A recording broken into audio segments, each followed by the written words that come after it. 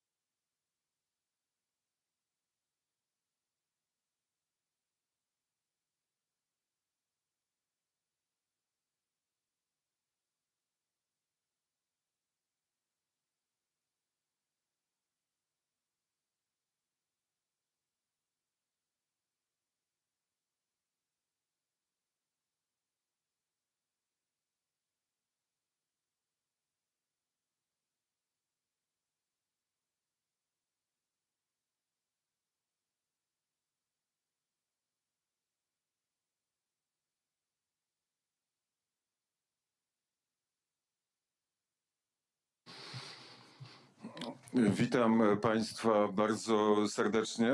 Ladies and gentlemen, welcome wholeheartedly. We are starting the first and hopefully not the last Free Nations of Russia Forum. My name is Krzysztof Skowronski.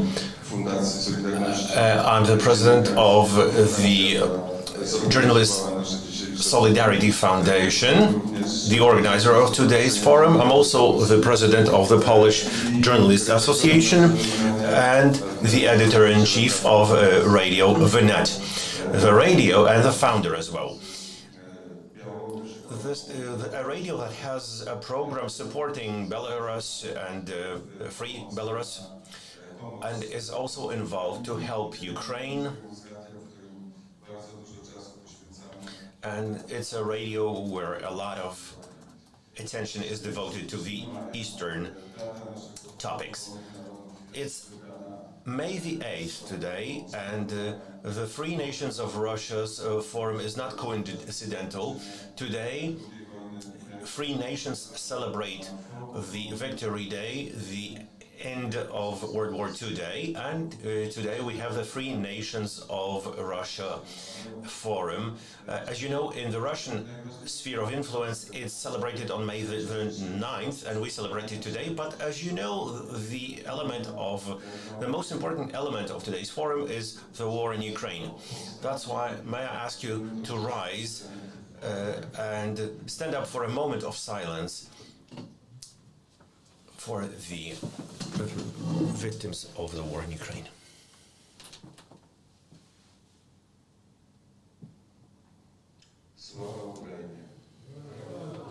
Slava Ukraini. Glory to Ukraine. Thank you very much. I would add one sentence to this: glory to the Republic, or the Commonwealth.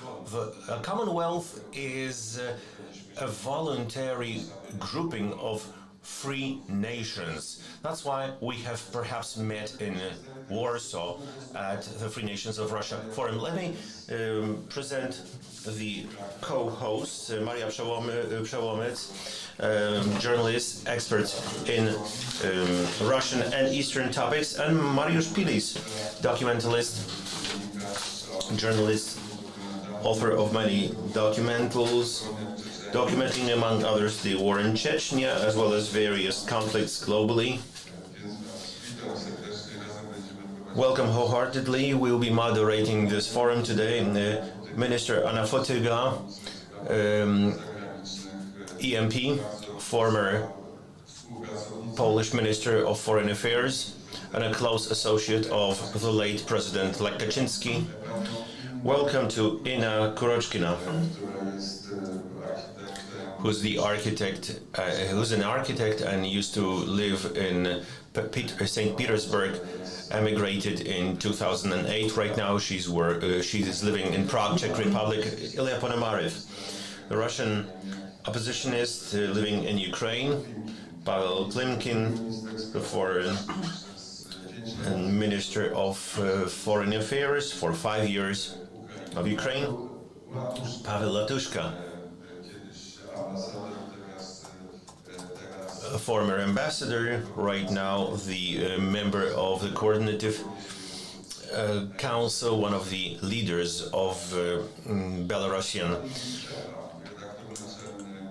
opposition. Vadim Stepan, a political refugee living in Estonia. Nafis Kashapov, activist for Tatarstan since 2018, a political refugee. Pavel Melzilin, political refugee living in Lithuania. Vadim Petrov, from the Kaliningrad region, living in Gdansk. Ryszard Mumbai, from Kazakhstan, who arrived to us from Rome. Mariusz Rączewski, editor-in-chief of Kavkaz, presence, past and future, a specialist in ethnic minorities. Zumtar Haltarov, a Buryat, opposition activist, having resided in Warsaw for some time. Welcome wholeheartedly, and I'm very happy that you should have found the time to come to Warsaw to the Free Nations of Russia Forum. And now very briefly about the principles of today's forum. We have two parts, two 3-hour parts. The first one devoted to the Deimperialization and prosperity, and the other part, another 3-hour panel, Deputinization and Demilitarization of Russia. Of course, we also have members of the panel who are online. Let me welcome them. Ruslan Gabasov, Pavel Sulayanziga, Rafis Kashapov, Yaroslav Romanchuk. And in the second panel, I'll be presenting the panelists appearing in that panel. And now it's time to start our discussion, our Free Nations of Russia Forum. Over to Maria Przełomyc. Good morning, ladies and gentlemen. Thank you very much to the organizers for the honor they have given me by inviting me to the co-moderation of this most interesting conference, along with Krzysztof Skowronski. Ladies and gentlemen, yes, we are meeting in a very special time. And as history has taught us, reforms and changes in Russia usually happen after defeats and ensuing wars. Let's remember the Russo-Japanese War 2005. Before that, also after the Crimean War, the elimination of serfdom. Since we are all convinced that Ukraine will prevail, I think it's a good idea to talk about the future of the Russian Empire. And I'd like to ask a splendid expert, the previous Duma deputy, the only deputy who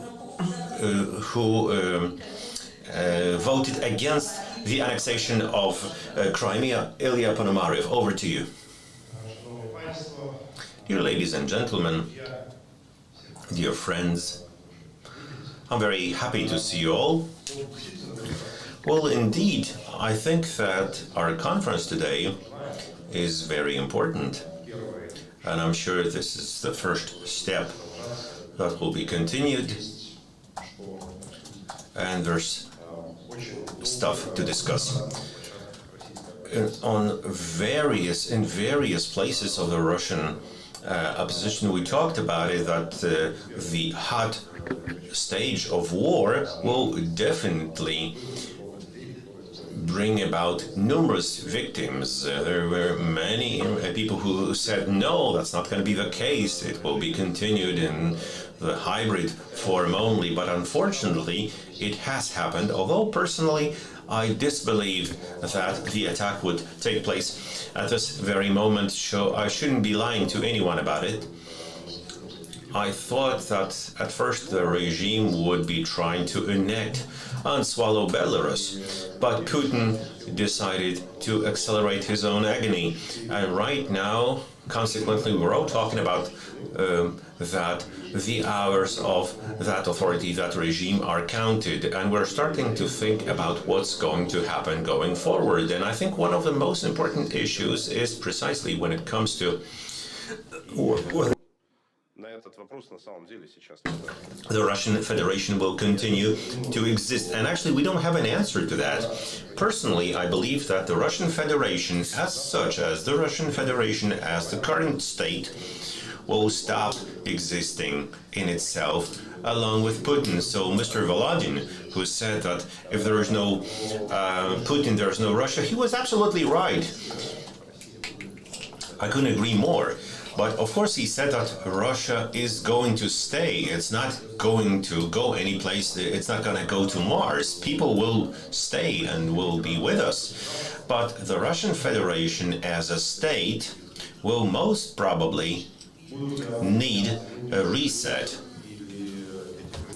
Is going to preserve these borders, or are Russia's borders going to change? This is to be determined by all the nations inhabiting Russia as of today. And my position is that no one should artificially be dealing with the collapse of Russia, but no one should also preserve this prison of various nations. Everyone should have their say and determine themselves and make the decision on what's going to happen going forward. And since the first panel is an economic panel, especially as a person who has left-wing views, I believe that the foundation is the base. And I believe that all the nations being part of Russia will win out after the transformation, and this will impact the stabilization of the system, and it's going to be so much more safe. All those nations that will, all those countries that will appear to replace Russia, and people living there will be so much happier and to so much more long-term and stable the system will be.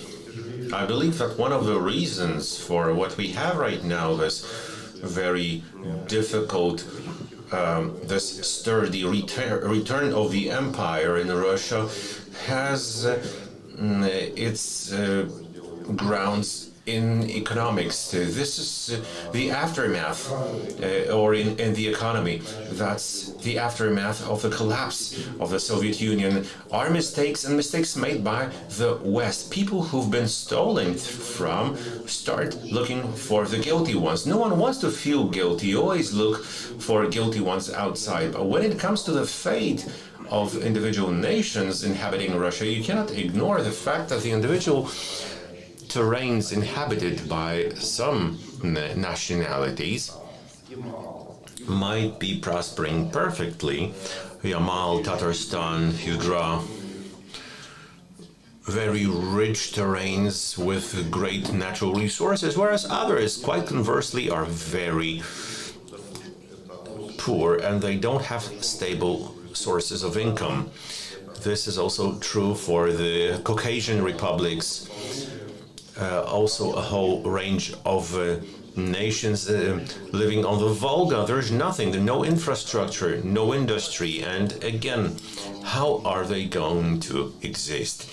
This is something that we have to think about together, but the question we must ask ourselves in each model of Russia's existence, we should face the fundamental question that the fight for freedom and democracy is the best Russia of the future that we're talking about. This Russia cannot be compromised by the poverty of people inhabiting all those lands. This is what you have to think about it. Well, let me ask you, if I may,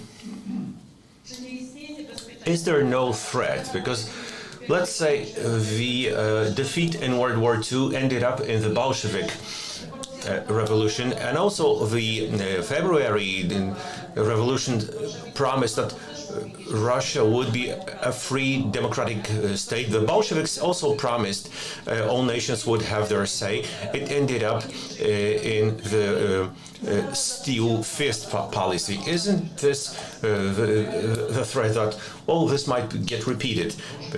To what extent can it be dangerous? Well, it's a good question, very close to my heart. Well, I believe that the fundamental reason for what has happened from the point of view of that amazing wave of violence that took place after the Bolshevik revolt in October is that the colleagues were not very good Marxists. They did everything denying that. So they had slogans going one way, and the program was different. The war communism that was implemented right after the October Revolution could not be a stable, sustainable economic model in any sense, because that economic stability is very important. The country ended up in poverty, and this ended up in one of the bloodiest civil wars And the words, yes, the words are very memorable, very right. They said that all the allies should fight the Tsarist authority, and on paper the national self-determination was there. It was even supported. Well, Lenin used to say, we respect the independence of Ukraine, but a different Ukraine than from the one that Ukrainians wanted to envisage. So that was the major difference. Yes, we should draw conclusions from that history lesson.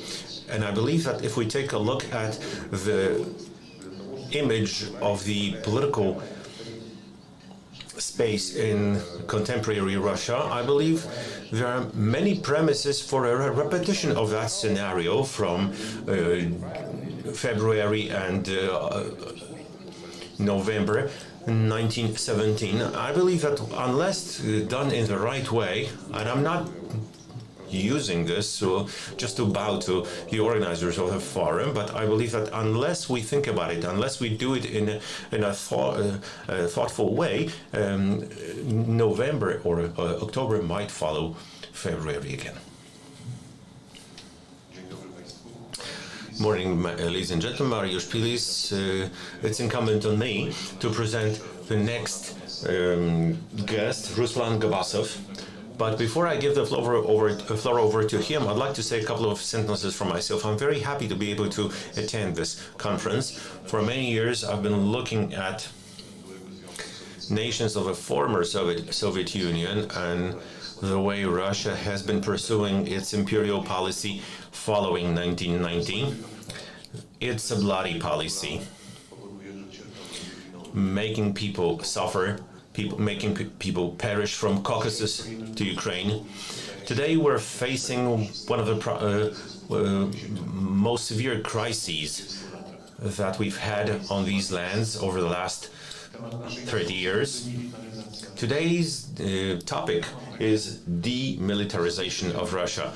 I have the journalist conviction that this can happen in Ukraine only and owing to Ukrainian troops only. In this way, you can deprive Russia of imperial plans by creating a situation where there's nothing to accomplish those plans with. This is my first thought since the war started. I believe that what we've been able to observe is the slow drift towards realizing that that's the moment and that's the opportunity for us all, that at one moment we can say that our region is a region deprived of fear. Ruslan Gabasov. Let me present Ruslan to our viewers. He's a political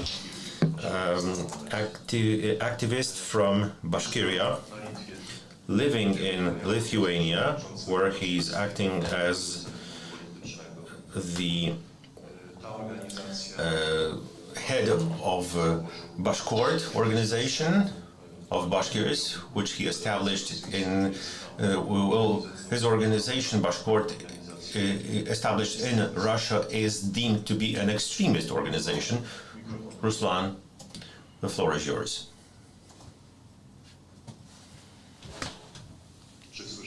Can we hear each other? Can you hear us, Ruslan?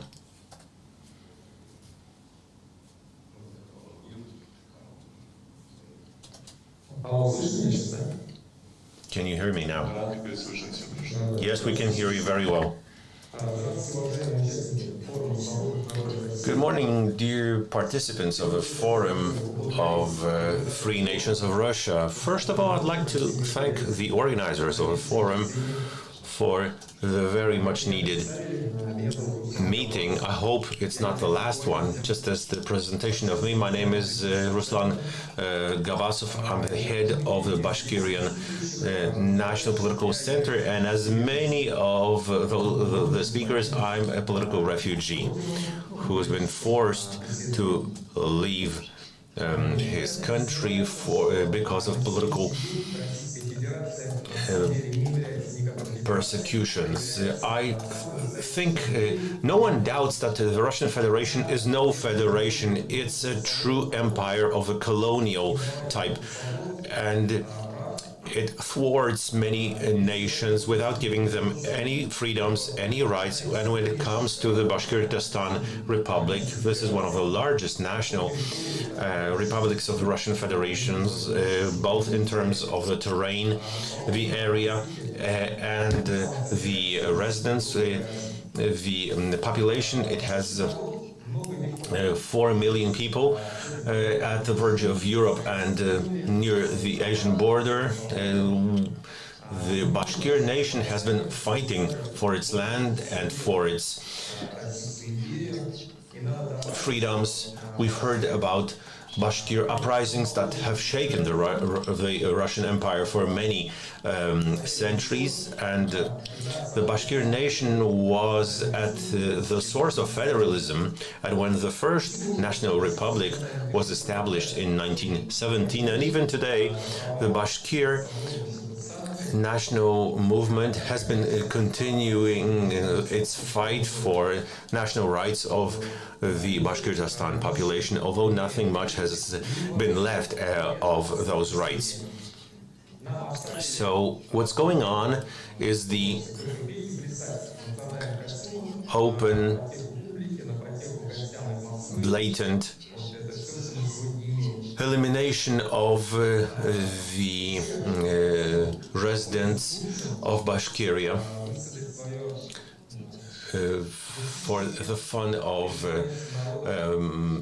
the residents of Russia. And what I'd like to say today is that I'm thrilled by the Ukrainian nation. I'm proud of that nation. I'm most impressed by how the Ukrainian nation has been fighting for its own land. I fell in love with that nation back in 2014 when that heroic nation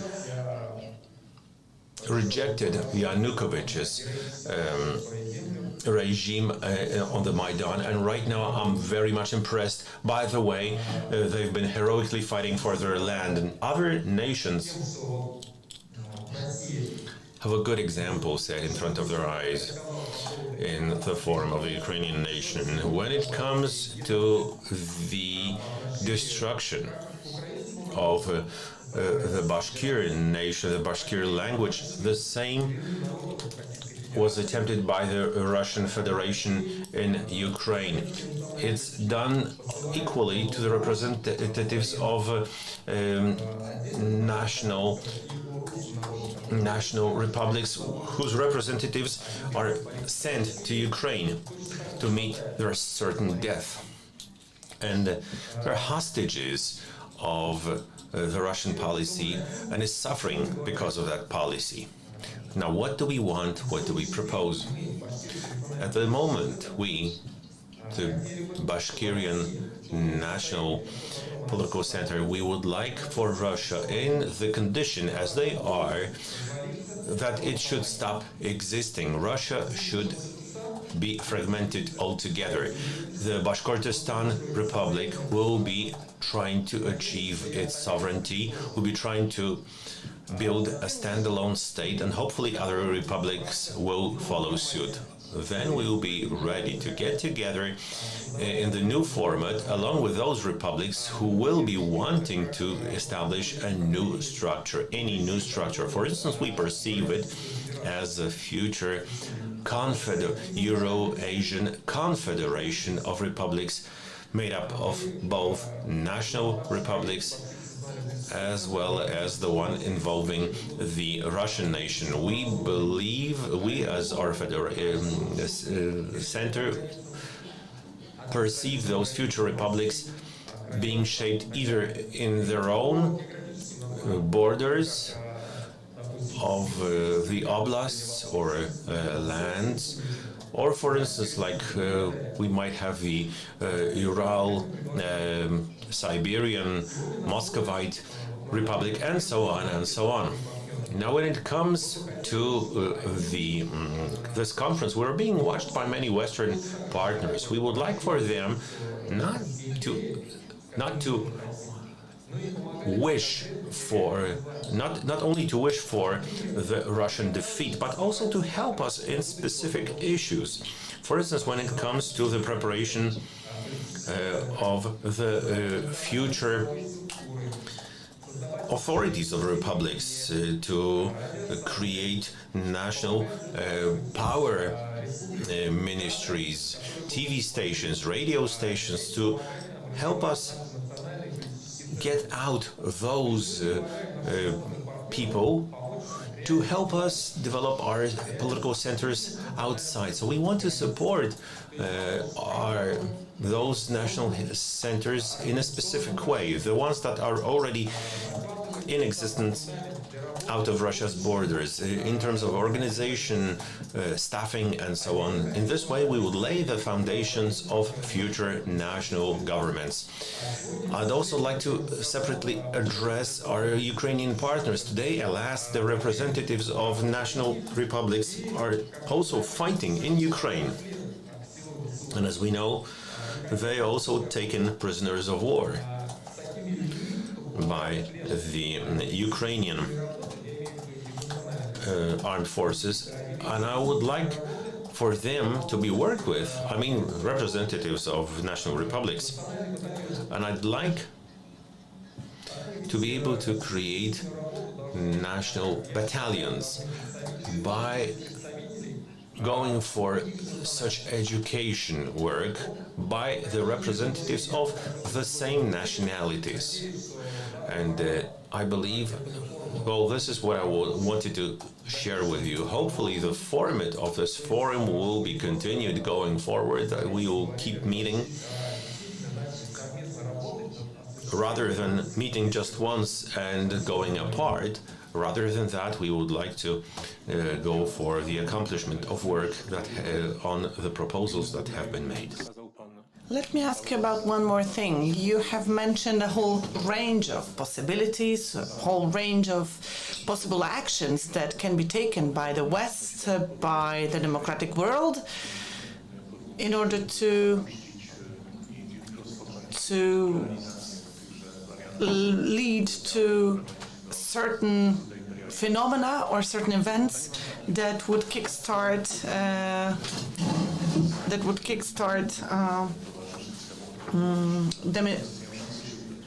Deputinization, at least, or some other things like that, Deimperialization. What should have to happen for these things to succeed? We need to remember that as of today, within those national republics, people are unhappy with what has been going on. But on the other hand, the level of freedoms, the level of liberties is absolutely minimum.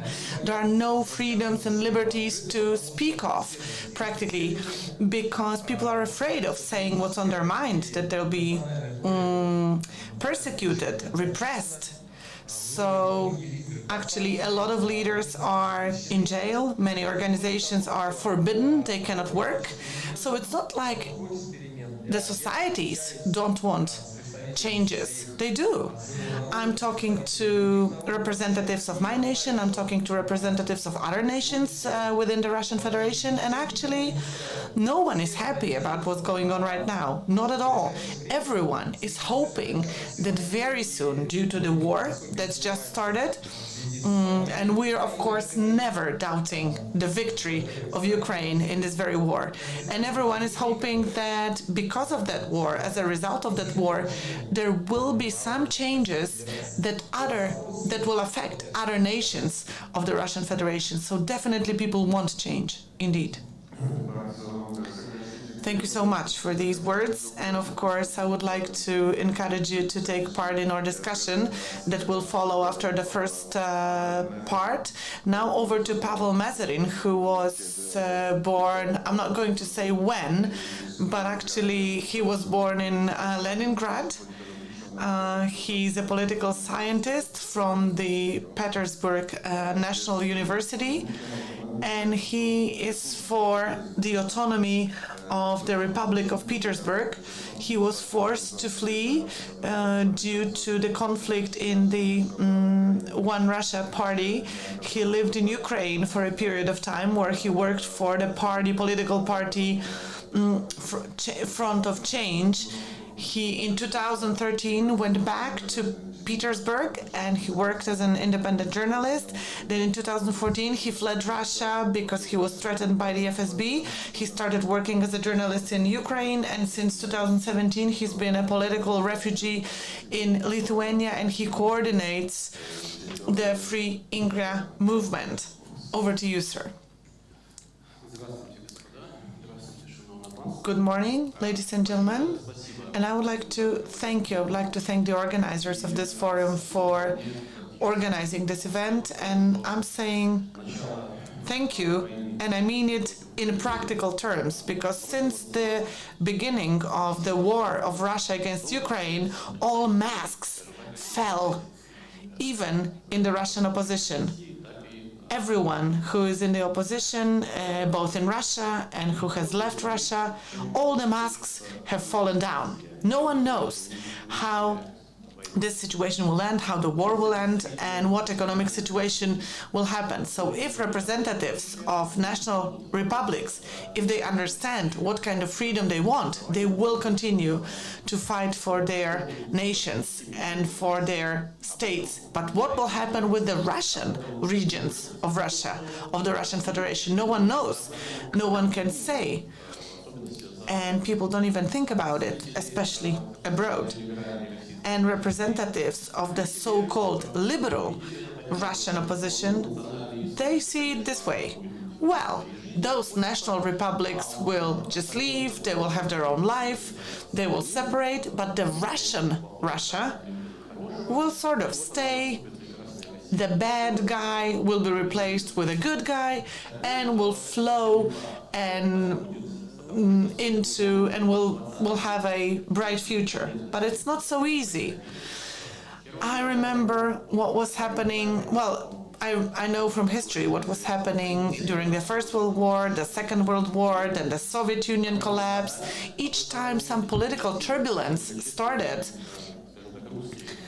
Russia had all sorts of Russian formations on its territory. The Ural Republic, and so on and so on. But how things will turn out this time, I don't know. We will see, because Russians in St. Petersburg are definitely different and have a different mentality than Russians in St. Petersburg, for example. And Russia is not the same from Leningrad to Vladivostok. There are different faces of Russia, different mentalities. So as a coordinator of my movement in Petersburg, I just wanted to say a little bit about my movement itself, the Free Ingria movement. And, well, I will also take a few minutes to talk about our history. I hope it's going to be interesting for you, especially those who are non-Russian, who are Europeans here. Imperial history of Russia started in the 15th century during Ivan III. And during that period, Moscow as a center actually became very prominent. Then there was the Hanseatic Republic, then there was the occupation of Novgorod that became the first step of Russia to unify all its controlled territories. And, well, Moscow standards of living were introduced, even if they were not accepted. Old territory of the Novgorod region, for example, had a complete different mentality. Ingria and Novgorod wanted to go back to Europe from the Northern War. So the 17th century is the last period of European freedom of that particular region. Ingria is the historic name of the territory that is being called today the Leningrad Oblast or the Leningrad District. So actually 17th, 18th century, that's the last period of European freedom. Together with Sweden. Then Peter the Great built the new capital, St. Petersburg, And that led to something very unique, namely this city became the very center, the very heart of the imperialistic Russia. St. Petersburg became not only a European city, but it also became the capital of the empire. St. Petersburg was absolutely at some point at par, at the same level as Vienna, as Paris, as Warsaw. It had a lot of European influences and a lot of European values.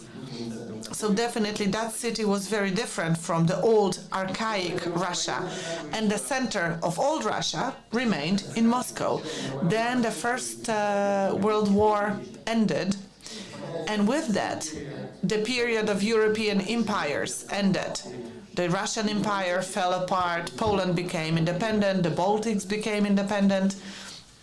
And at that point, we also had a shot at creating an independent state. So there was a war against the White Army and Bolsheviks, and there was a very short period of an independent Republic of Ingria.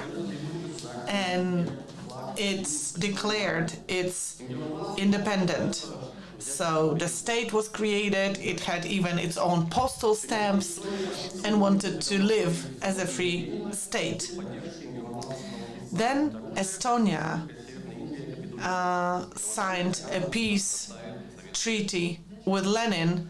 Therefore, without the support of Estonia, Ingria fell into the Soviet Russia. Then again, Moscow became the capital, and then the period of Red Terror followed throughout the 30s, throughout the 20s, and intelligentsia was being destroyed, farmers were being destroyed at that time, and mass deportations followed. So small nations were being deported. And then throughout the 60s of the 20th century, a new cultural code for Leningrad was created based on the history of the city, the history of the region, and based on the contemporary history of the 20th century. So during that period also mass deportations happened. But the city started attracting intelligentsia from all sorts of regions of Russia. Then perestroika followed and Gorbachev times.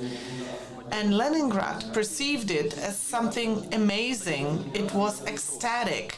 In '89, the Leningrad National Front was created, the first front of struggle for democracy in the USSR. Please understand that, because the Baltics and their national fronts were created later, after Leningrad.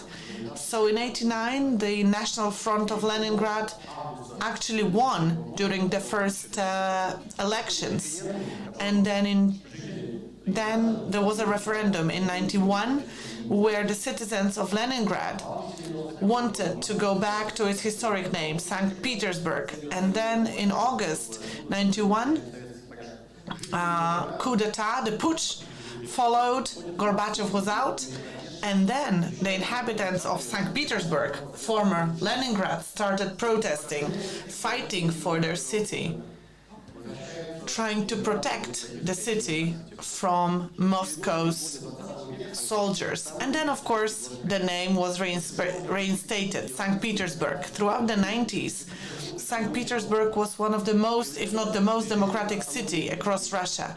St. Petersburg was fighting for being in Europe. A political party, Free Petersburg, was created, and then the Free Ingria movement was established that I represent.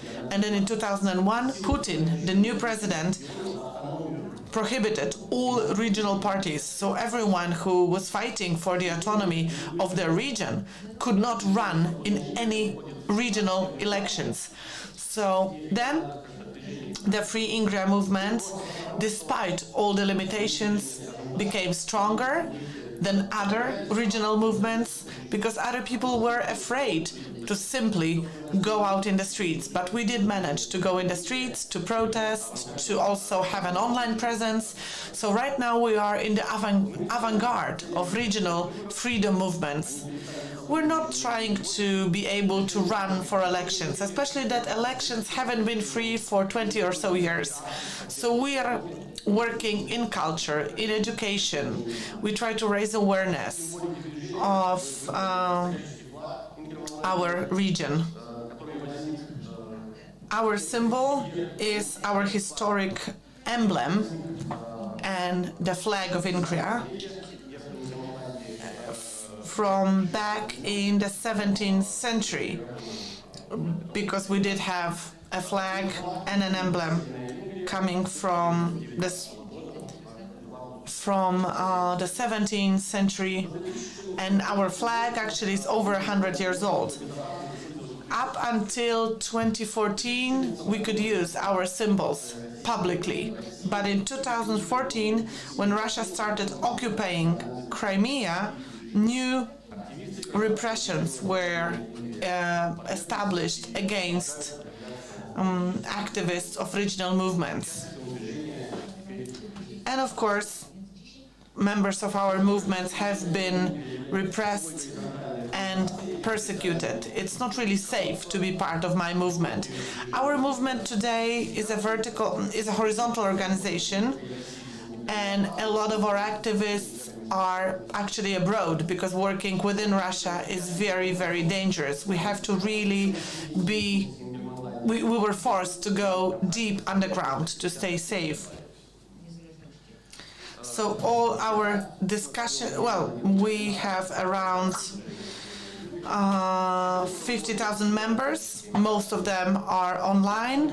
Since 2014, I've been forced to flee, so I live abroad. And I fully understand that once the war of Russia against Ukraine started, it's actually a chance for things to start moving, to start developing, especially if Putin falls. And it's inevitable for him to fall. So we are ready to go back home, to go back to Petersburg and continue struggling, fighting for our autonomy, for hopefully the freedom of Ingria. I don't know how it will happen. I don't know what will happen. I don't know how Russia will reform and how it will shape up after the war, and no one knows. We're ready for all the different variants. We're ready for all the different scenarios to unfold. And now I'm ready to take your questions. Madam Przełomiec. Thank you so much for these words. It was very interesting, and we got a lot of information. So now we're waiting for Pavel to connect with us.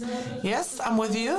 Right, thank you so much for being with us, and thank you for agreeing to get up in the morning. I know that in New York it's very, very early, so thank you for this.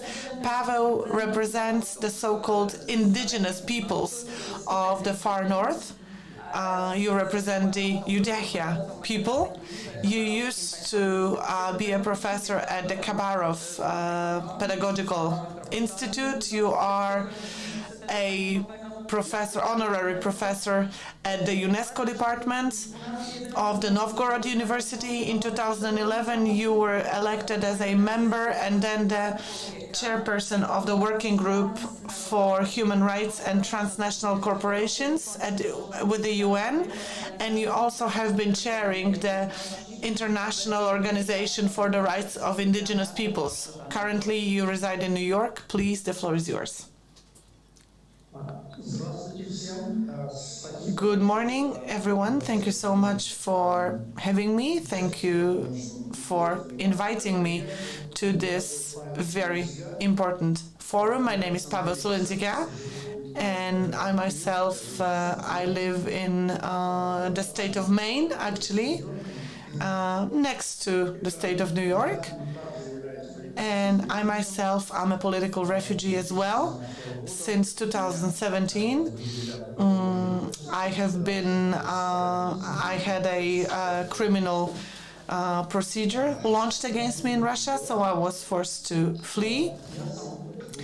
And I myself, as you mentioned, I represent indigenous peoples. My nation lives in the very east of the Russian Federation.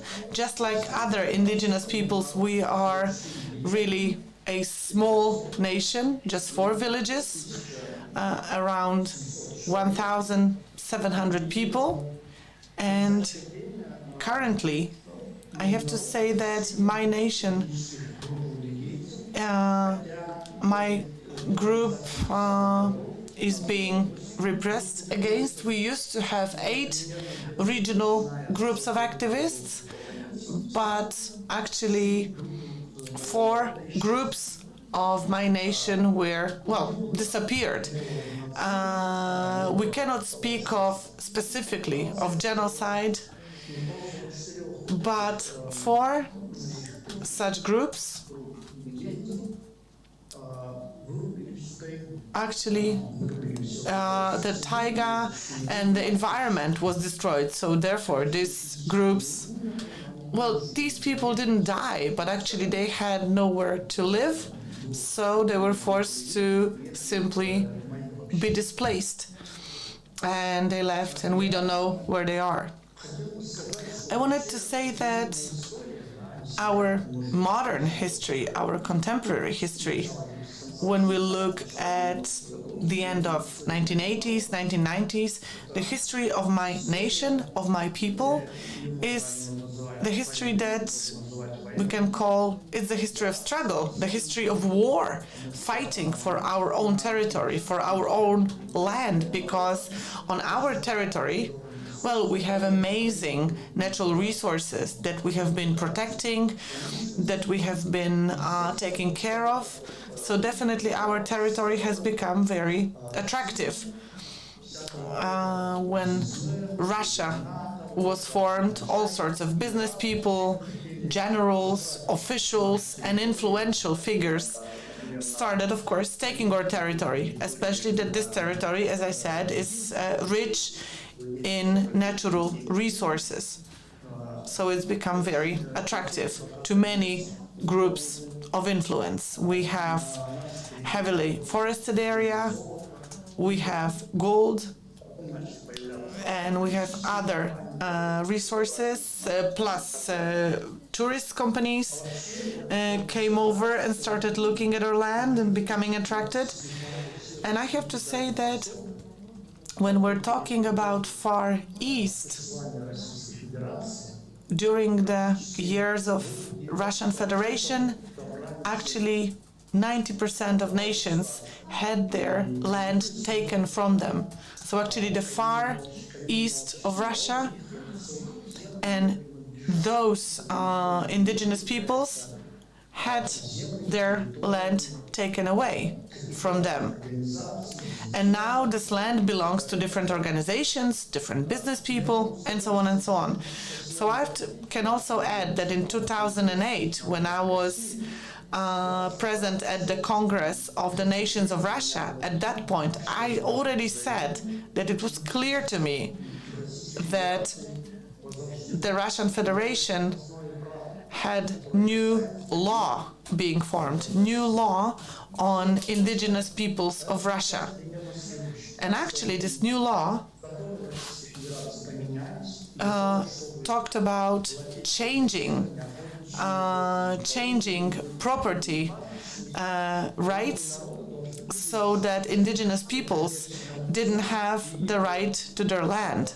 So there were some organizations created, and there were different competitions organized. And then these competitions were created so that people could come from a big city with a document saying, it's a document that says that all this land belongs to me because I won a certain competition or a certain tender procedure. So whatever land you have, whatever resources you have, you don't have to go away, but the land and everything is mine. So actually, as a result of this new law, people were forced into very bad conditions, into survival mode. Because if someone else owned the territory, people were not free to pursue their lives from before. So, for example, we could go about our daily lives, but we couldn't do any serious research, for example. But I remember that in one village we did this research. We started interviewing people, and we saw that there was no man over 18 who would not have a criminal case against him.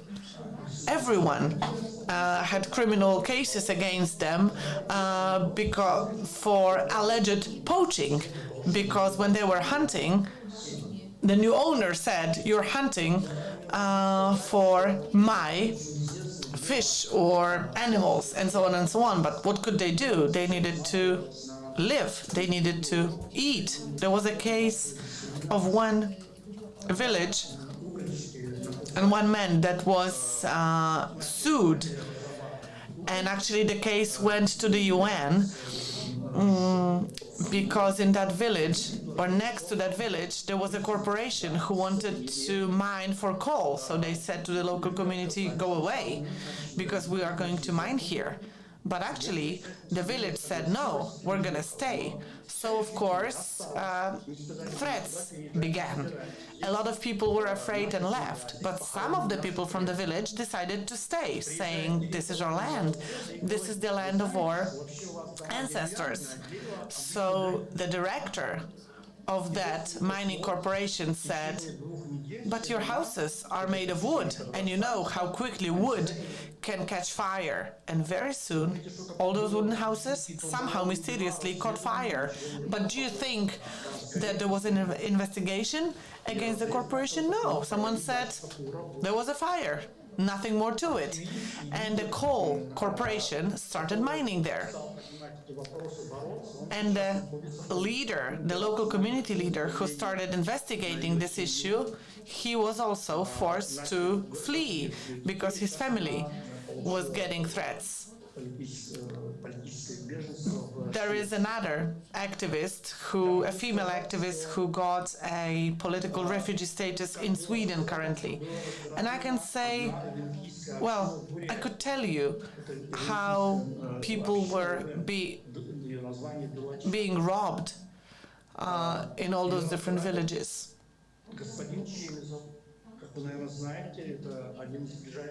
So you know that Chemezov is one of the closest friends of Putin, and he was put in charge of one of the Russian national corporations and started threatening the small Ivanka community, because that gentleman, he had a lot of resources, so he was free to rob and steal from local people, especially that they were mining also for natural resources, for nephrite. So it turned out that it was very easy to shut down that local community if you had enough resources. And they just said, this community doesn't exist anymore.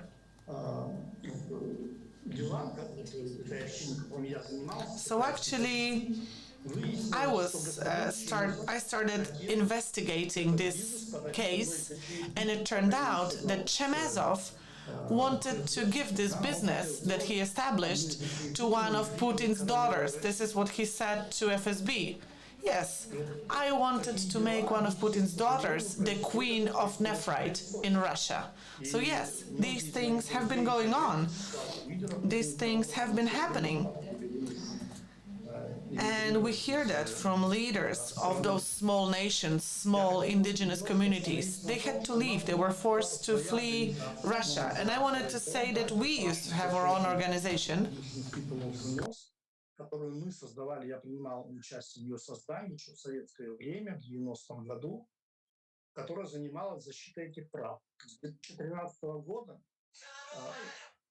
сначала нам в 2012 году Минюст хотел нас закрыть. Но так как у нас были международные статусы, было много возмущений, в том числе со стороны наших партнеров Запада и так далее.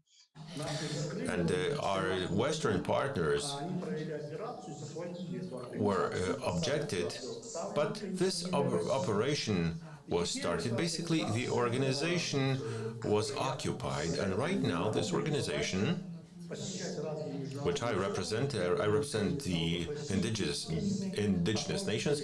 We go to various international fora and we sing about what great happiness has befallen the indigenous nations of the Russian Federation. I can say that this organization was the most numerous one at the UN Forum, and for the first time it was headed by an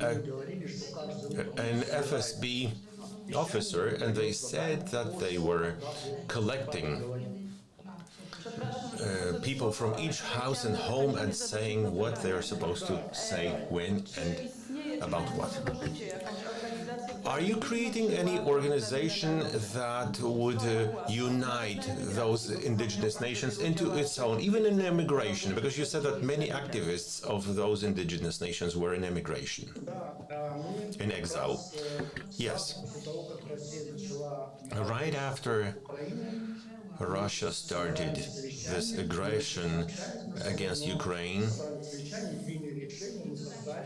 we got together and we established a new organization which is called the International Committee of Indigenous Nations of Russia. And quite recently, a UN session was finished was completed about indigenous nations. And as part of that committee, we made various sessions, various activities along with the indigenous nations of Ukraine, including Tatars and Krimchaks. And we made a decision to condemn Russia's aggression against Ukraine. I'd like to say that the Russian Federation in the new UN forum started throwing buckets of pigwash on our organization, and recently we adopted a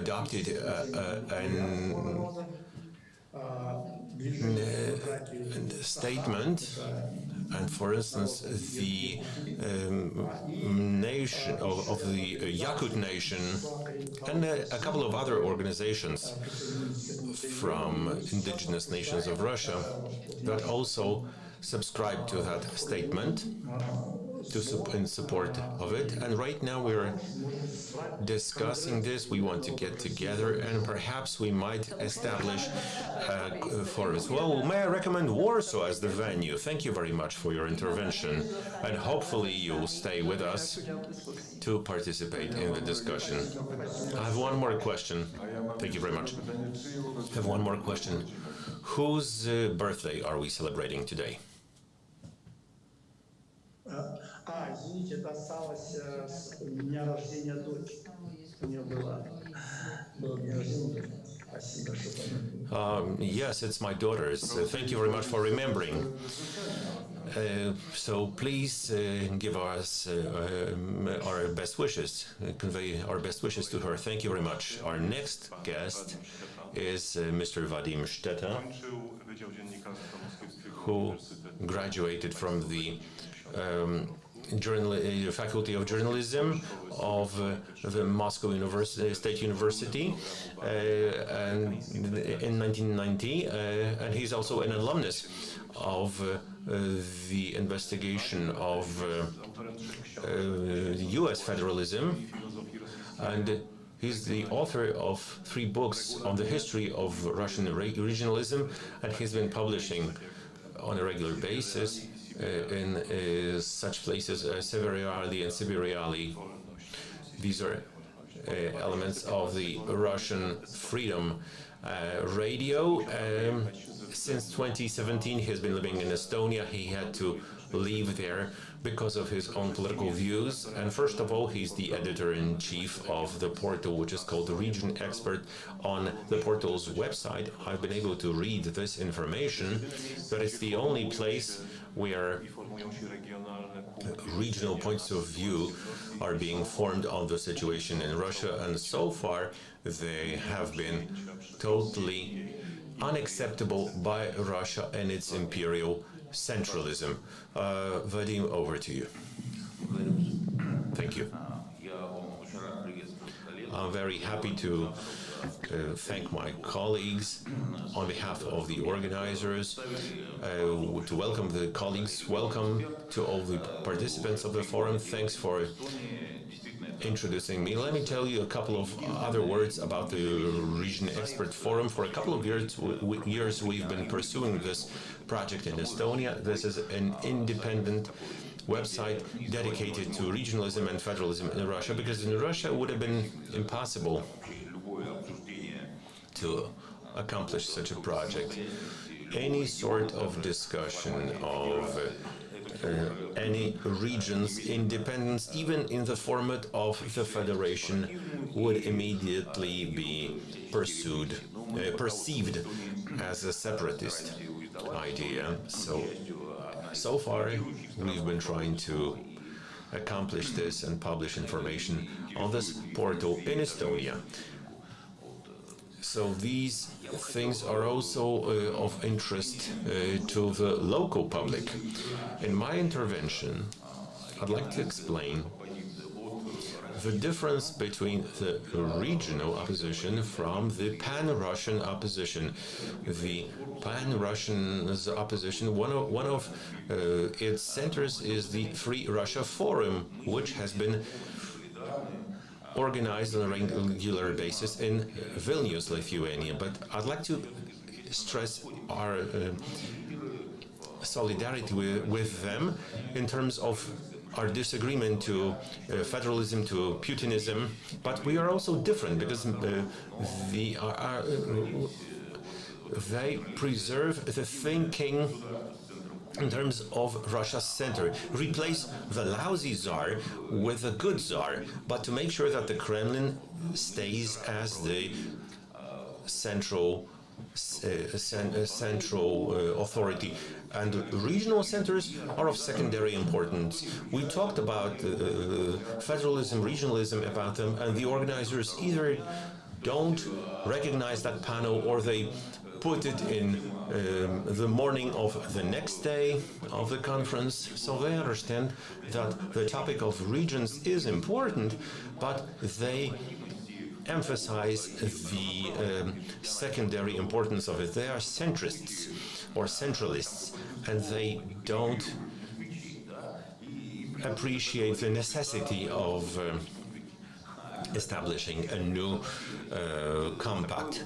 Most of them are representatives of Russia or they're exiles from Russia, so they don't want to talk about the regions. They have a centralist mentality, but I believe that this discussion with a single center doesn't have perspectives or prospects. And as regards the regional centers, as discussed by one of the greatest experts in Eurasia, we don't have to be like the generals who are preparing for a past war. The possible collapse of the Russian Federation will be very different from the collapse of the Soviet Union. The thing is that all the USSR republics were republics, and right now we only have 21 national republics out of 87 regions, and the population of those 21 republics is only makes up 18% of Russia's federation. So even if they all leave, it will not entail the end of the empire. Quite conversely, the empire will become even more aggressive, more violent, and it's sure to start a war against those nations.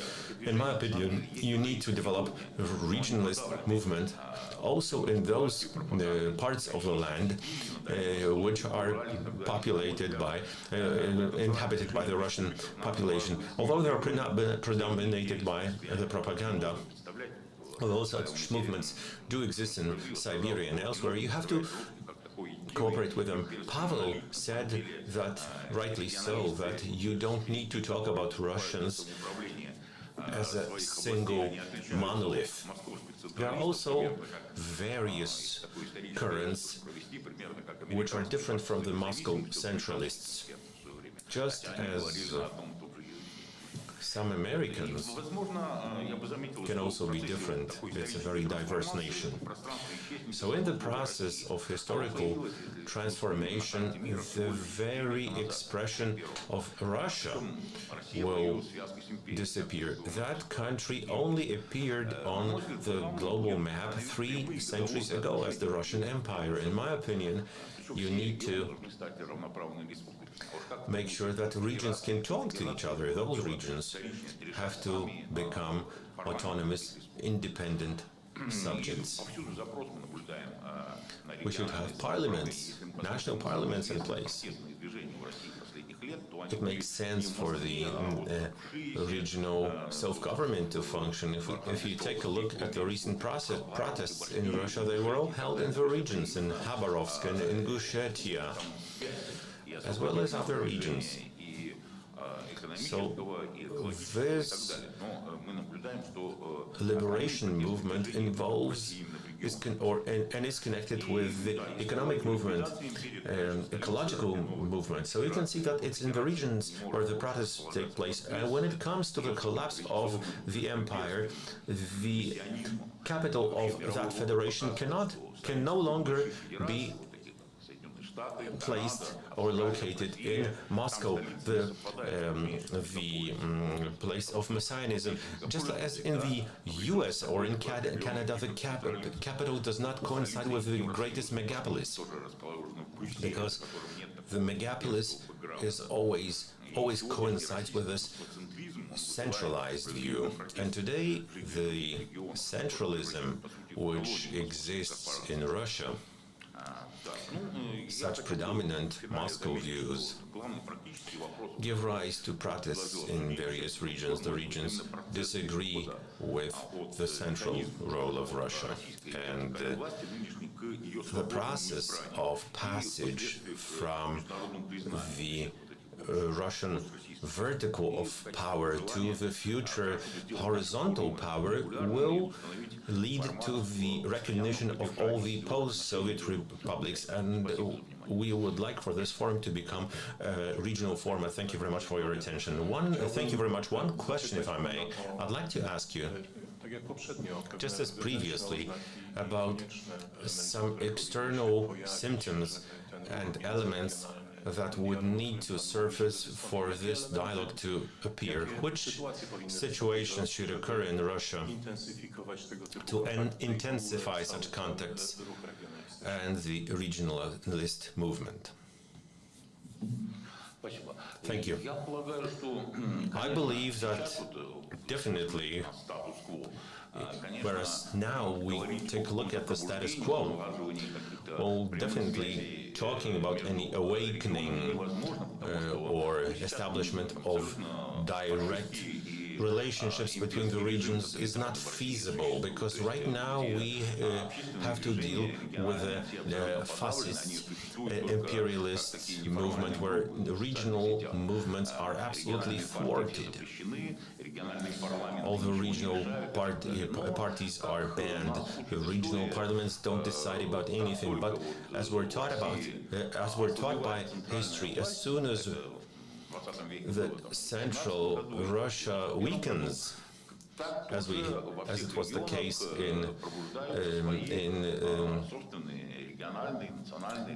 Russia in the 20th century, for instance, in 1917, then Republican nationalist movements awaken, and by they assume realistic power. So I believe that as soon as that Kremlin vertical starts swaying, and most probably this will happen after the defeat in Ukraine, then we will immediately see or witness the awakening of regionalist movements in Russia.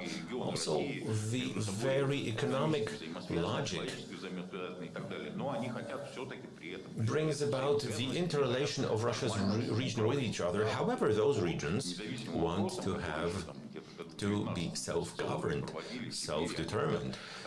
So social scientists have looked into various regions of Siberia when it comes to their willingness to be self-governed, and the residents said that they wanted to be as self-governed as in the US, but owing to the military threat defeat, this will come into fruition. Thank you very much. Now we'll be breaking our agenda a little bit. It has to be the floor. I'd like to ask Ambassador Paweł Latuszka, the Belarusian politician, diplomat, even Minister of Culture in the years 2009-12, and now he's a member of the Coordinative Council of Svetlana Tikhanovska, a leading oppositionist and politician residing in Warsaw since 2020. Thank you very much. Dear Mr. Chair, dear Madam Minister, Mr. Minister, ladies and gentlemen, first of all, I wish to express my gratitude to the organizers of this forum for the discussion on a very topical issue and for the opportunity to speak in such a distinguished circle of guests. Also, on behalf of the majority of Belarusians, majority, I'd like to express our admiration for the heroic Ukrainian nation, which is not only fighting for its own freedom, but also the freedom of the whole free world, my homeland, Belarus, included. Belarusians are not standing aside of this. They have organized an anti-war movement to this end. The Kalinowski battalion, Pogonia regions, fighting and helping in the protests. Also, the anti-propaganda campaign is being launched, and a publication is happening. Now, with your permission, I'll speak Russian. Out of respect, I'd like to probably, first of all, focus my intervention to what is necessary to do to achieve the de-imperialization of Russia, rather than thinking about what is going to happen afterwards. And a couple of words about Belarus here. First of all, what's worrying me?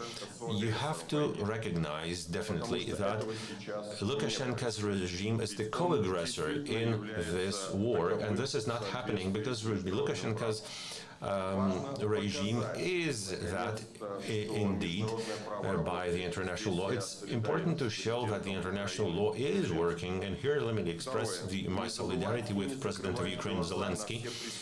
Secondly, we must not forget and close our eyes. We have to remember all the crimes by the Belarusian political crimes affected before the war and what have been going on right now, and the whole world is dealing with Ukraine. 23 years have passed yesterday since the mysterious disappearance of Garenka, the former Minister of Foreign Affairs, also the foreign Prime Minister Hanchar. Lukashenko has been killing his opponents, and the world is thinking about dialogue. In Lukashenko, there are 184 political prisoners, and political trials are being held every year. Next week, the dictator is going to sign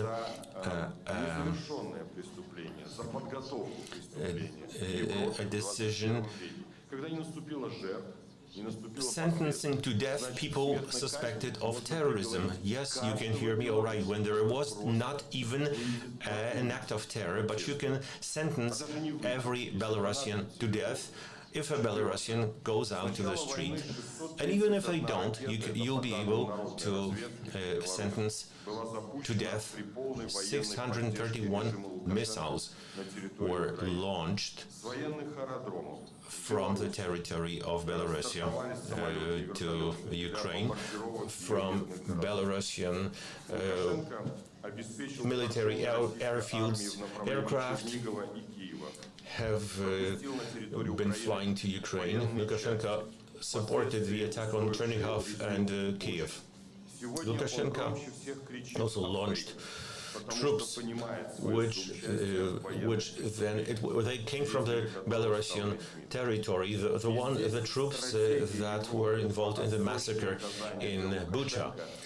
And when it comes to Lukashenko, the world's response to Lukashenko's regime is catastrophic. This is the repetition of the same mistake which was made in 2020, when the West delayed supporting the protests and failed to respond adequately or strongly enough to stop Lukashenko's crimes. The mistake of 2020 has enabled launching the war, which was even discussed by Lukashenko in the media. And what will the mistakes of 2022 lead to? The next issue, unless we increase the pressure today, Lukashenko's regime will stay in the shadow.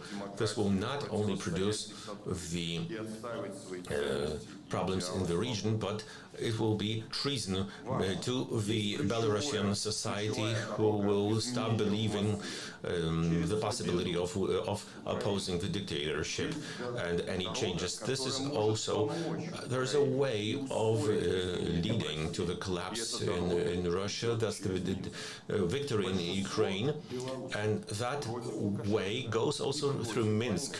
Most Belarusians are against Lukashenko and against war. Most Russians, well, maybe there will be different voices here, but most Russians support the war and Putin. So where is the possibility to make sure the regime collapses before? And my response is Minsk. Our anti-crisis center started the campaign Punish Putin. You have to synchronize the sanctions against Russia with those against Lukashenko's regime. Lukashenko is the only Putin's ally, and he should be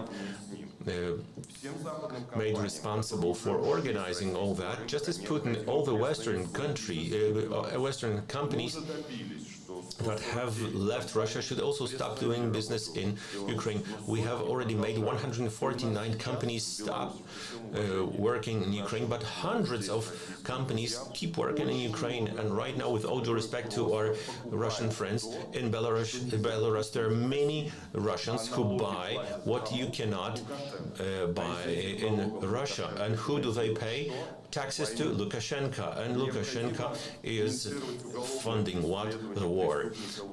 So you have to initiate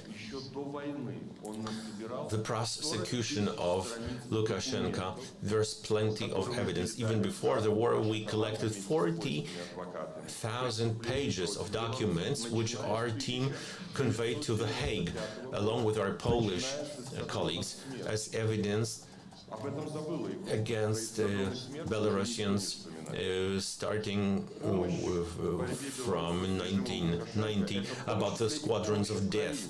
But Europe has forgotten the squadrons of death. No one's mentioning them again. Supporting Ukraine is supporting Belarus is supporting Ukraine. Lacks such a support, and Lukashenko's prevalence in power is the destruction of our entire region. Lukashenko issues orders connected with killings, and then in the Associated Press, Lukashenko said he was favoring peace, and all the media are repeating that. And yesterday, Belarusian propaganda said that we have stopped the propaganda, global propaganda. Notice that Lukashenko is in favor of peace. And I wrote to my AP colleagues, notice that white is white and black is white, that you cannot make deals with Lukashenko, you can only make him do something. Some politicians believe that Lukashenko can be outsmarted, that his weak position can be used, he can be moved away from Russia. But my answer is no, you cannot do this. The entire biography of Lukashenko, all Europe's deals with him, indicate that everything gets repeated. He's always broken any arrangements, being involved in new crimes. If Western countries are afraid that sanctions might push Belarus into Russia's arms. Let me tell you, this is already an act of fait accompli. I said that in 1 or 2 years, all that's going to be left of Belarus are the borders on the map and the flag in the UN. Today, Lukashenko is but a puppet of Putin's. If such a policy of sub-means are continued, Belarus will become part of the Russian world. Currently, Russia is more and more involved in active propaganda. Over the next year or two, this balance might be upset, and most Belarusians might start supporting war. But hopefully, this war will end before, and such countries in Poland, Lithuania, or Latvia will be even more endangered. You have to tear down the old house which was built of rotten wood. I mean, Lukashenko's regime. You have to start rebuilding that house anew. The Belarusian regime must be fought just as any other regime. Russia should understand that only equitable relationships with independent Belarusia and respect for our history, which has not always been respected. Most Russians will say, well, Belarusians have always been with us. This is not a historical fact. For the last 200 years, after the partitions of the Commonwealth of the both nations, including the Grand Duchy of Lithuania. So our future is the future based on respect and mutual relationships. Bardzo serdecznie, panie ambasadorze, dziękuję. Thank you very much for this. Very interesting. And now we are moving on to Tatarstan, which is second largest republic within the Russian Federation, and they lost their independence in the 16th century. And well, when Kazan was taken by Russia, and it was promised that its defenders would not be killed, it seems that history is repeating itself with the horrors that unfolded in Bucha. Now over to Mr. Rafis Kashapov. Hopefully we are connected online. Well, I remember Radio Wnet. They tend to have problems with connection. Well, it is true. But well, if Rafis is not with us online, maybe, well, we do have Nafis on site. Right, Nafis Kashapov, you are here with us. You are living in Poland currently, so we do have you, Mr. Nafis Kashapov, as a representative of Tatarstan. You have been since 1989 an activist for the independence of Tatarstan. For 17 years, you've been living outside of the Russian Federation. 8 years you lived in Ukraine. Currently, you live in Poland. Back then in Ukraine, Yanukovych's power refused asylum to you, and since 2014 you've been living in Poland. Sir, over to you.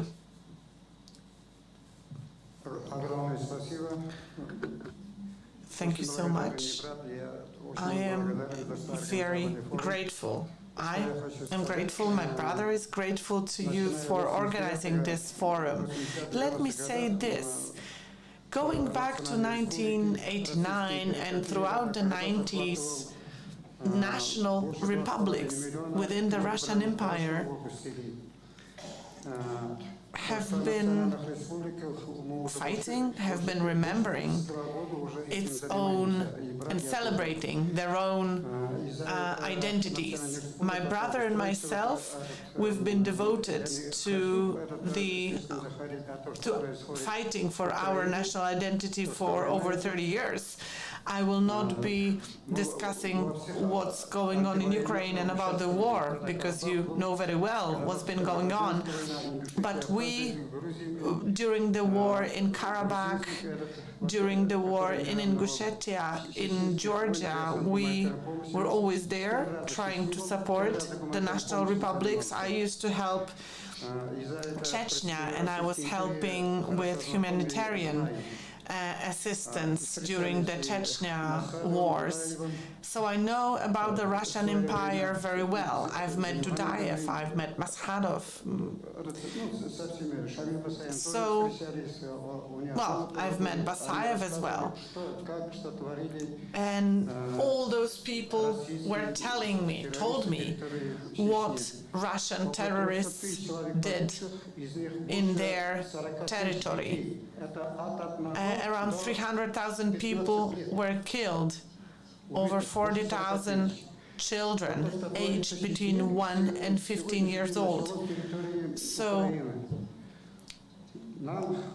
back during the Chechnya war, what was going on is very similar to what is unfolding in Ukraine currently. We, Tatars, should take example from Ukraine, and we should look at how they are fighting against the aggressor empire. We have to teach that to our own children. At one point, Dudayev, during the Caucasian Nations Conference, said, well, I think it was in 91, 92, when Dudayev said those words. He said, well, that he mentioned the KGB building, 4 to 5 stories tall, and he said that's the dangerous building and that's the dangerous organization. The bombs, the tanks are not as dangerous, not as threatening as KGB. Actually, that's the real danger, that Putin and KGB control everything. In my city, there is a strong and vibrant chemical plant, a successful chemical plant, and we do have strong industry in Tatarstan. We make planes in Tatarstan, and there is a number of other manufacturing facilities. For example, in Tatarstan, there are plants that make ammunition, there are plants that make weapons, and actually those weapons and those bullets are used to kill Ukrainians, which is very difficult for us to bear, very difficult for us to accept. Around 30, well, in our plans, there were FSB officials. Well, they've been sent to Tatarstan. So since Putin has come into power, he started controlling Tatarstan with his FSB officers. So actually FSB controls everything, and they are being told what to control, what to destroy. So actually all those generals and all those officers, they have blood on their hands, Chechen blood, Syrian blood, and so on and so on, but they're not saying anything, because if they were to say something, they would be imprisoned. Yuri Gudanov, during the war in Chechnya, raped and killed a 17-year-old girl. Russian activists are still saying he was their national hero. So that's the face of FSB, that's the face of the Russian Empire. Actually, that commander was giving orders to other soldiers, journalists in Moscow, journalists in many countries. When Putin came into power, it's become clear that ministers of the government report to FSB. There's no other country in which such a situation would be happening. So actually FSB controls everything, the media, industry, the whole economy. There is a dictatorship going on, there is fascism. And the same goes for Lukashenko's regime. Putin and Lukashenko are the same in terms of their methods. For example, Patrushev, he was in Kazakhstan, and then they started immediately killing and destroying Kazakhs. So 2 years ago, Patrushev, former commander, former director of KGB, he's a terrible man, worse than Putin, very hungry for power. So when Patrushev went to Belarus, after a few days, Belarusians were getting killed, around 30,000 were getting killed. So again, we're dealing with another fascist regime. And I have to say that I myself also,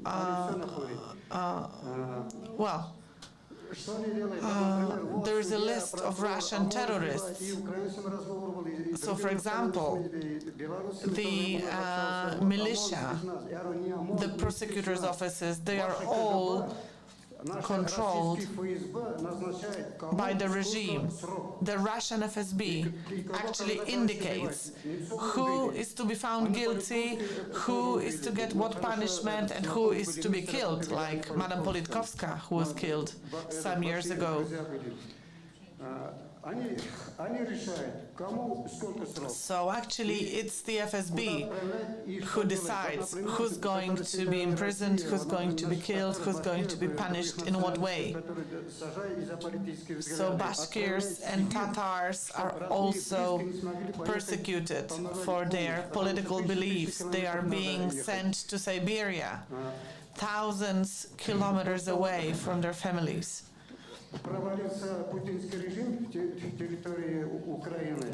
Putin's regime is right now experiencing a defeat in Ukraine. And well, we have to say that Ukrainians are heroes. We've always been with them. Back in 2005, I went to Ukraine to fight against Putin back then.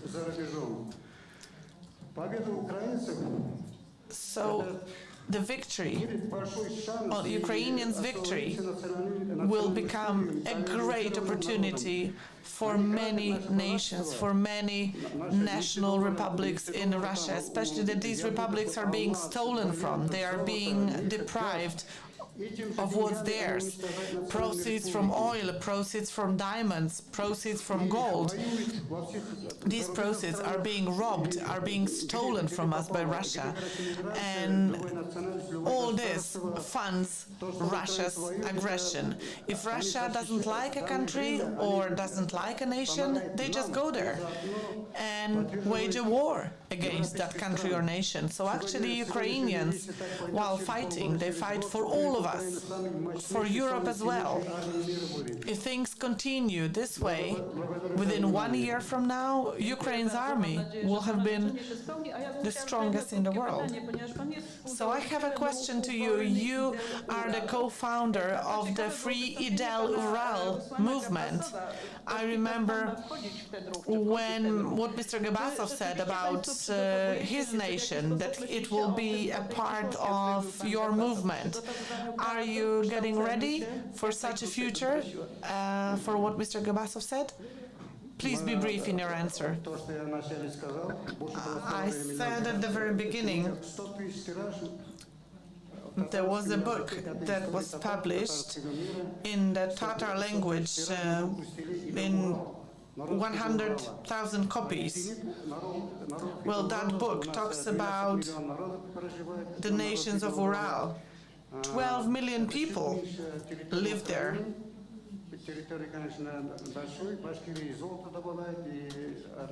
Of course, we have a lot of land on which we have gas and oil and other resources. In Bashkiria, we have even stronger industry than in Tatarstan, but I think they are comparable. We issued 100,000 folders about our activities and about our movement, because we want to lead to an awakening of the nations of Ural. So we started the Free Idel Ural movement in the 90s. Thank you so much. Thank you. So now, over to Mr. Zurtan Hautarov, who was born in Ulan-Ude. He graduated from the physics department. He's a journalist. He's an oppositionist. In 2014, he was sentenced to 200 of hours of social works for instigating hate and for anti-Russian comments online. He said what he wanted to say was to oppose to Russian nationalists. He was recently arrested and beaten by Russian services, and right now he's been living for some time already in Poland. He's a YouTuber. Thank you so much. My name is Zurtan Hautarov, and I would like to thank the organizers of this forum. I would like to thank the speakers before me, and I would like to thank you for allowing me to appear at this forum of the Free Nations of Russia. I think definitely Bulgaria should become a free, independent state, but we have a lot of work to do, especially that as activists we should again bring freedom to our land, freedom that disappeared 350 years ago. We want to get rid of the imperialist traditions that we were forced to accept. We need to reform our economy to be in line with our needs and our own national ambitions. It's very important to deputinize Siberia and the east of Russia. Of course, a lot of work still ahead of us, unless maybe the Russian opposition will help us. As a Buryat, as a regular person, I would like to tell you what it means. It means decolonization. A regular Buryat can tell you this. I don't know what you're talking about. The life of our regions is far from careless, is far from happiness or joy of life. We all the time have to struggle against repressions. After the Soviet Union collapsed, even small pocket leaders or pocket political parties were not formed. We don't even have our own Buryat regional party. The reality of our life, well, we actually experienced all those Russian horrors. We've had that for so many hundreds of years. We had to suffer tsars and governors and representatives of Putin who were ordering us around, trying to civilize us. They took away our resources, and now they are taking away even the hope of having a bright future. They are destroying our nation, trying to make us into something that they are, but this is not us. So we are being repressed all the time in Buryatia. We live in fear individually and as a people. It's very difficult to raise awareness among our people because of this fear. But we need to try to create a Buryatia that is going to be free. But we need to develop our economy. We need to educate our experts to decolonize Buryatia. We need to create a democratic state. But there are such positive examples in our history.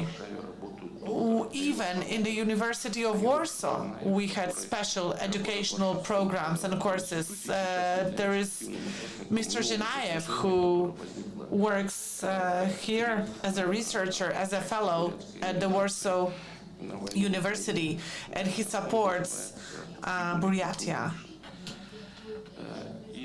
The Free Buryatia Foundation is the name of the movement that is active in Poland. In Poland, actually, we have started coordinating national movements. There is a very positive Promethean movement that actually continued for years until 1939 and the Nazi aggression. There are a lot of Buryat and Buryatia minorities at different universities around the world. We need to create intellectual elites and experts. In Russia, we are treated as pariahs. Putin and his regime is destroying us and trying to simply mold us into something that we are not. They don't understand that a nation that was once conquered now wants to have its freedom back.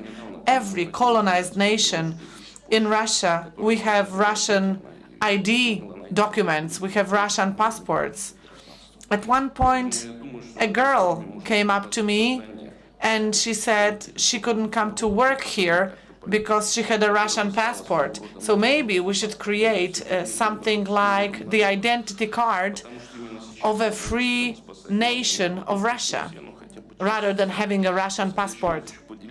Because right now, so many of those nations would like to be free. I talked to a refugee, a Ukrainian person, here in Warsaw, and he said, "Who are you?" And I said, "I fight for free Buryatia." 440 people, this is the size of my nation.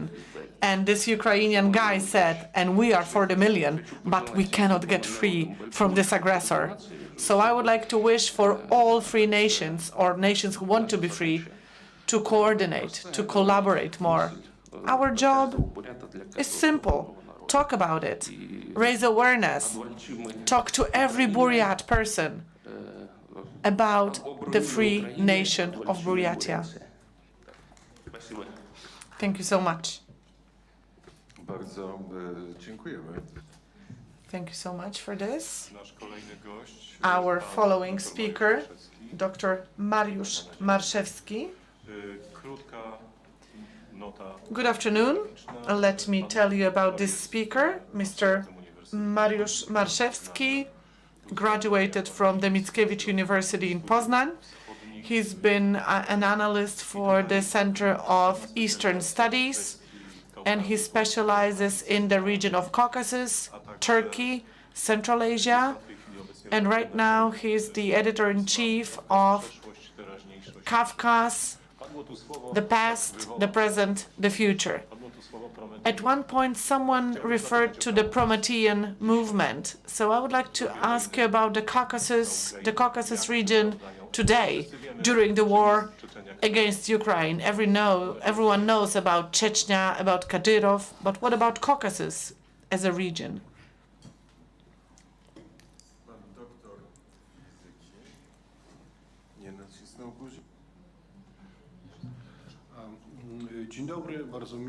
Good afternoon, everyone. It is a pleasure to be speaking to you and to be sitting next to so many amazing experts. I would like to thank the organizers for this.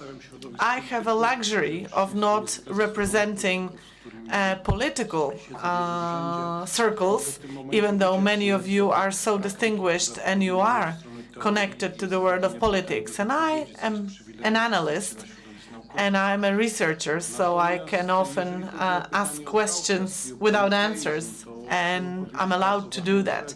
When I talk about Caucasus, when I talk about the Promethean movement, I will add a few bitter words to those optimistic views that were expressed. Of course, it's obvious that Russia needs to be reformatted, and everyone is saying that it's obvious that Ukraine has to win. But when we look at the potentials and we look at the differences between Russia's potential and Ukraine's potential, it's not all that obvious. And I can say that as an analyst, as a researcher. So it's wonderful to hear from the Russian opposition. It's wonderful to hear about the Promethean movement. But when we look at the Promethean ideals from the 1920s of Poland, and when we look at neo-Prometheism, that is right now something that very much represents the ideas of this forum. Well, actually, a lot of the neo-Prometheism hasn't been realized. There was even an idea during the Soviet times to run a preemptive war or a preventive war, but actually the decision was against it due to political reasons and political calculations. It's similar to what's going on today. Well, we are helping Ukraine. We are a noble example. But actually, when we look at the rest, when we look at Western countries, it's not so obvious with their willingness to help Ukraine. When we look at Caucasus, we need to remember about one thing, and it's very important to say this during our forum. Namely, for decades, since independent Russia has been established, some intellectual elites were formed in Russian regions, but also in national republics. Some elites were formed, and those intellectual elites are the very cornerstone of the regime. So actually those elites, they don't want changes in Russia. They are very much dependent on the current political regime, and they feel quite comfortable in this regime. And they support the colonial dependence of different national republics. When we look at at the Caucasus elites, they are pretty much supporting what Russia is doing. And when we look at statistics of the Russian army, ethnically, it's not Russian. We see names, surnames from Caucasus, from, well, Buryatia, and from many other Siberian republics. Central Russia the so-called central Russian territory, it's neutral in this conflict, in this war. So actually, ethnic minorities, Buryats are dying in this war, but actually, Moscow and Petersburg, they're not present, they're not fighting this war physically. So when I look at names of fallen soldiers on the Russian side, we don't see any names from Moscow, from the Petersburg region. Actually, the names you see come from Caucasus. Same goes for generals and commanders. Many of them, for example, come from Ingushetia, from Dagestan. One of the very, like for example, Ramzan Kadyrov and his soldiers from the Russian National Guards from Chechnya. Again, they come from the Russian University of Spetsnaz, but again, from Chechnya, physically, geographically. So what can we do? And it's an open question that I should be asking as a researcher. What can we do, what should we do to make sure that people in Siberia, in far eastern Russia, how to show them that they are being a tool of colonialism? So if Russia is to be a federalistic state, if Russia is to be a state of dialogue between regions, between nations, if it's supposed to be a country where resources are fairly distributed rather than exploited by two greatest cities of Russia, we have to ask how to raise awareness, how to educate representatives of the Russian regions, because in this war, actually, those republics, those nations are used as cannon fodder by Russia. So how to raise awareness among those very people that they are being used and abused and utilized? At one point, the speaker before me, Mr. Kashapov, said how much work, how much effort has been behind all those brochures and publications to raise awareness. And also on the websites. So, as touched upon by the previous speakers, as said by my great Buryat predecessor, that's the key question: how to get to the residents of the regions and show them that they are the victims, and the opportunity is to change Russia's constitution into much more equitable one, which is not feasible without changing the current people in power. But the first step to a change is the thought. And there's also many responses from people I've talked to from various regions who base it on religious issues. But as we take a look at the war in Ukraine, both Buddhist, Muslim and Russian Orthodox clergy has blessed that war. And this gets down to the populations who live in the countryside, and they believe they're doing something good in the name of their religion. So I think there's many fields to deal with. Doctor, thank you very much. Well, we received a couple of questions. Now, let me ask now probably the most competent person to try and address part of them, Anna Fotyga, the former Minister of Foreign Affairs, the first solidarity activist, very importantly. That's when she met the late President Lech Kaczynski. Then, as I said, she was Minister of Foreign Affairs. She was the head of the President's office, Lech Kaczynski's office.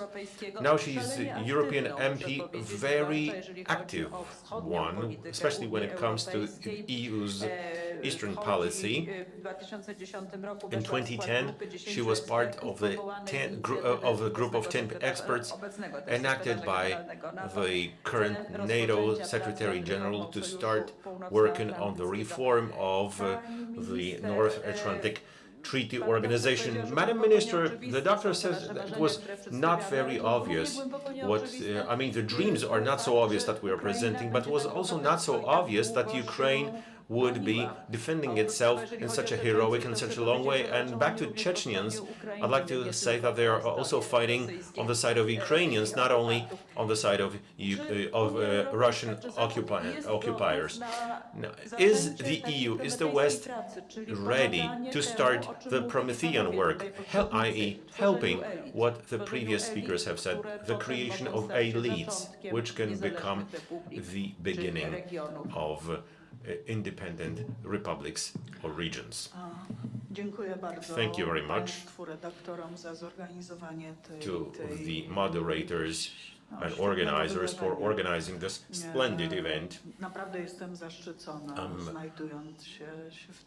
I feel very distinguished to be part of this circle of people. In listening to all of you, I'm just wondering how deep the bonds are between us, and at the same time, how many differences there are as well.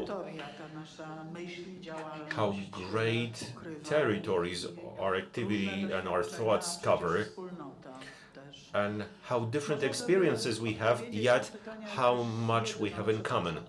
To address perhaps one question, because contrary to what Mr. Marszewski was talking about, let me address your question, even though I consider myself a politician, first of all, rather than an expert. I believe that the war in Ukraine, given all the great experiences, because frankly speaking, as we take a look at the two Chechen wars, what's going on right now in Ukraine,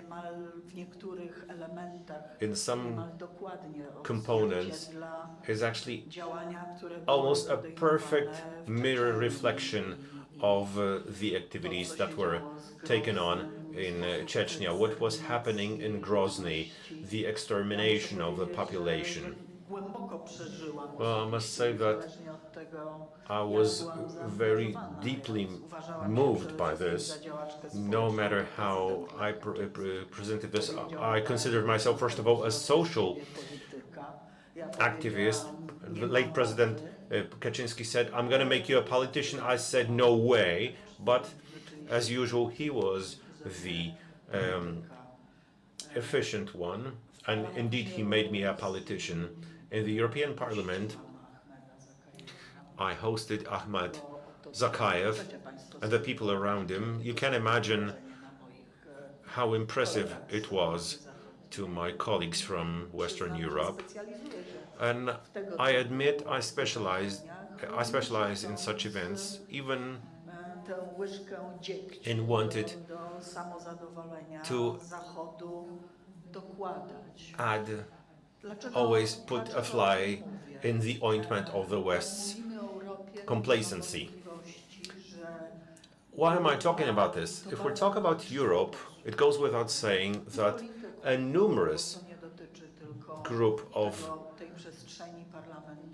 MEPs and politicians, it's not only for the parliamentary space, who represent various circles. First of all, from Central and Eastern Europe, are very decisive. We realize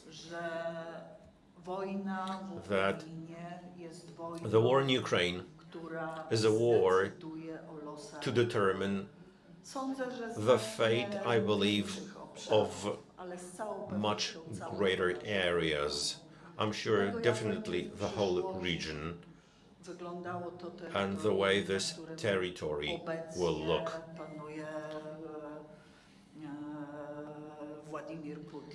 The territory currently ruled by Vladimir Putin and the forces supporting him.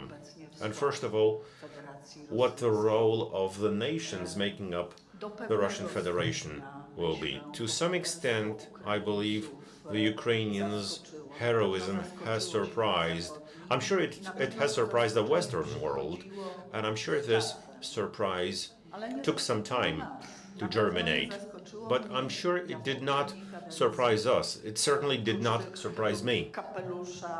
In the previous term of the parliament, other than being involved in the NATO, I was the deputy chair of the European Parliament's Committee for Defense, and I was the author of probably the first trip of the European Parliament to the east of Ukraine, to the areas which had been freshly recuperated. Because if we're talking about Kramatorsk, we know what the history was like. We went to Mariupol, we went to the demarcation line. And let me put it this way, the Western world, as information was being delivered to it, hence the information is so necessary, hence the activity of the opposition, including national minorities. And I should also say this, such historical information to help break Putin's campaign and narrative. Along with my colleague, the former Minister of Defense of Lithuania, Rankovičienė, yesterday we published this article in Euroactiv connected with the anniversary of the victory celebrated on May the 8th. In our region, this anniversary is sweet and bitter. For Poland, it was not liberation. It was simply a further stage of our martyrology as a nation. I'm sure it was not the case for other nations. In our article, we indicate what Paweł Mazarin was talking about. Namely, we indicate similarities that occurred in the Tsarist era. I'm a great-granddaughter of an activist of a combating and plotting organization who was prisoner of the citadel and sent to Siberia. I'm a granddaughter of a person who was imprisoned at the age of 7 to extract information about the whereabouts of his father. So I know about something about the methods of thwarting the nations inhabiting our region. Perhaps that's why my history and my presence in the foreign department of the first Solidarity movement, when the first Solidarity rally was held and the famous address to the nations of the Eastern Europe was being announced. This is something which is perceived in Poland. Yes, the victory of Ukraine is not obvious, but you can see how much Ukraine has transformed even since the beginning of the war back in 2014. What's more, this is a matter of life and death for all nations.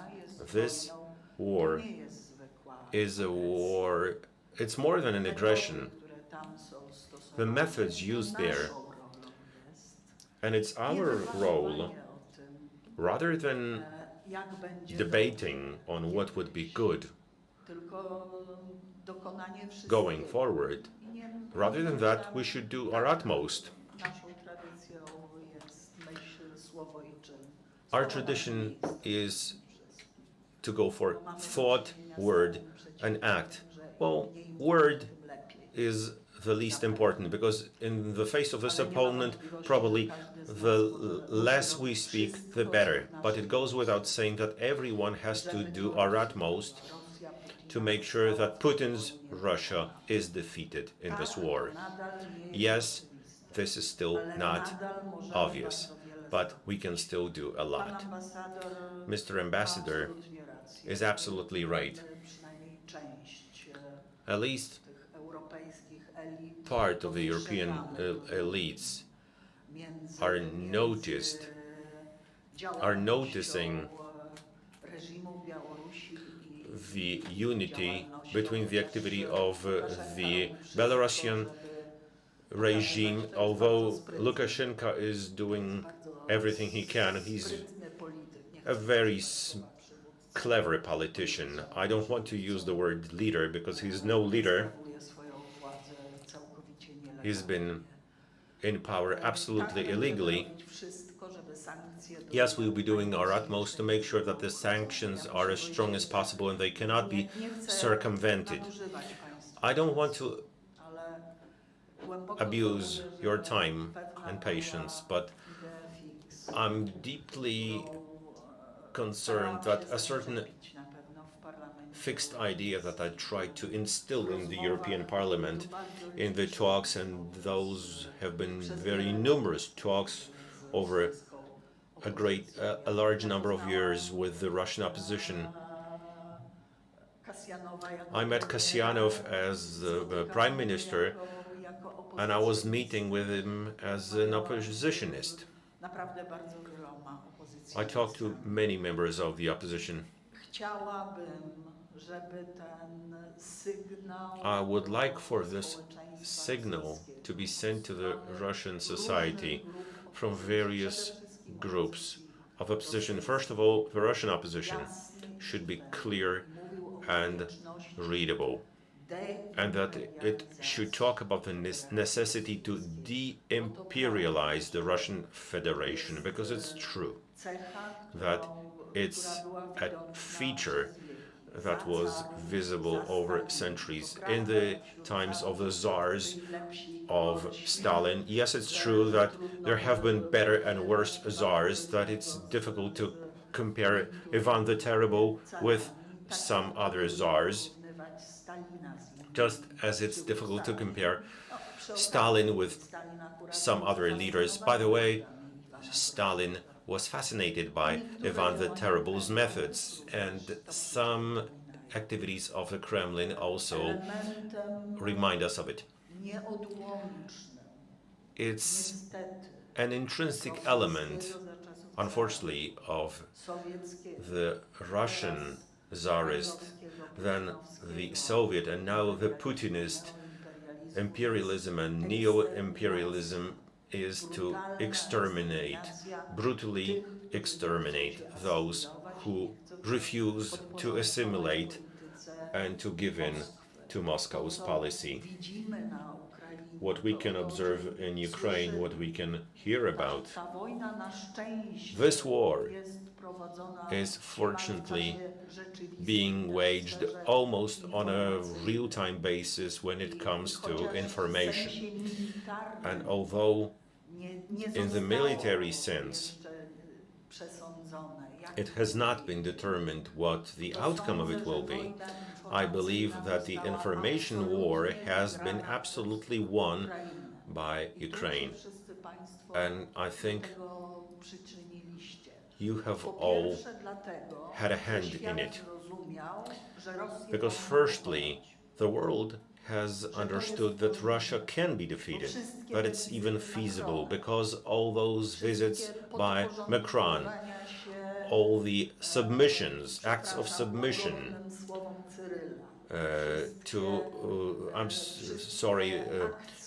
by the mild words of Cyril, all the activities in the West stemmed from the fact that Russia was quite efficient in instilling the idea about its all power and the impossibility of defeating it.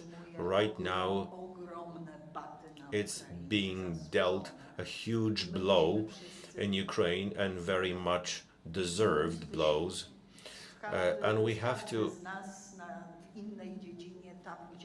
start acting, everyone in their own area, to make sure that the outcome is what we have craved, that we expect. Frankly speaking, the scenario for the world, that's why I don't want to debate on this. I want to be sure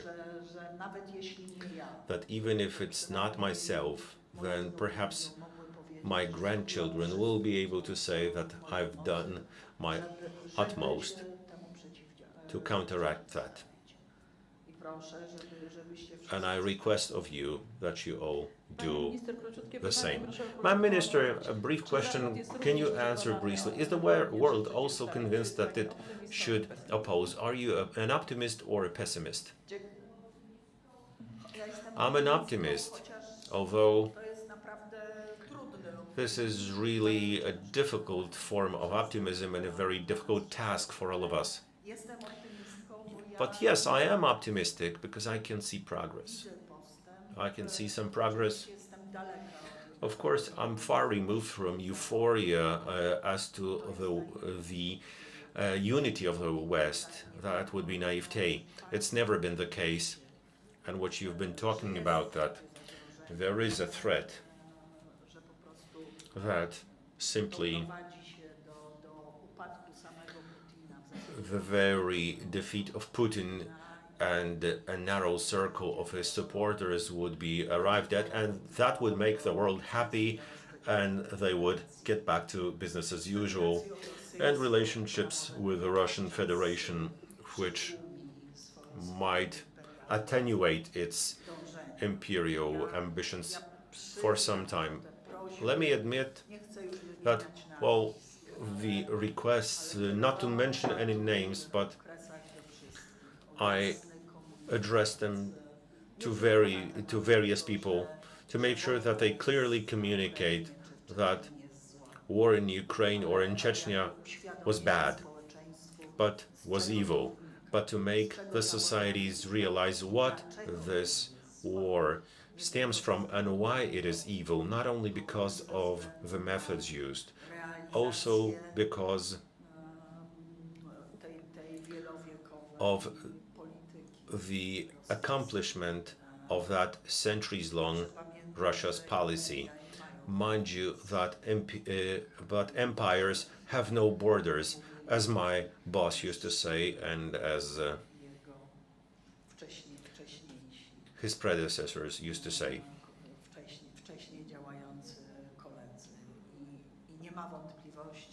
And it goes without saying that if we take a look statistically at the way Russia has expanded its territory, it was a huge expansion. In my opinion, that state is not capable of controlling such territory, and it's not capable of staging such invasions as it's announcing. I used to say, I'm sure many times, it was also repeated many times by the late president like Kaczynski, that Russia is not as strong as it's trying to present itself, that you can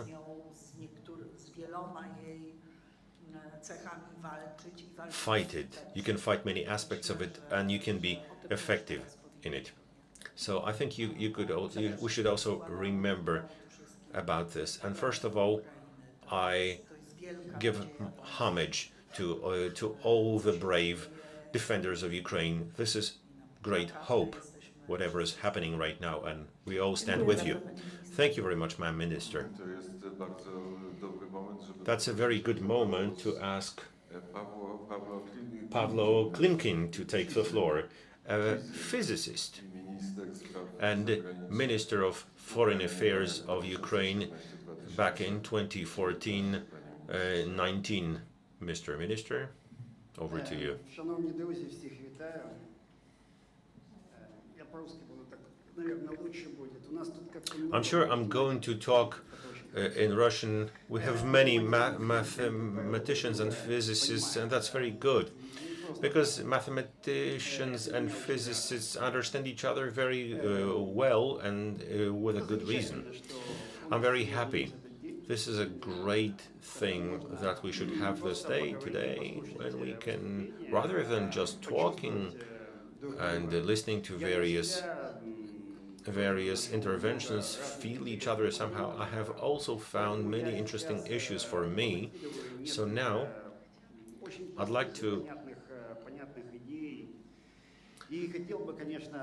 provide you with some easy and understandable ideas, and I'd be happy to hear your response, either here at the table or over coffee, depending how it goes. So firstly, today's imperial Russia.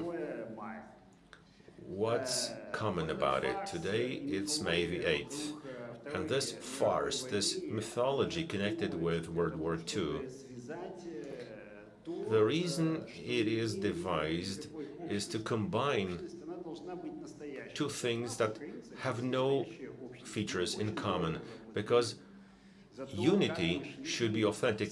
We, Ukrainians, have our unity. We have paid a very high price for reaching our political nation. Yes, we made many mistakes on the way. We failed to understand to what extent it was possible. Someone was yelling that that moment would never come. Someone thought they might get away from that. But at the end of the day, everything comes with a price. Also, independence and sovereignty, national sovereignty, have their own price.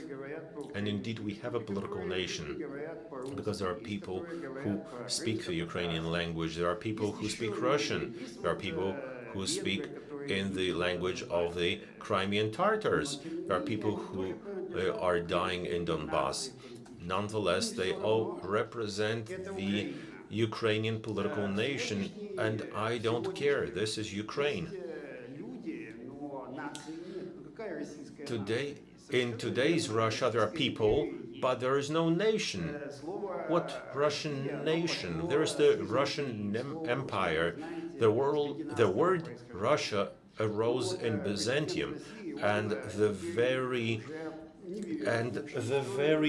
adjective Russian is of Scandinavian origin. Today's president of Russia says, but the Vikings came, but he says no, it was completely different, and he thinks it would help him, but there's emptiness beneath, and emptiness cannot be filled with any mythology. You can go on and devise various things, you can produce movies ad infinitum, and people who died in World War II are indeed heroes. You have to give them back what they deserve, but they have nothing to do with today's Russia that has broken the principle of war no more. And this principle of no more used to be a sacred principle for all those who lived and gave their lives and lived after that. So if there is nothing in common, what is in it for the nations who inhabit today's Russia? I don't want to emphasize anything, no matter if we're talking about 50,000, 5 million, or 50 million. I don't know what's going to happen in future Russia, but I'm just certain there's going to be no present-day Russia. There can be no return to what we used to have. I've just been told that I'm a physician. Yes, I was even dreaming of being a splendid physicist. I was even quite successful in my youth, but I just remembered this joke which I was told by my professor about Einstein. He was just doing his lectures in Switzerland, and the student raises his hands. "Oh, professor, but these are the same problems you gave us 2 years ago." And Einstein says, "Yes, that's true, but the answers have changed." So the answers have changed, and now we cannot understand which answers we're going to give, but it's obvious that there's no return to what we used to have. We don't know what Russia we're going to have, but it's obvious that everyone is going to shape their future in line with their cultural code and identity. Russia's future, I don't know, maybe millions, maybe hundreds of thousands of people will receive some sort of a splendid way forward, a fast track for the regions, countries. Don't know if it's going to be a real federation, a confederation, separate nations, states. That's not my business. My business is to make sure that I help you live in a common space involving seriousness, safety and security, human rights, where every individual makes a difference, is empowered. And in today's Russia, individuals don't mean a thing. And of course, well, in my childhood, in my young world, in my young years, there used to be this Star Wars saga, and there's this terrible empire, and the good heroes always prevail. In the next episode, something goes wrong, but they prevail again, and I'm certain that there is no return to the status quo. So I'm certain that we have nothing to lose, because our stake in this war is our existence. And it doesn't matter how the front line is moved 1 kilometer this way or other, we will keep fighting till the end. Whatever happens, we will keep fighting. I don't know if you remember when Persians came to their opponents and said, give up, surrender, or we will extinguish the sun. And they said, we don't care, then we will fight in the dark. So yes, we're fighting, and the stakes are high. I don't know if you remember, but without Ukraine, Russia is not an empire, someone said. And I talked to him for quite a long time, and we can talk about it over coffee during the break, but I believe that the victory of Ukraine is like the victory of Ukraine will be the victory of every normal person in Russia, regardless of what nationality they are. And this victory is a chance, an opportunity for having a future instead of this hollow space, this hollow imperialistic space. It's an opportunity to take your future into your own hands. Of course, I'm not saying that this future is going to be so amazing and always so joyful, but at least this will be a free future that everyone will be able to determine themselves. So again, during the second part of our discussion, we can of course talk about the future of Russia, what will happen with it and so on, but now let's talk about the very simple things, the simplest things. Let's help Ukraine win. Let's help everyone win. Let's start with saying that all of you, in your case, there's lots of people, lots of social networks, and there we have to say specifically, don't believe in this Russian reality. We have to raise people's awareness. So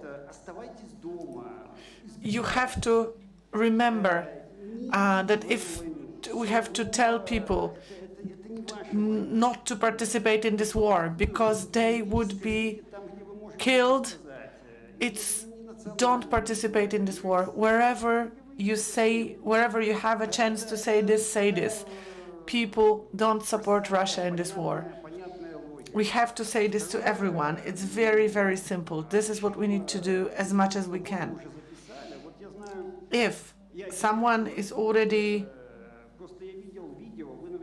on the list, on Putin's list, I don't know if you have seen videos of interrogations of Buryats who fell, who became war prisoners, but these Buryats were told to sign something, but they had no idea where they were and what they were supposed to sign. They had no idea that they would be sent to Ukraine to fight.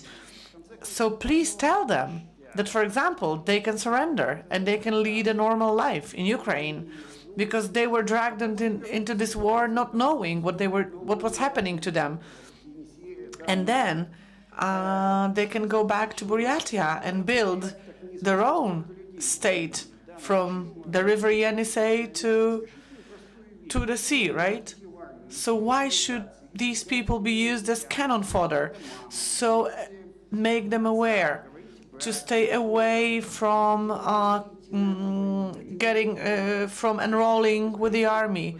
Stay away, don't participate in this war. It's not your war, you don't have to fight against Ukraine. Actually, Ukraine struggles for everyone who wants a good future. So let's start with very simple messages.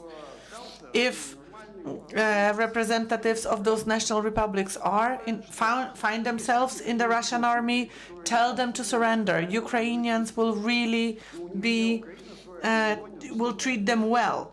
Of course, there are some crazy people who believe that they fight against Nazi Ukraine, and for them, Ukraine is 40 millions of Nazis, and the whole West are Nazis. Of course, these people are just blinded by this rubbish. So let's talk to everyone. We say, everyone, show us those Nazis. Where are those Nazis? And of course, they are nowhere to be found. And of course, the FSB is also running its own propaganda machine. But we have to join our efforts. We have to make people aware, people from national republics, of what's going on. We have to support their families. We have to support them so that they understand what's happening, and so that they understand that they have a chance at building their own future here. So let's start with a very simple message, saying we will prevail. We should prevail. Not just Ukraine as a nation, but every single normal person who wants to have a future, even in Russia. Now, of course, everyone is crazy about Russia's imperialism. Moscow is being sometimes called the Third Rome, and that there would be no fourth Rome. But maybe Petersburg, maybe Yakutia, maybe they don't have to become another Rome. Maybe we can have a normal future. And well, Russia does have smart people, right? Even we are sitting at this very table, and we have so many resources to use. We have so many things we can do. So let's build a better life, a better future for people who feel that they are important, that they are empowered, rather than being part of an imperialist cult who takes away their life, actually.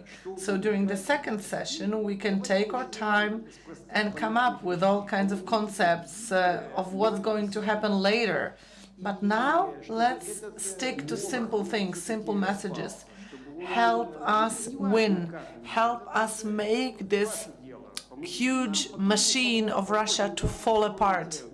Help us, and then we will help you to create a new life, a life where people will be respected. I loved it when the words of the Bashkir national movement. He said, the representative of this movement said, "You are seen in Moscow as Bashkirs who came over, did a dance, cooked something, and that was it." Ukrainians were treated with a similar ignorance, like folklore. What are we allowed to do? Just folklore within this empire. These empires, there have been a few of them in human history, but they all fell apart. Like the Austrian-Hungarian Empire, it also fell apart. Maybe now there are 10,000 people, maybe, who missed that empire. But the rest, everyone is happy. Millions of people got a new life, got a new future. After that empire fell, they became business people, diplomats, professionals in their own countries. They are now friends. So I think that this whole reality that's happening right now in Russia, this is a terrible reality that completely ignores individuals, human beings. This reality is similar to what was going on in the Star Wars saga. This is what the Empire did in the Star Wars movies, stripping individuals of their identity, of their possibilities, of their development. If we or when we prevail, things will get better. Russia, as it is now, has no perspectives. I don't think anyone will lift all those sanctions. Maybe some sanctions will be lifted, but new sanctions will come in. But it's impossible. We cannot allow for someone to just be a bully who bullies everyone around the world. In China, for example, they have a special political bureau and they make decisions. But in Russia, it's just Putin. Something came to his head and he said, let's go to Ukraine. Let's do something to subjugate Ukraine. That was it. But Ukraine will not give up, not after a day, not after a fortnight, not after months. At one point, Hussein attacked Kuwait, thinking that it would go smoothly. But actually, you can see where Saddam is and where Kuwait is, right? So help Ukraine win. Help yourselves, because it's all our common future. It's our joint future, and it's a great future. It's a bright future.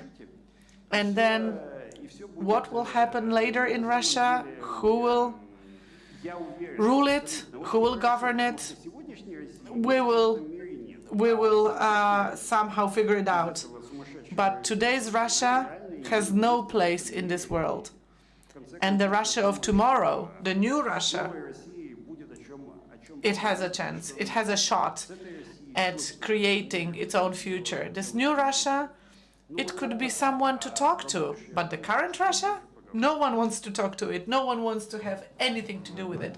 And so let's stick to our present and let's talk about the future later. Yes, hopefully during our forum we will find time for discussion. Unfortunately, we don't have that time now. Inna Kurochkina, our following guest. Inna is someone who, well, yesterday I was listening to her. And I learned yesterday that she left Russia. It was a conscious decision. She did that together with Andrei. You left Russia and you set up in Prague an independent European media outlet or a media initiative that's quite, that's very much sort of responding to the initiatives that the former minister talked about. So you're telling the whole world what Russia is like. You're telling or you're showing the world what's actually prohibited to show in Russia. You're showing people this reality to sort of engage them and get them thinking. You were born in Georgia and you remember the Russian times and you saw the war with your own eyes, right? So yes, this is the experience that you come here to share. Over to you. Thank you so much. First of all, I would like to again say thank you to the organizers. Yes, indeed, I believe that today we have a historic day, historic date. I can come here and speak freely about free Chechnya, free Ichkeria. Yesterday, I couldn't do it. Even if I was doing it online, I was always hacked. I was always attacked. I have a lot of information, but sometimes it's difficult to talk about it. I remember this movie by Andrzej Wajda, Katyn, and it has a scene. There is a scene there talking about the relations between colonizers and the colony, killers and the killed ones. And I could even see in Tbilisi during the night as Russian soldiers came and killed Georgians, and I could see that in my own eyes. Some of my family comes from Vinica in Ukraine. Some people people from my family lived through the Golodomor, the great hunger, the great famine in Ukraine. And I remember from what my family members told me about Georgia in the 20th century, then in the 2004, how people were shot in Tbilisi. But, well, there are very few people talking about the truth, the history. In this film, Katyn, there is an older sister who collaborates with the occupiers and a younger sister who is in the opposition. And she sells her hair in order to celebrate the memory of her brother who was killed in Katyn. And they were saying, you cannot even know what was the date of his shooting, because if the date was clear, then it would be clear that Russians killed him. And the older sister said, why do you do this? Why do you remember your brother? Choose life rather than the dead. And the younger sister said, I choose the ones who were killed rather than the killers. And I think that today the whole structure, the whole construct, our perception of this huge monster, Russia, that has always been a killer, always been an aggressor. That's why I'm against people saying that Putin occupied Russia and actually everyone is being occupied, and if Putin leaves and a new person comes into power, it will be all great. No, it's not true, and let me explain you why. In last year in Poland, I was talking to Mikhail Saakashvili before he was arrested. He gave me an interview, and we talked about Andrzej Wajda, the great director, we talked about Poland, and we talked about why the world was standing on the side of killers rather than on the side of the victims. When will the world take the side of those who were killed, those who were repressed?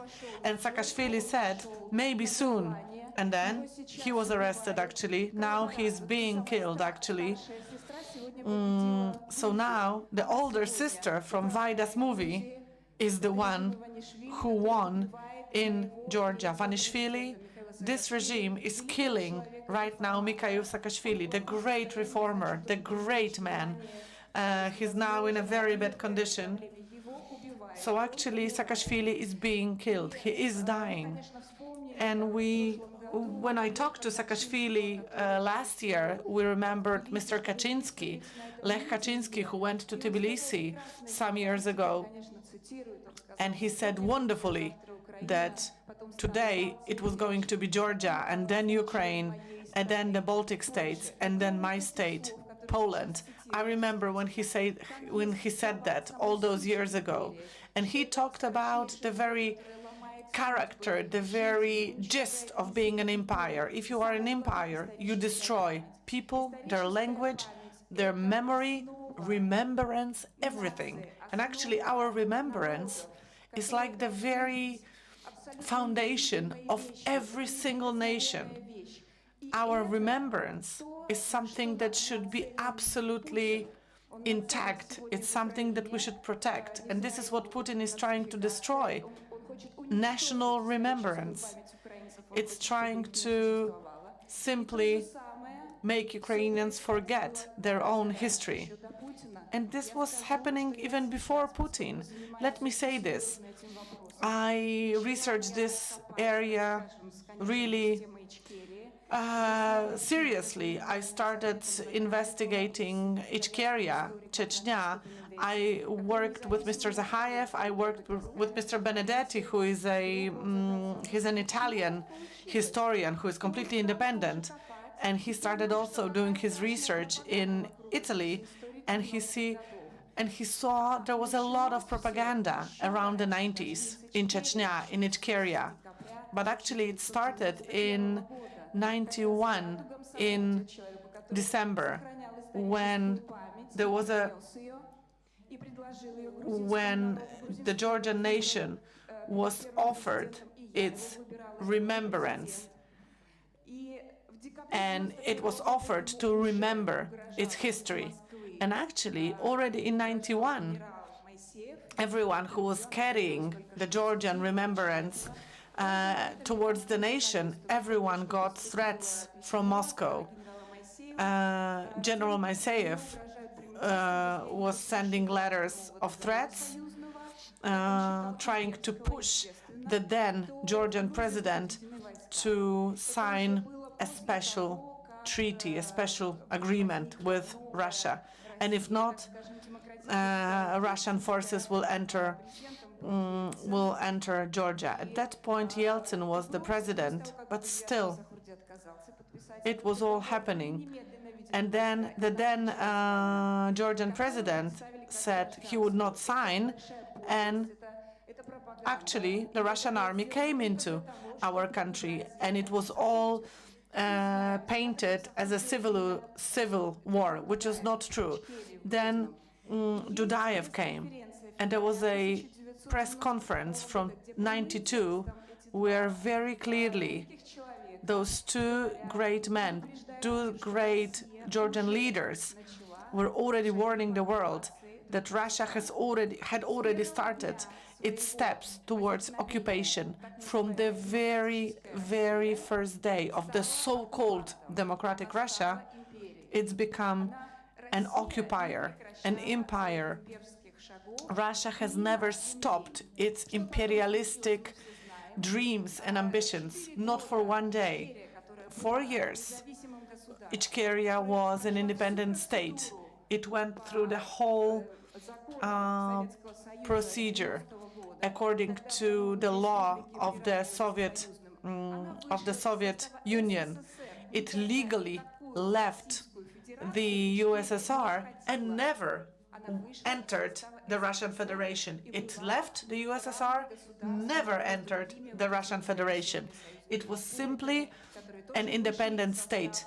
Many republics did the same. They left the USSR and never officially came into the Russian Federation. And when the Russian Federal Republic became part of the Russian Federation, then Yeltsin actually sent Spetsnaz into another republic.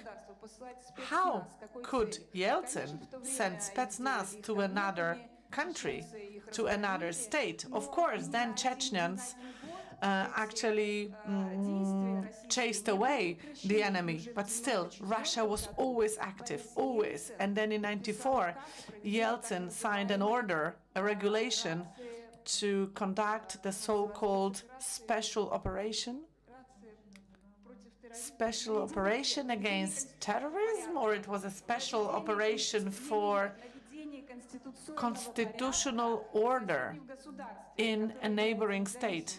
But actually, Ichkeria at that point was an independent state. So it's actually very much the same to what's going in Ukraine right now. Again, Russia attacked an independent neighboring state. Same thing happens. And I remember that in '93, and there is video material, it was clear in '93 that Ichkeria was an independent state. We had lots of delegations, international leaders coming to Grozny to celebrate our anniversary of independence.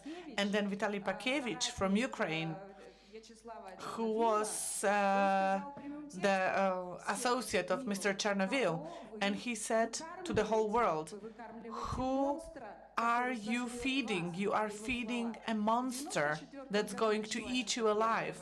And then in '94, the first war started, the first Chechnya war started. Johar Dudayev was a great, superb leader. And actually, we managed to chase away this huge Russian army. And then in '97, Ashadov and Yeltsin signed an agreement in the Kremlin, and it was clear at that point, again, Ichkeria was an independent state. And this agreement holds till this day. But what's been happening?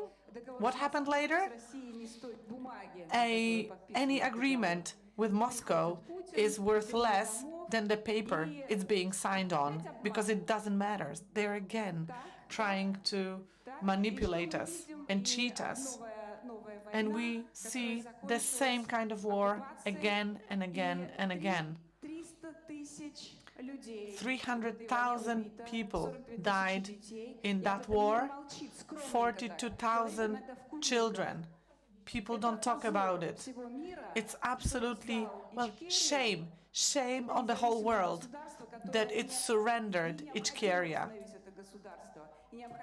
Ichkeria needs to be reestablished again, and war crimes committed by Russia have to and the perpetrators have to be held accountable. Of course, we had cases between the International Criminal Court.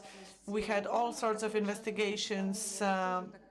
We, of course, talked to the United Nations, but actually, Russia still is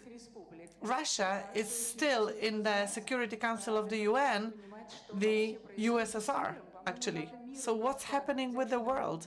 The world has to finally get its act together and acknowledge what happened. And we have to stop this killing. And we have to finally take the side of the ones that were killed and oppressed rather than on the side of those that were doing the killing. Thank you so much. Nie wiem, czy mamy połączenie online. I don't know if we have online connection with our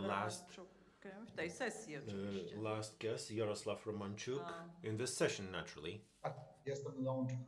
Yes, I'm Witaj online. Jarosławie, Hello, to tak Jaroslav. nieoficjalnie mówię. Witam Unofficially, pana doktora Jarosława Romanczuka, welcome białoruskiego to opozycjonistę, Dr. który Jaroslav w 2010 Romanchuk, roku the był Belarusian kandydatem na prezydenta z ramienia Zjednoczonej Partii oppositionist Obywatelskiej. who was a presidential Obecnie candidate pracuje jako in prezes Centrum Badań Naukowych MISESA. 2016. Panie doktorze, tu bardzo Currently dużo working as a mówiliśmy o scientist for przyszłości, MISESA.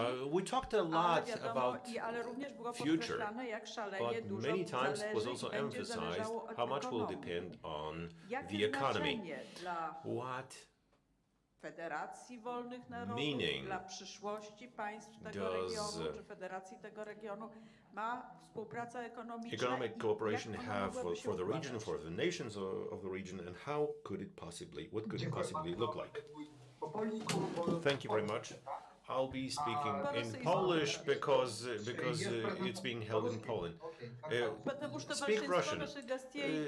Yes, because the majority of our guests understand Russian and not necessarily Polish. Do we have the presentation? Do you have a presentation?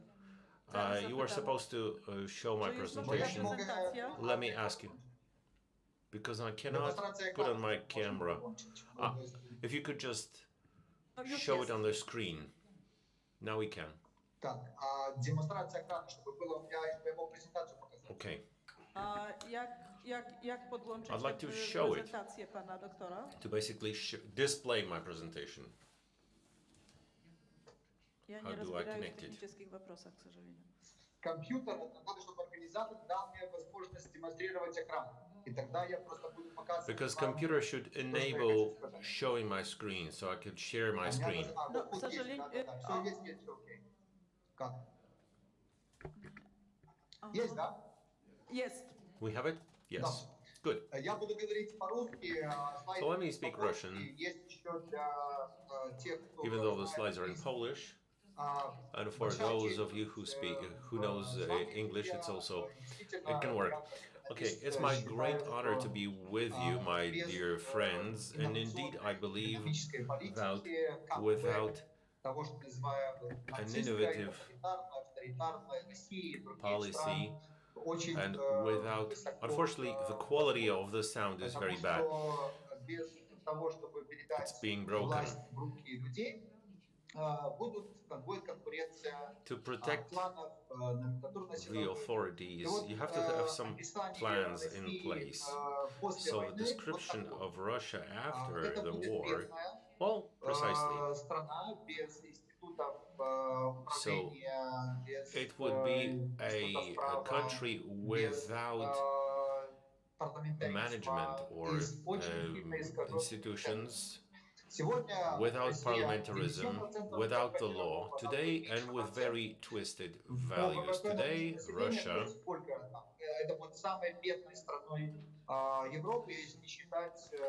in terms of GDP per capita is among the lowest ones in Europe, and the level of poverty that will be growing for 50 million, and now we have 15 million unemployed people, and it will be growing It's a country that cannot um, export anything but energy resources. A country that doesn't have a single independent court. It doesn't have parliamentarism, and it's facing problems which are even greater than back at the beginning of the 1990s. And I remember it was told that this will have to be taken into account as we talk about new Russia without Putinism, without authoritarianism, without Marxism, which is predominant in the economy.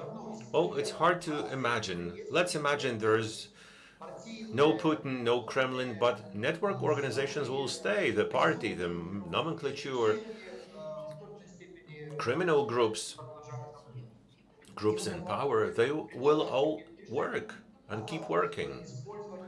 And while proposing such movements, you have to take advantage of the bitter experiences of a country where the West arrived and they were not successful. Remember Afghanistan and Iraq. There were some plans to create something in those countries, but the gist of the proposal was that, well, basically the model which is predominant in developing countries is a model of welfare states, general interventionism, where a great proportion of decisions are made by officials managing the states. And this theoretical model is still predominant globally vis-a-vis developing countries. And today, the question is which way will Ukraine take following the war? Unfortunately, most of the documents are copies of the basic model, which has been applied as the base for development plans. And it's a huge strategic mistake because you have to make sure that in order to create a program to destroy Nazism, unfortunately, we can hear every third word. The quality of the sound is very bad. So, such projects were based on the partnership with the West, and we can't forget that the privatization applied uh, in accordance with the Russian model, unfortunately approved by World Bank experts. And if we approach it in the same way after Putin, let's remember this is something that very much favors authoritarian regimes. You'll remember the Orange Revolution, the Dignity Revolution. Then success was expected. Instead, a totalitarian leader emerged, including Lukashenko. And then in 2010,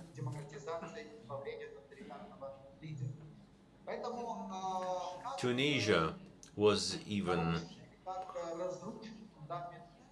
richer than before. And the question is how to destroy the foundation of that Nazi socialism. And the proposal is to adopt such institutions which are called the straitjacket, are labeled as the straitjacket for the government. This is something to reduce the impact of the nomenclature on the economy. So the first one is something that relates to reducing what we have, because you can just provide this example. If someone learned how to drive a bike, then to go to a jet fighter, you can't do it because that person could get killed. So, so right now in Russia it's 80%, and what needs to be done. We need to have a massive national privatization, as it was done in Ukraine, because just as there's this national war to make sure that the economy is also national.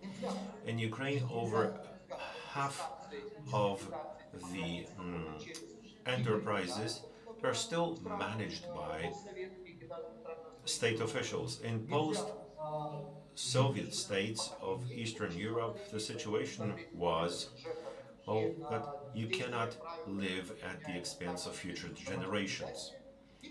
And such activities, which are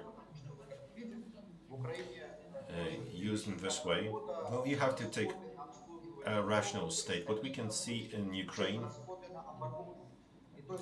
the cost of government debt servicing is much higher than defense expenditure. And such decisions are made which are very tempting to politicians, but then it turns out that the government will have no other option but to increase taxes. And what else can you do to avoid the comeback of centralism? It's a very important decision because you have to remember and you have to understand where the roots of it are. The roots are Marxism. All the teachings of them that provided foundations for the economy. We have to implement some elements. For instance, courts, arbitrage, in terms of elements of international legal institutions. Well, for some people, it's a clean table.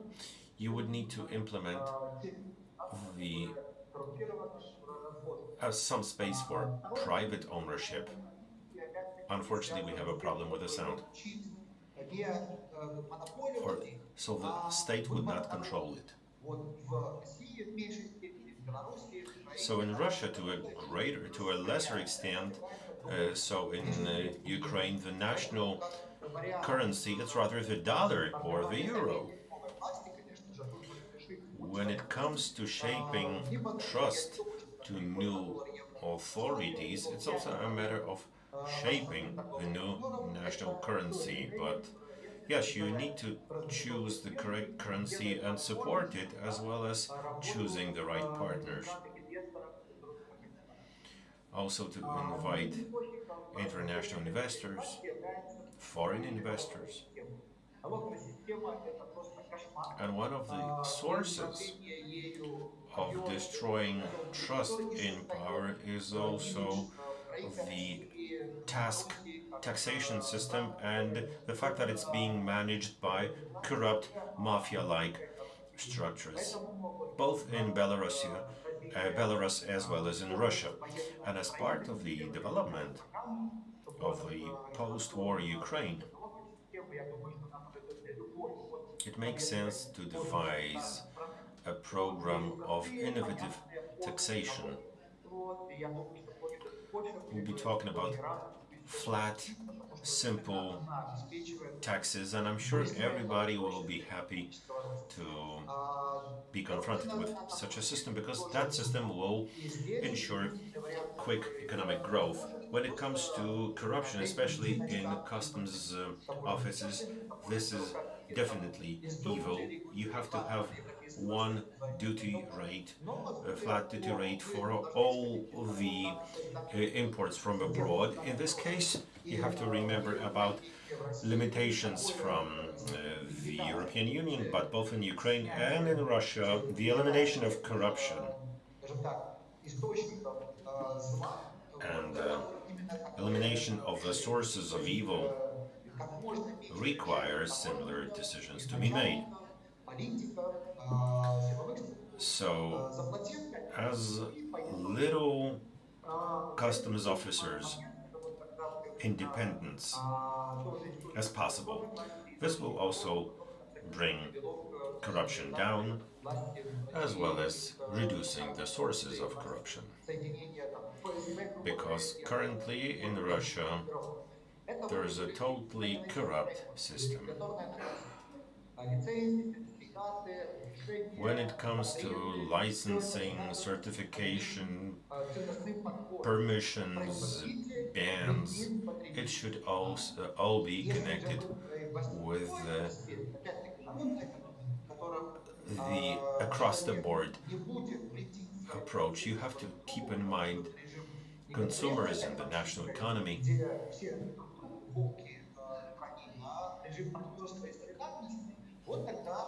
Indeed, one person should not be an enemy of another. People should express their solidarity also in economic terms. So, to evaluate the direction to be followed, it's all very important indicators for the international community. You have to introduce clear-cut criteria to evaluate the post-Putinist authorities, post-fascist authorities. So such target indicators would be clear indicators. The Freedom House Democracy Score uses such scores that should be on top of 5 plus. It should be 5 plus and more than 70% of political socioeconomic policy. Also, there's a lot of problems in Ukraine when we talk about the economic freedom index being ranked Russia being ranked in terms of it as 128th in Freedom House's views. So if we want to establish something meaningful, we cannot leave Russia in the condition that we have. There's a lot of very important information here, and I'm afraid that the doctor of physics and some other doctors may not be able to follow it. It's different in the case of graduates of schools of art, because they are ready time. What is time? Give me 45 seconds and I'm finished. Realistically speaking, reforms in post-Putin Russia, we shouldn't be talking about strengthening, developing. There should be specific ratios to be achieved. That should be used by the new authorities. We're talking about economic freedom, governance, human rights, quality of governance. These are all very most important ratios that we should remember, should keep in mind as we talk about it and evaluate to what extent we have departed from the circles that involves threats connected with Putinism. Thank you very much. You presented a perfect model, and we're trying to strive for the perfect. And hopefully you can arrive in Warsaw next time. This way we have finished the first part of our meeting, Deimperialization and prosperity. You presented prosperity just a moment ago. Now we have a roughly 1 hour's break. Let's reconvene in 1 hour and we'll have a panel discussion on the Deputinization and Demilitarization. Thank you very much. I call the first part of the Free Nations of Russia Forum to be finished. Thank you very much to all the panelists. I'm sure we'll have a lot of food for thought after the first panel. Thank you very much. Thank you.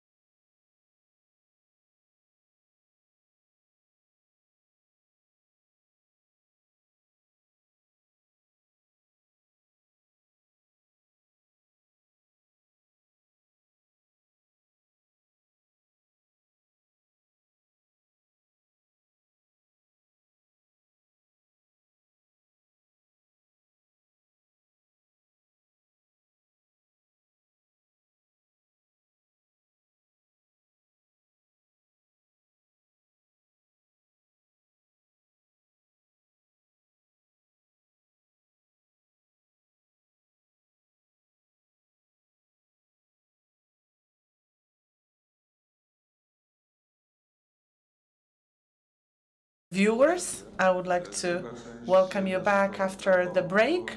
The second session of the Free Nations of Russia Forum will be all about deputinization and demilitarization of Russia. And the second part will start with a story by Mariusz Piris. Well, some of you have heard that story. Some of you heard it during the break, but, well, let me tell it again. My dear friend, Alexander Panfilov of Georgia, told me this story a few days ago. He said it occurred to him, and it's about the phases of the Russian operation of Russia and Ukraine. So the purpose of the second phase of that operation was to control the entire south of Ukraine. And the first phase was supposed to be control the whole of Ukraine, and the phase 3 would be run away from Donbass, minimize your losses, and then phase 4 will be save Moscow. This is what he told me. This is what that occurred to him, and he said we were between phase 3 and phase 4, so between run away from Donbass and save Moscow. But let me remind you let me tell you about one thing that happened to me personally. I watched the war in Chechnya for 10 years. I followed it, and I remember that at one point Chechnyans signed agreements, and in those agreements there was a time period, a peaceful time period that was supposed to be used to negotiate for Chechnyans to be independent or to have sort of a different form of statehood. And that document actually lived only for 2 years. After 2 years, Russians regrouped, they rebuilt their capacities and their logistical potential, and they went right back and they continued this bloody war that took 200,000 lives. So what about demilitarization of Russia? As a journalist, let me ask this question. Can demilitarization of Russia mean we go back to the borders of Ukraine from between 2014? Simply, will Russia withdraw? Well, I'm not trying to answer. Hopefully, this answer will be found in our discussion today. But I think that we're thinking about it much more broadly.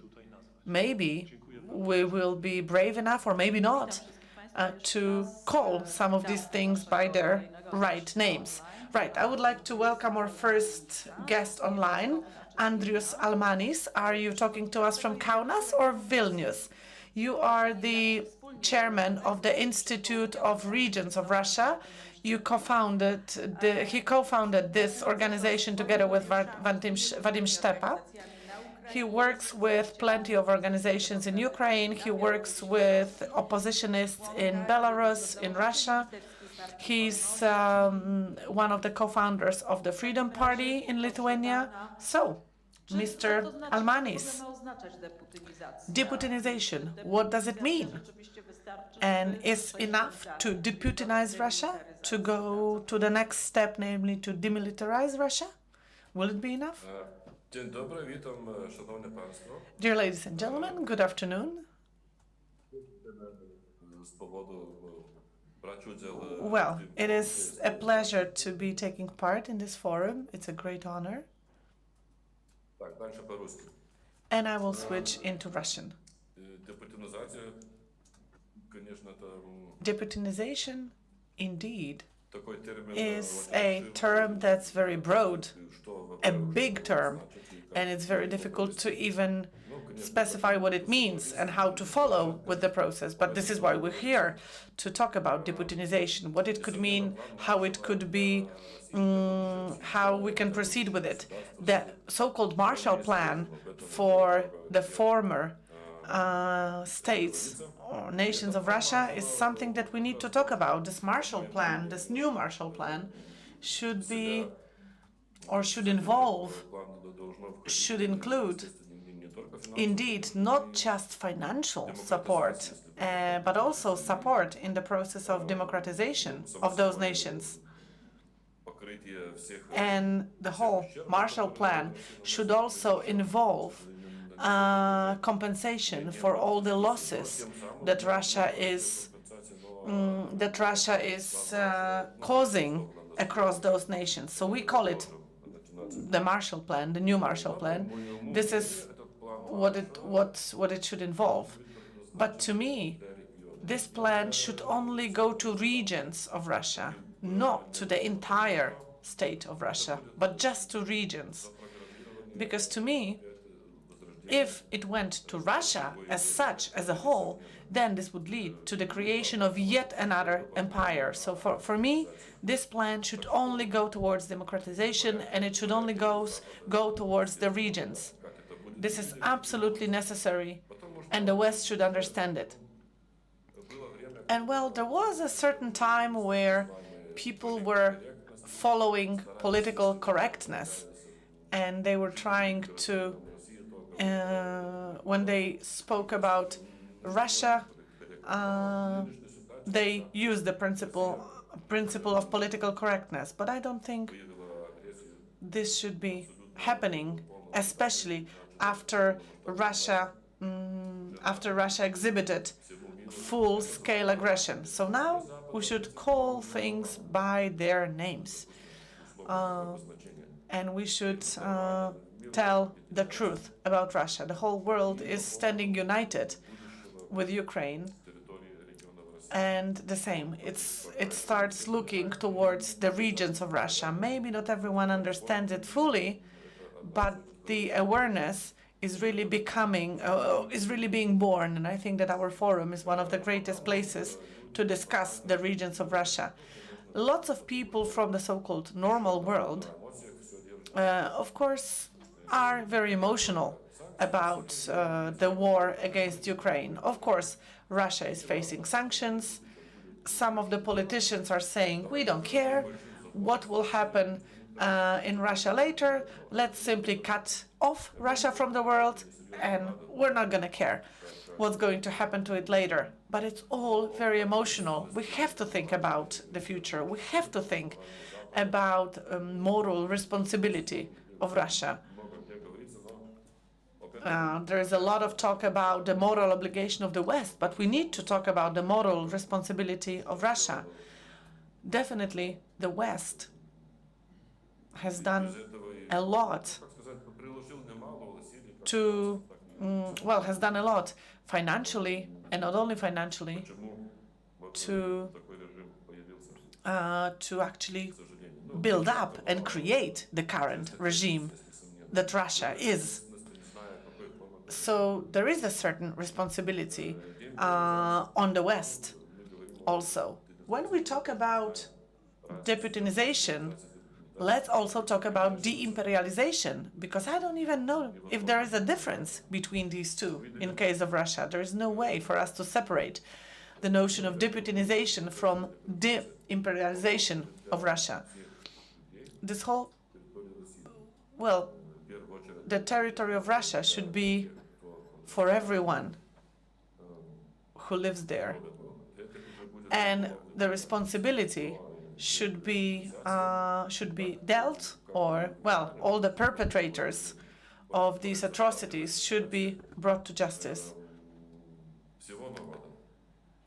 So we have to think about the responsibility and moral responsibility of the entire Russian nation, the entire society. So we have to deputinize not just Russia, but every single person in this nation. And it will be inevitable. Of course, there are some people in Russia who are against this regime, but the society, the nation itself, well, it bears also some part of responsibility. So when a new state, when a new country appears after the Russia of today, it will not be born in vacuum. It will be born on what was left from the old regime. So let's not have illusions. For example, what about those soldiers that are now fighting against Ukraine? They are not from the whole of Russia. They are also from some of the republics within Russia, from some of the nations of Russia.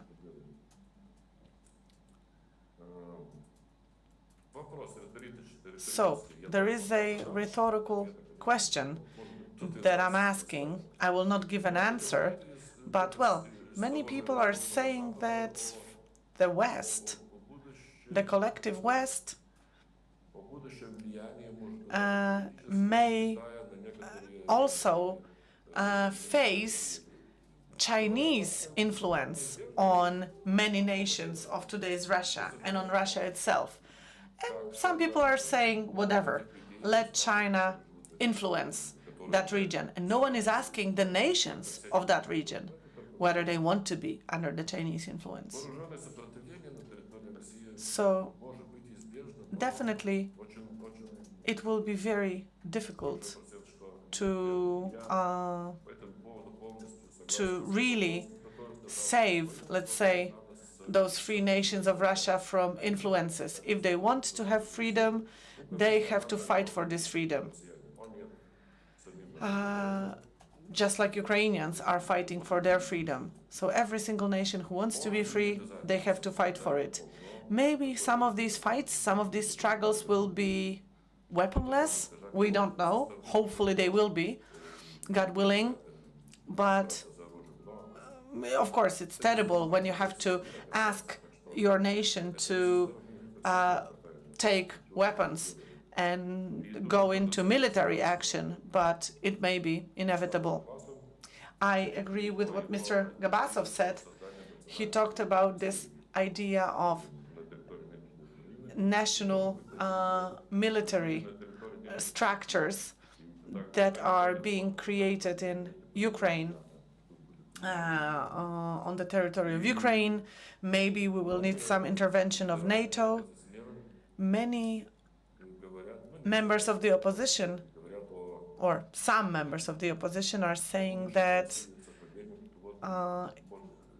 unfortunately the future of Russia is not so clear, because the old Russia will not just disappear overnight. Any creation, any formation of any new states, of any new countries on the territory of Russia is an opportunity. It would not be a defeat. It would be a very good opportunity to create, to form new states, new republics that would be independent and would have a good future. Slava Ukraine. Right. So if they want freedom, all those nations have to bring this freedom. They have to fight for this freedom themselves. But what about the role of EU member states like Lithuania and Poland? Well, not just Lithuania and Poland may have a role. The whole of European Union will have a role. The West will have to have a role. The entire world will have to unite and play their role. Actually, right now, many countries are standing behind Ukraine, and then this support for Ukraine should turn into support to democratize not the empire, not the Russian Federation, but to democratize regions. So Poland and Lithuania, sure, should have a role. During this war, as it unfolds in front of our eyes, we cannot say that helping Ukraine is interfering with internal affairs of a sovereign country. No, we have to support them and discuss these things. Thank you so much. And now over to our following speaker, Vadim Petrov, who is with us and who's been following the world from the perspective of the Baltic Sea. He was born in Kaliningrad. He's an expert and a regional activist of the Kaliningrad district, and he's from the Baltic National Party that was formed in 1993. Then after 10 years it was abolished by the Kremlin. He took part in many anti-regime, anti-Putin protests. He's been living in Gdańsk. He's an online activist, and he's the founder of the Free Kaliningrad online publication. He's been protesting against the actions of the Russian Federation for years. Over to you.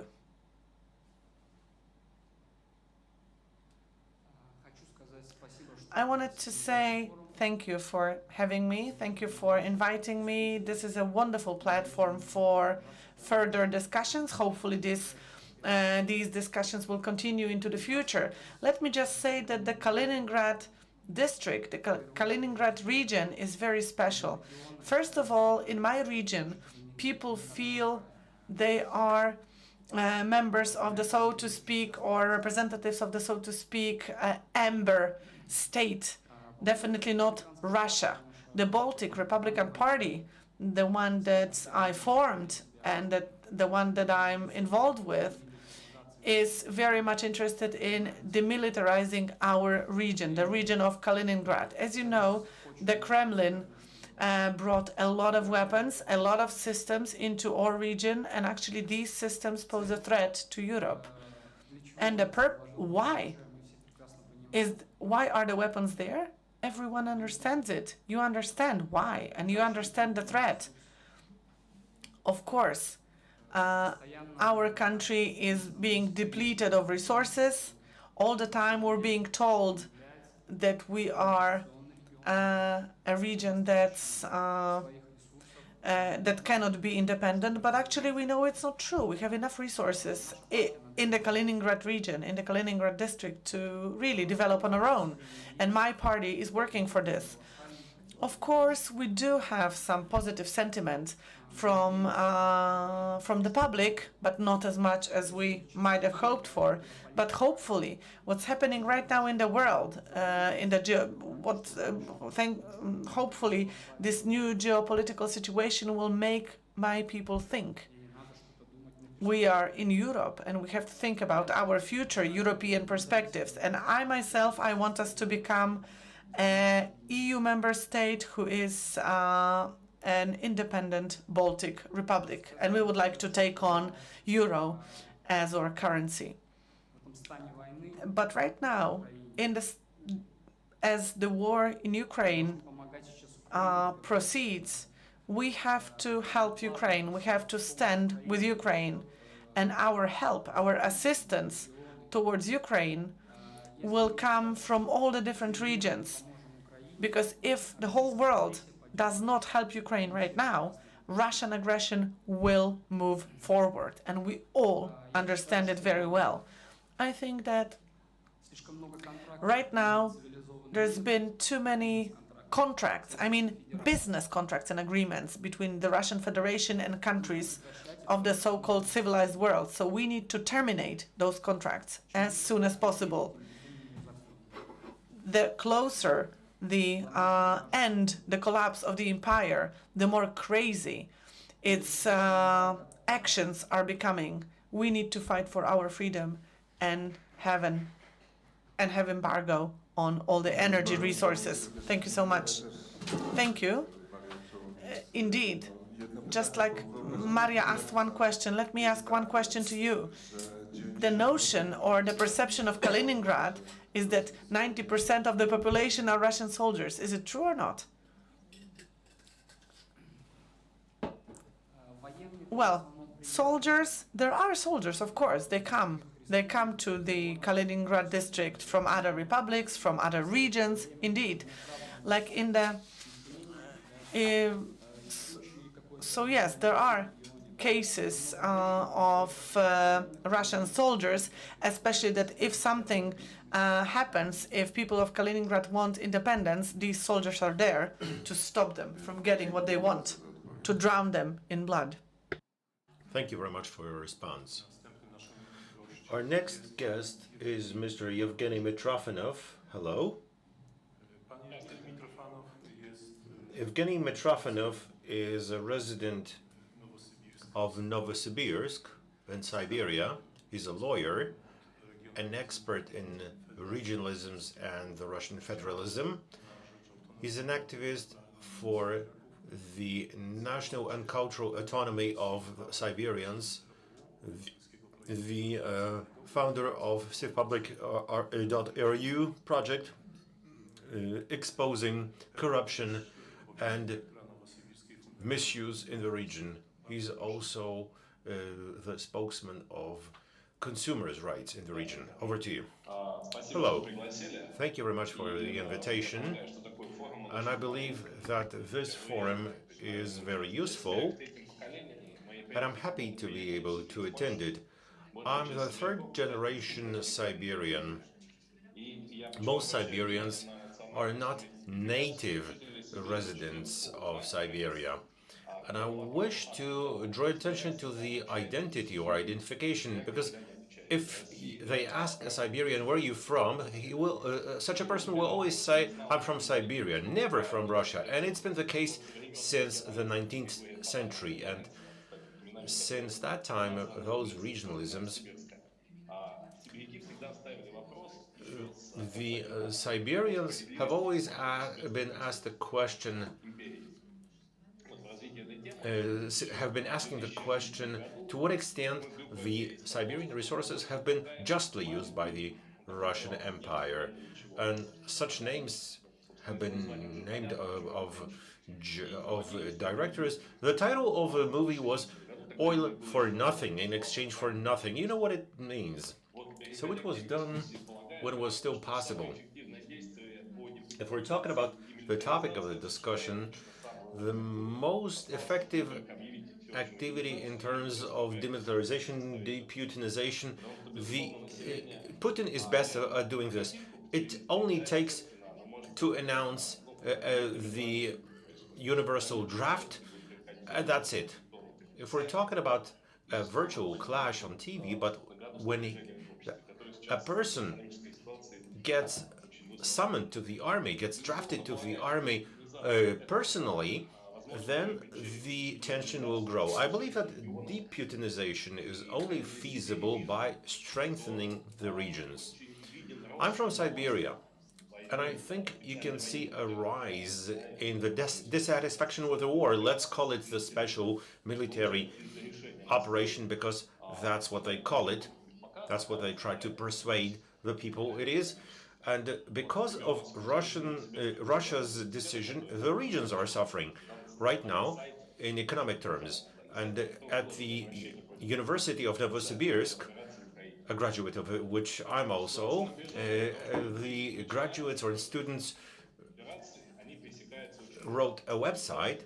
And they just put this up because every protest is very severely punished. Even if someone goes out to the street with an empty sheet, they will be punished. So far, only in administrative terms. But what makes us happy that we have growing. There's a growing initiative to give more autonomy to Siberian regions.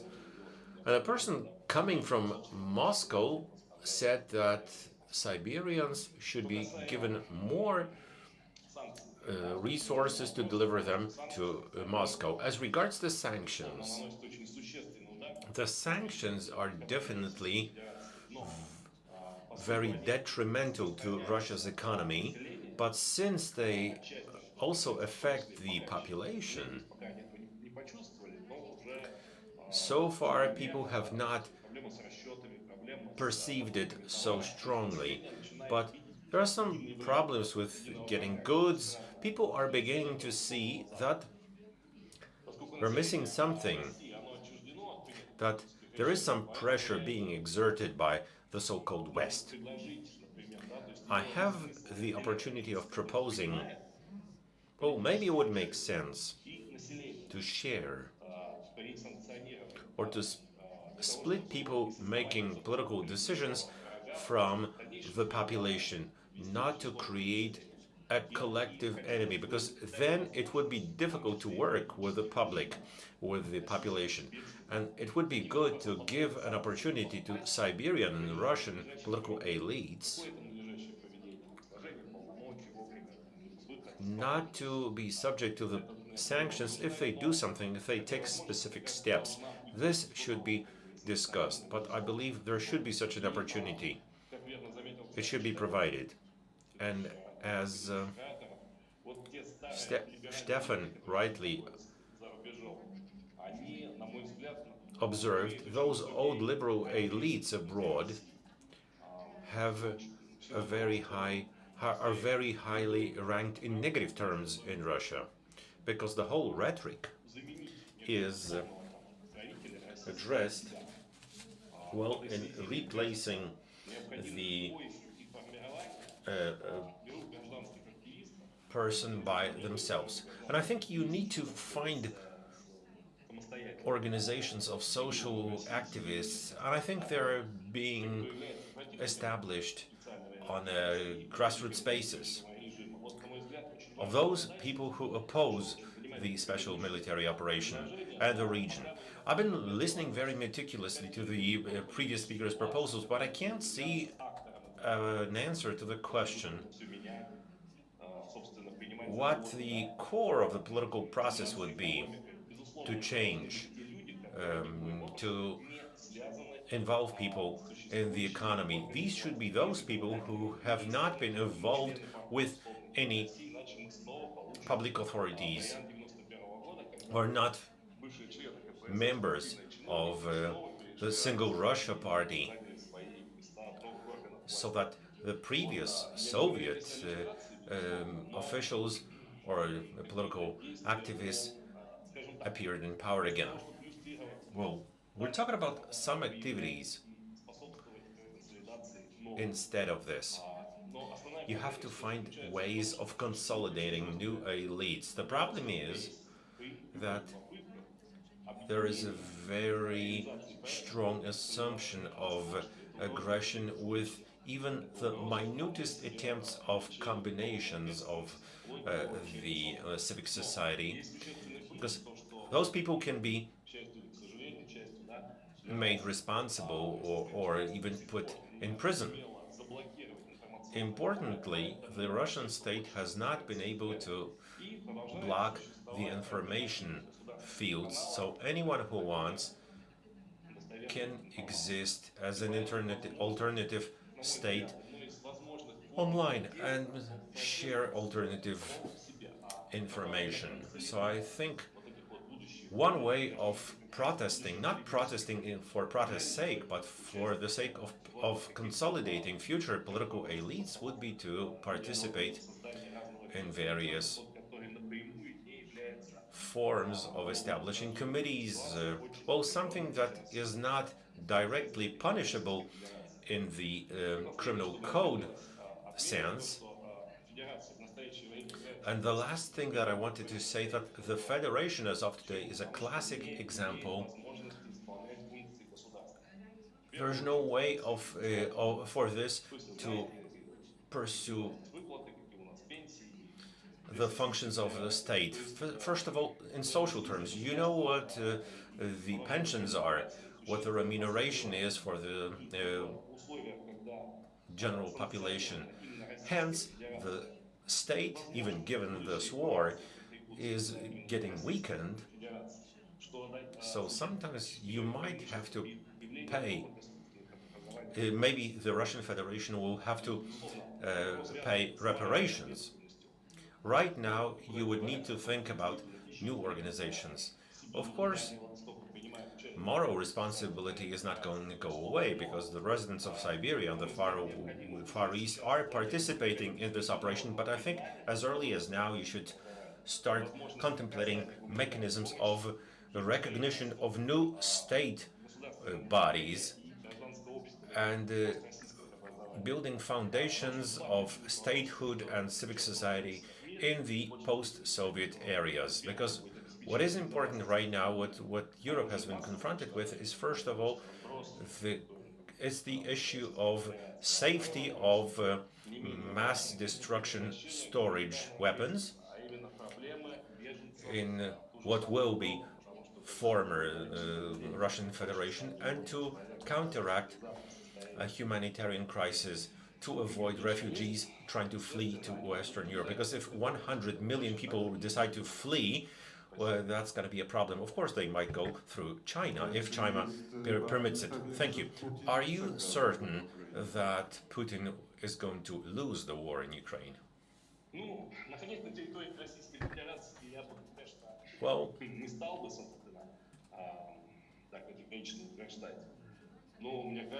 Having stayed in the category of the Russian Federation, I wouldn't be so categoric in stating so, but I believe so. I think you have to look forward.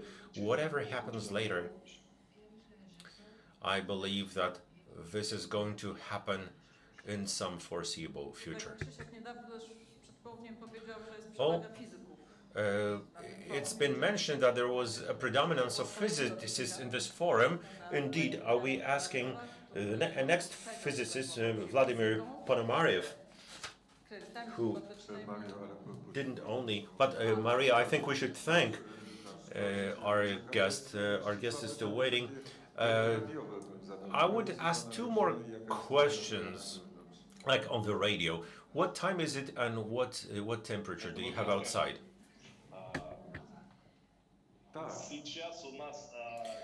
Yes, at this moment it's 12:50 and the temperature is 59 degrees. So you're invited to participate in the discussion because I think we can manage. Don't look at me.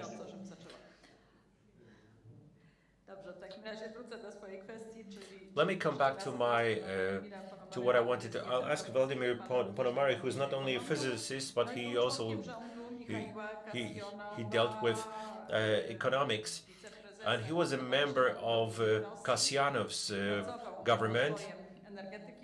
He he worked on the development of um, atomic energy, and after Russia's aggression on Crimea, he and his wife left for Poland owing to the great Russian chauvinism presented by Putin.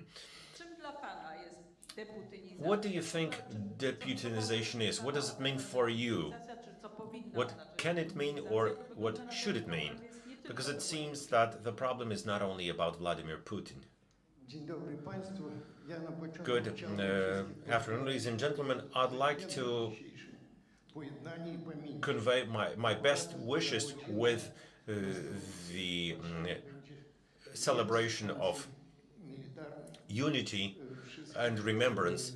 In an hour's time, a meeting will take place in Warsaw's Old Town, grouping all those who oppose the war in Ukraine. And secondly, I'd like to thank Mr. Skowronski for the invitation. Actually, you are pursuing the Polish state's policy, because 5 years back, the Polish authorities put forward, proposed to me and my family that I should meet my son, who had to leave Russia after voting against the aggression against Ukraine, and now I have an opportunity to see him here. So I'm attending this meeting. Since I was not prepared to deliver any paper, let me just share a couple of thoughts. And my opinion is formed in Rzeczpospolita Plus Minus newspaper, which has just reached the newsstands today. The key to a successful deputinization, to me, several years back was discussions organized by Madam Ambassador of Poland in Moscow, Katarzyna Pełczyńska-Nalęcz. The discussion was about the reform of Poland's and Russia's reforms. 25 years of reforms, changes in Poland and in Russia. The Polish side was represented by Professor Balcerowicz, and Russia was represented by the rest of the team that implemented the reforms in Russia. Gaidar was no longer there, but Chubais was there.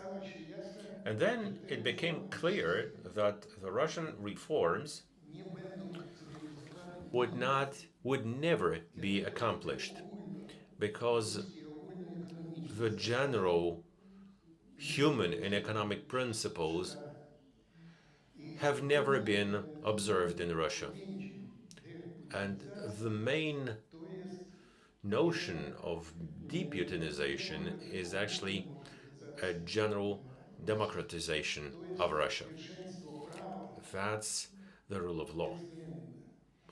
безвременно, równość przed prawem wszystkich Equality i of gospodarczych, i all entities gospodarczych, in front of the law, both economic entities osób fizycznych. and Jeżeli tego natural nie będzie, persons. to nie będzie, Unless to my this is implemented, z koniecznością powtórzymy to, co then we will definitely have a repetition of what we're facing today. Actually, Putinism is the Stalinism of today, except that w podstawie stalinizmu Stalinism, politycznego była in its ideological basis, rewolucja proletariatu, had the global proletarian revolution and the international, whereas at the basis of Putinism, there is a lack of any ideology whatsoever, oprócz ideologii excepting the nationalistic wyższości ideology narodu rosyjskiego and the supremacy of the Russian nation over pozostałymi ludźmi. the remaining peoples. W związku z tym w zasadzie putinizm Consequently, actually, Putinism is fascism, innego teraz my nie mamy. and there is nothing else Bardzo beyond that. pytałem, dlaczego I very often get the question, why? mimo tej perestrojki In Russia, despite the perestroika that was announced by Gorbaczewa, Gorbachev potem kontynuowana and then continued in Russia in the 1990s, dotarła do tego, why, despite all this, Russia has reached the nightmare that we are facing in Europe, the nightmare of the brutal aggression against Ukraine. This is connected with the fact that never has Stalinism been put to justice in Russia. podstawy do powtórzenia tego And the foundations were created for it to recur under the new conditions. Consequently, unless Putina na Ukrainie, there is a complete defeat of Putin in Ukraine kolejnych kroków and putinizacji już poprzegramy, the next steps towards deputinization after the defeat are taken, mieć sytuację we'll be facing a situation tego przyszłości. where this might recur going forward. Z jednej strony Consequently, on the one hand, na pierwszy plan wygrania Ukrainy wychodzi we have plan Ukraine's victory at the forefront, and in the background, ta filozofia we have the philosophy of transforming Russia to avoid the repetition of the situation. w Rosji mówią, że Sometimes była rewolucja people say in Russia w Rosji w 91 roku. that there was a revolution in 1991 Próba kontrrewolucji when there was ze strony konserwatywnej. an attempted counter-revolution by conservative communists. But indeed, that revolution never happened, never came into fruition. Because I remember what Professor Balcerowicz said in the discussion about reforms. The first argument that he had was to revindicate, to avoid or to vex the officials, to avoid them assuming power in central authorities as well as in local authorities. It never happened in Russia.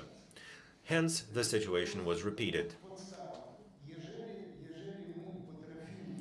That's the basis. If we can organize a total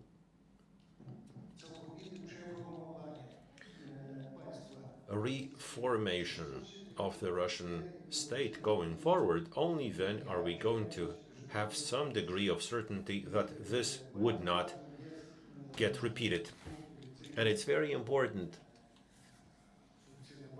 from the perspective of the system's operation.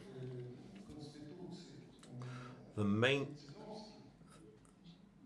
leitmotif of Yeltsin's constitution, despite it containing many correct articles, there was the preference given to a strong presidential rule. So much so that indeed one could actually live without the parliament, the government, and so on and so forth. Hence, the new constitution, there must be a brand new constitution adopted. A constitution guaranteeing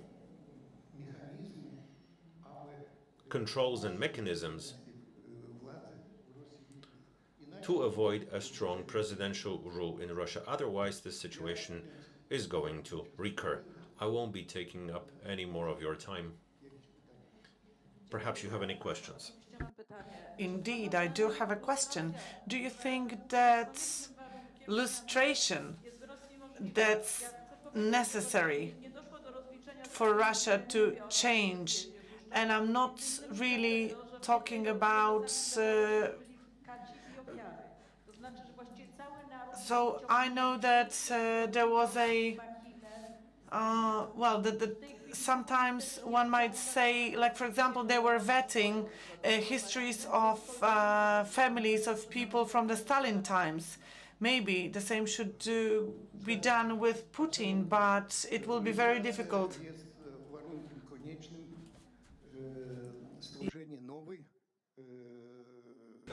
So maybe, this vetting process should happen indeed, but it has to happen as a new process completely, because otherwise internal ideologies of people who would then lead the transformation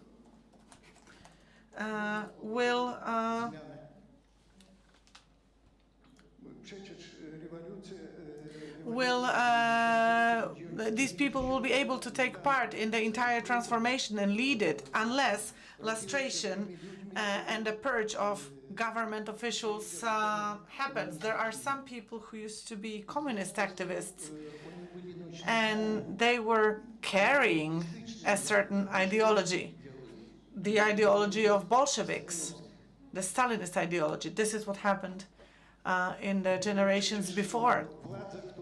So the authorities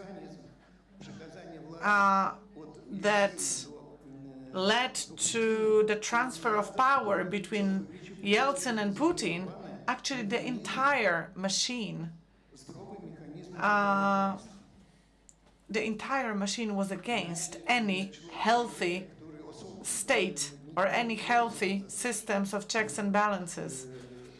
Actually, the power went to Putin, someone who no one knew, a stranger who had not been a public official by that time. There was an agreement between different political forces, but these were not public agreements.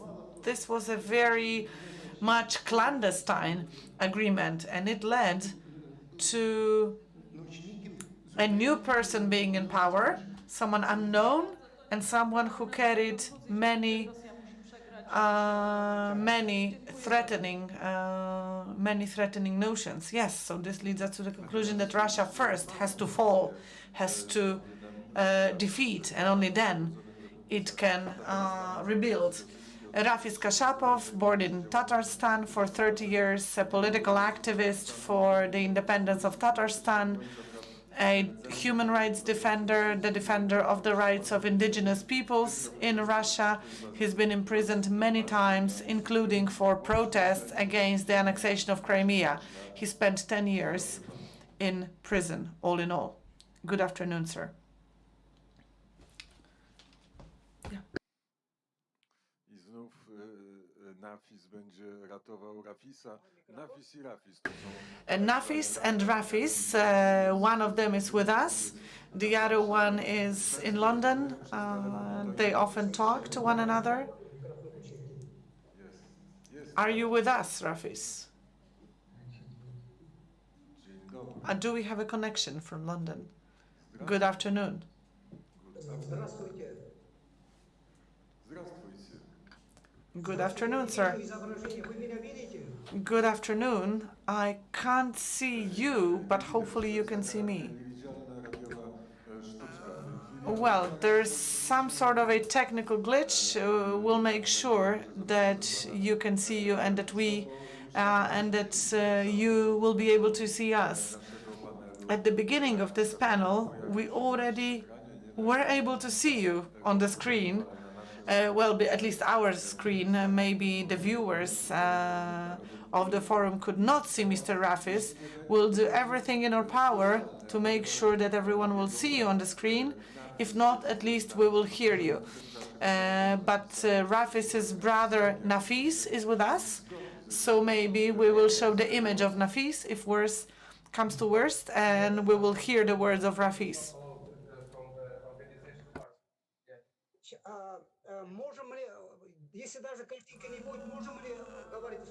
So maybe if there is no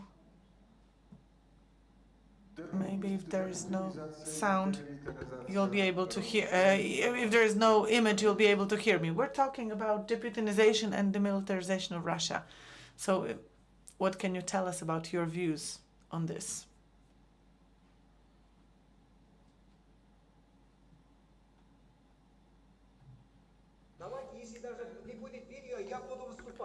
So, even if you don't see my image, if the video is not working, please allow me to at least address you. Video is switched off from the organization part.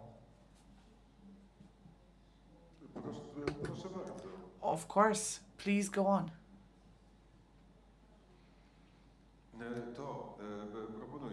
So, if there is a technical problem, if we cannot see you,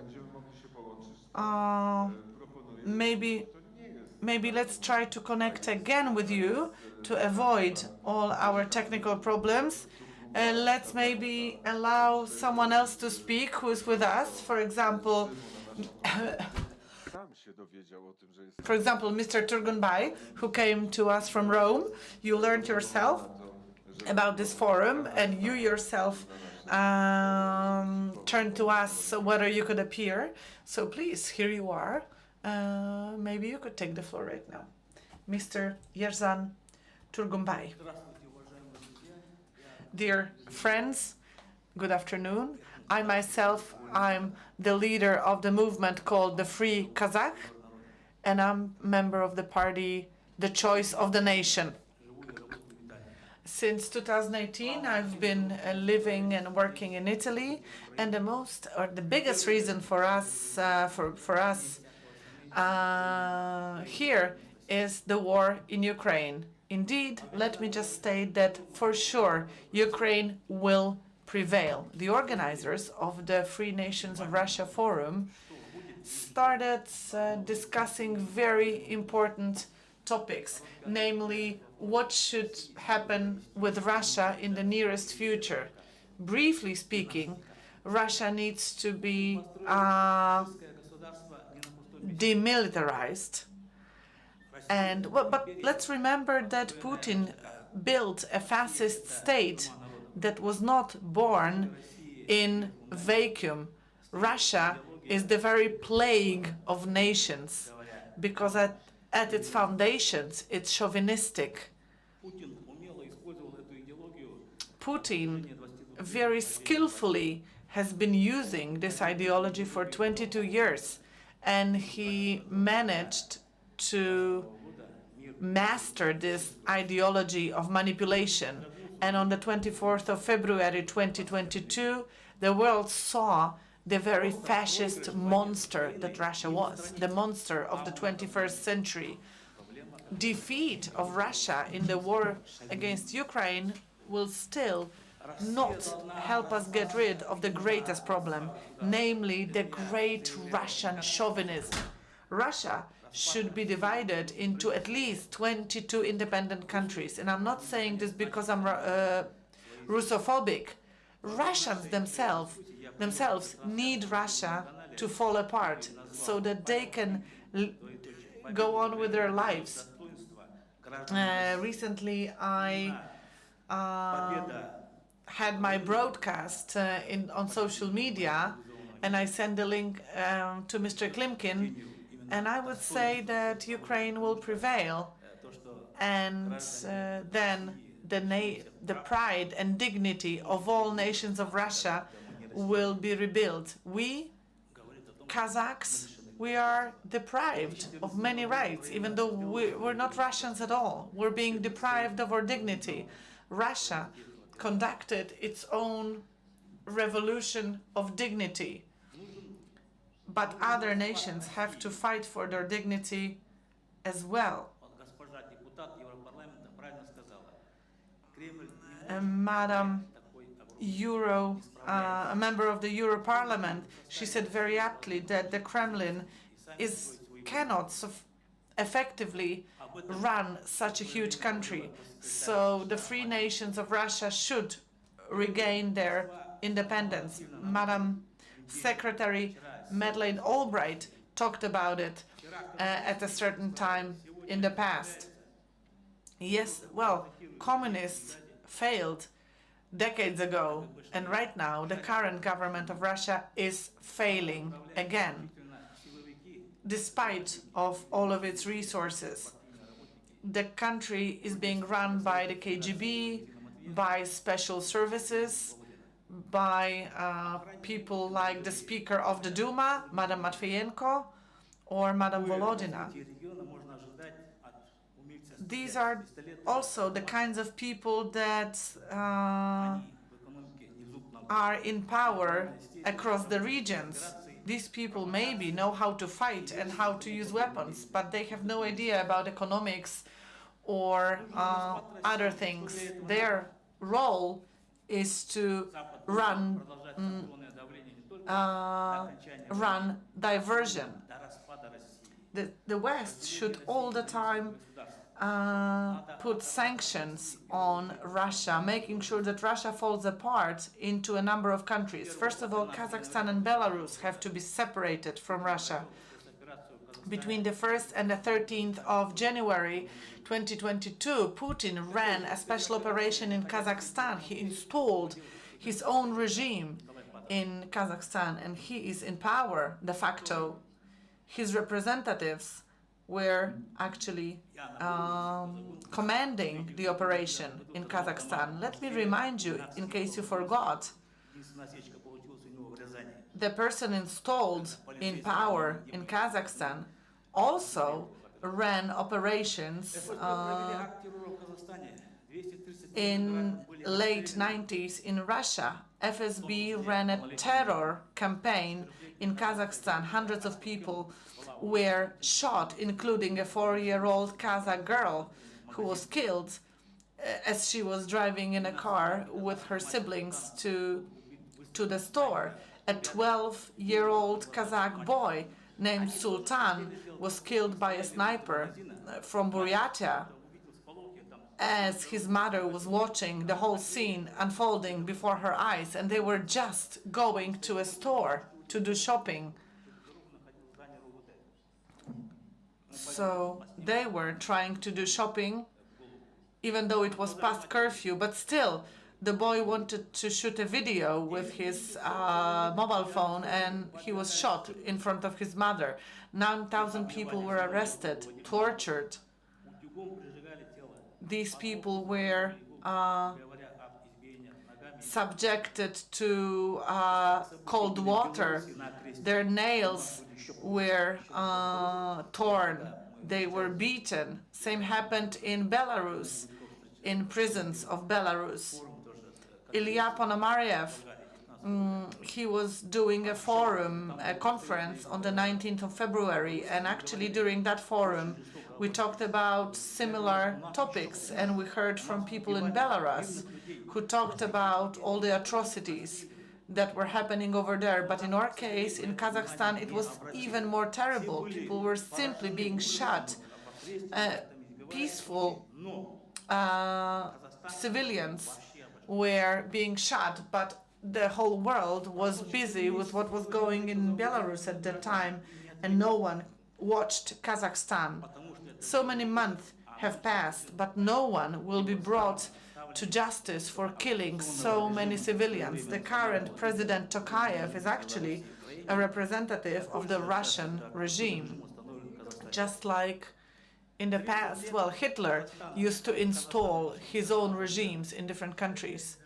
For 30 years, well, 30 years ago, Kazakhstan left the USSR, but to this day, Kazakhs cannot speak their own language on their own territory.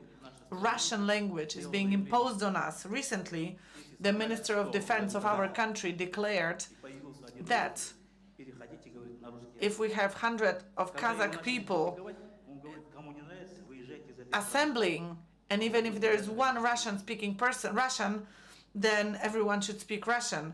And when someone objected, he said, "You don't like it? Leave the country right now."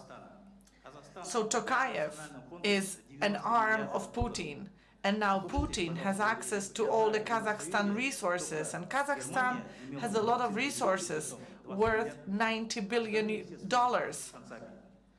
I think, well, but actually people are really poor. But think about those amazing resources, and right now these resources are under Putin's management. 100 tons of gold were sold, but no one knows where the money went.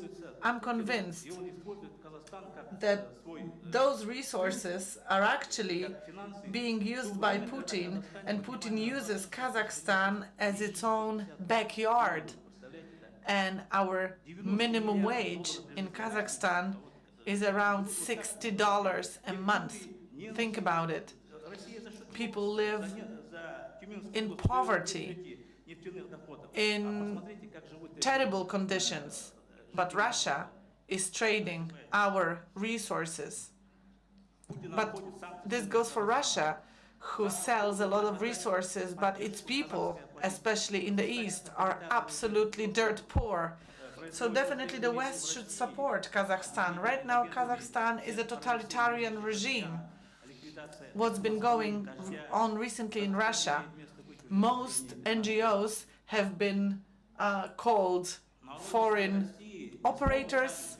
The Echo of Moscow radio was abolished, but the nations of Russia are not strong enough to destroy Putin themselves. In order to gain independence, we need help, we need support. Those nations of Russia need to be taken care of, like Volgograd, Saratov, Astrakhan districts, among many other districts. This is the land of Kazakhs. We used to be shepherds in that region. 1.5 million of Kazakhs live in Russia and suffer the chauvinist policy of Putin, along with millions of Tatars, Bashkirs, and other nations that are being in a prison in a place called Russia. There should be no notion of the Russian world, Ruski Mir. We should not be tolerating this creation anymore. Right now, even, there is a new term being created called Russism, which is a combination of Russia and fascism. You, madam, you were talking about different ethnic nations of Russia coming together, but it's impossible.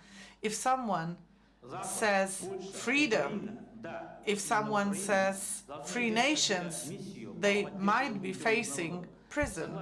So I would say the West should start supporting the nations of Russia. I agree with Mr. Latushka from Belarus that Lukashenko should be as responsible as Putin. He should be held accountable, just like Putin. The same goes for Tokayev.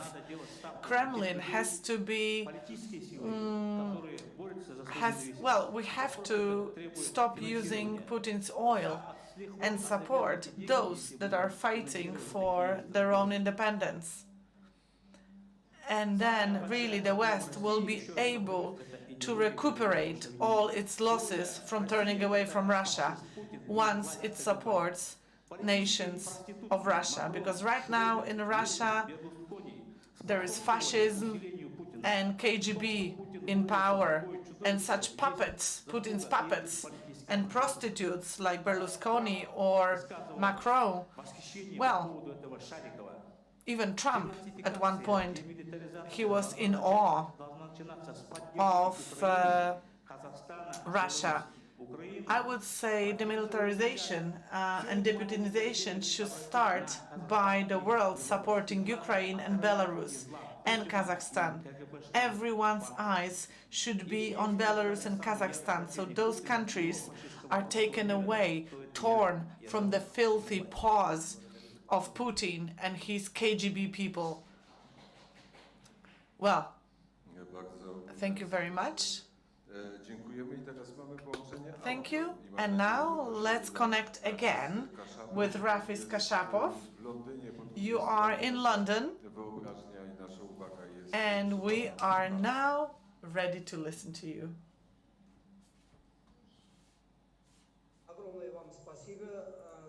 Thank you so much for organizing this forum. Thank you for giving me some room to speak. We're talking about Putin's fascism. This is, well, I would like to say that,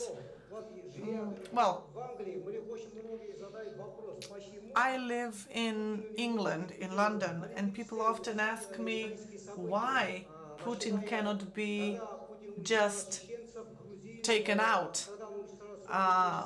People are talking about what he did to Chechens, to Syria, to Georgia. Why cannot he be somehow dealt with? Indeed, now we're watching what he's doing in Ukraine, but I cannot ever give an answer. And everyone is shocked. How come FSB is in power? How come all this is happening? Why are they listening to this criminal in the Kremlin? Why are they all listening to Putin while he's committing genocide in Ukraine? Today, with my twin brother Nafis, we are here with you, but we have organized a number of events over the years.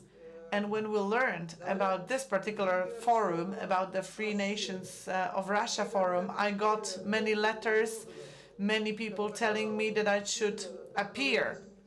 But actually, maybe this forum should not be called the Free Nations of Russia Forum. Maybe the word Russia is not necessary, because we have organized this forum. The Polish people, Ukrainian people organized it. So, well, what else I would like to say?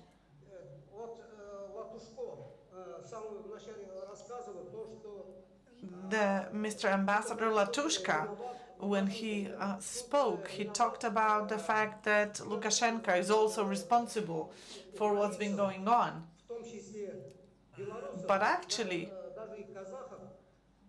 well, he's saying that Lukashenko is guilty of all those things that happen in Belarus as well, but I think Putin is the one to blame for everything that's unfolding in Belarus, in Ukraine. Why did I even mention Belarusians? Because when белорусские оппозиции не поднял эту тему. Они when должны Belarus были сделать became обращение в посольство, involved, должны были проводить when масштабные акции soldiers appeared in в зарубежных Belarus, странах, the что united надо Belarusian акцент opposition было didn't do much, but it should обратиться к actually белорусам, что have российские organized войска campaigns не вели outside of Беларусь, а Belarus даже были такие so оппозиционеры, that Russian оппозиционеры soldiers, приветствовали Russian forces were вход not Беларусь. brought into Это Belarus. немыслимо. Some Вот opposition сейчас мы members were видим happy результат. that Территории Russian Беларуси forces were летают brought into ракеты, Belarus. самолеты и But вертолеты. now Это очень we see the дорогостоящие results вещи. of На самом it, деле нас because actually right now еще бы хотел missiles еще один and эпизод. planes Я are being сторонник launched потом from the действий territory of по Belarus as well. четырех And this is a true disaster. Later on, I will read a letter from our 4 partners. Let me give you an example. Допустим, развалится For Российская instance, империя. В России живет the 190 Russian Empire народов. will collapse. Russia is inhabited by 190 different nationalities, representatives of various religions, Это очень сложное nationalities. образование. Действительно, за многие века This is a very complex organizational structure. Over centuries, Russia has colonized many nations from Vladivostok through Central Asia, Caucasus. Even if the Russian Empire should collapse and be divided, everything has to be thought over. After Putin's assumption of power, Putin connected all the media, press, television, on a 24/7 basis in Russia. Only a single nation has been talked about, the Russians.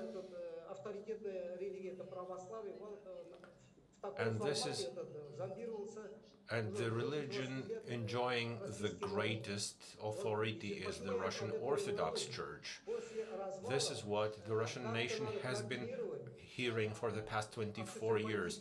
After the collapse, you will need to coordinate it somehow.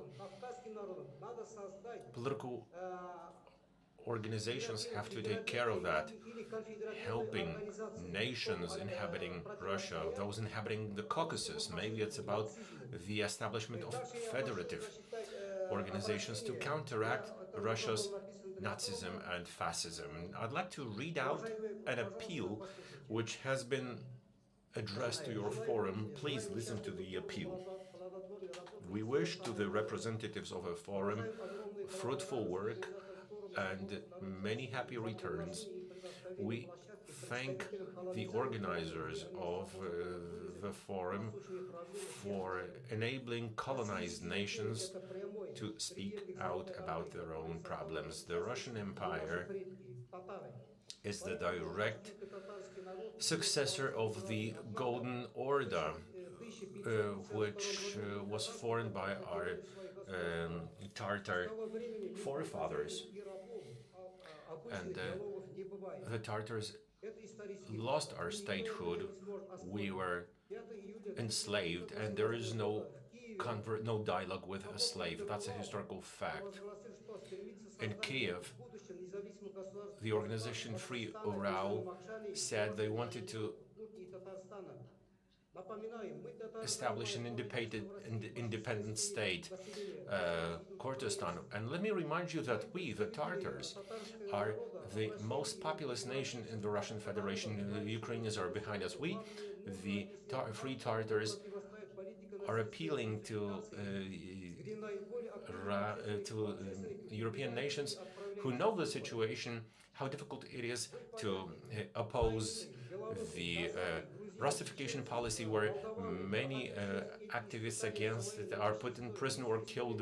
Poles, Ukrainians, Moldovans, and so on have withheld us attempt in their history. If history can teach us anything, it can teach us to come to terms with Russia's crimes, but we also have to stand for our values, and we expect your support, and we're convinced that Russia, after the defeat in Ukraine, will stop existing, that this country will collapse into several pieces.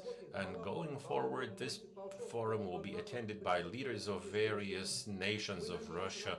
This would give a strong signal and support for the development of those nations of Russia going forward. So, God permitting, we the next forum will be held in the next few months, and the next time we would like to also see representatives of nations of the Ural, Tartars, also Kazakh Tartars enjoy a great authority. The arrival of Hillary Clinton to the Tartars, as well as delegations from various nations of the world, is an indicator of this fact. We have never concealed that we are full-fledged European nations, and the future of Tartars, Bashkirs, Udmurts, and other nationalities means that we are interested in cooperation with Europe. We don't want to be part of this aggression. We are not supportive of the aggression. Don't keep silent. This war can be stopped. Express your solidarity with Ukraine and the Ukrainian nation these days. Nafis Kashapov has subscribed to this from Poland. Sahayev, the US. Thank you very much for your attention. Nafis Kashapov, thank you very much for the appeal and for what you've said. And I'd like to invite Madam Minister Anna Fotyga to take the floor.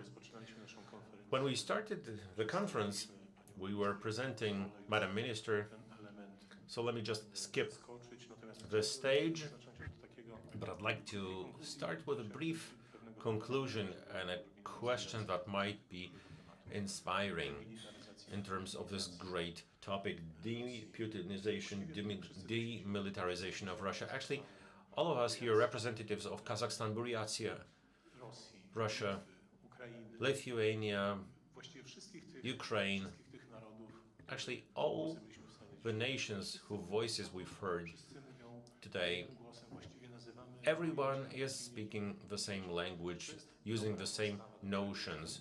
Is this the good foundation to ensure a deputinization process?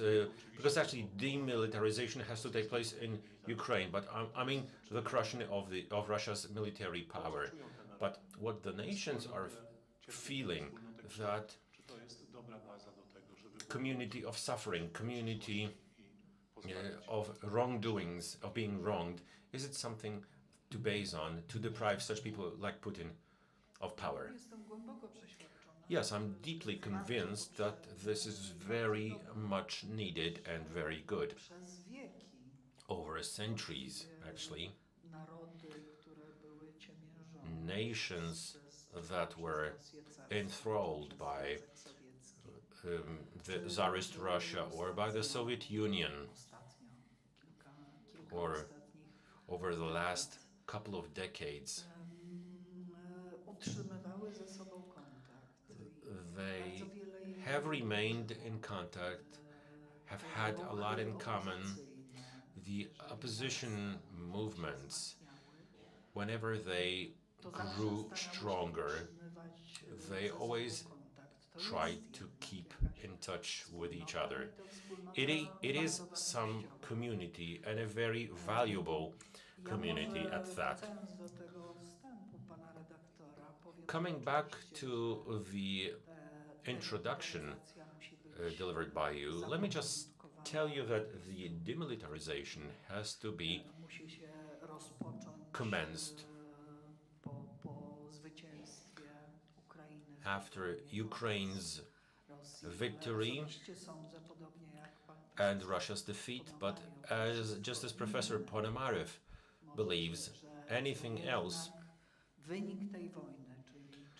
like the result of this outcome of this war, a definite victory of Ukraine, let me tell you more. That would be a victory of the free world. Ukrainians are not only fighting for our values, they are distinctly fighting for the freedom of all the nations in the region, and presumably also we can take a step further along those lines. Let me just tell you, because probably even the scenarios after such victory might be very different. And it's up to our determination also in impacting the decisions of the collective West that will have an impact on it in terms of multi-faceted organizations can also determine the future shape of Russia. What I understand by deputinization, first of all, I would understand that the guilty ones should be put to justice. And I would expand that because actually Putin's and Kremlin's power that has been consolidated over all those years is something quite different from what we remember from Yeltsin's times. Although we can also indicate a lot of conduct from Yeltsin's where his responsibility, well, he should be also considered to be responsible in criminal terms for what he's done. Nonetheless, two Chechen wars where we had to deal with genocide, and currently the war in Ukraine, I don't want to take up much of your time because the topic of this panel is different, but let's face it, it goes without saying that whatever's happening there is a very coherent policy of the team governing Russia these days, and these are the Czechist. This is the Czechist rule. I would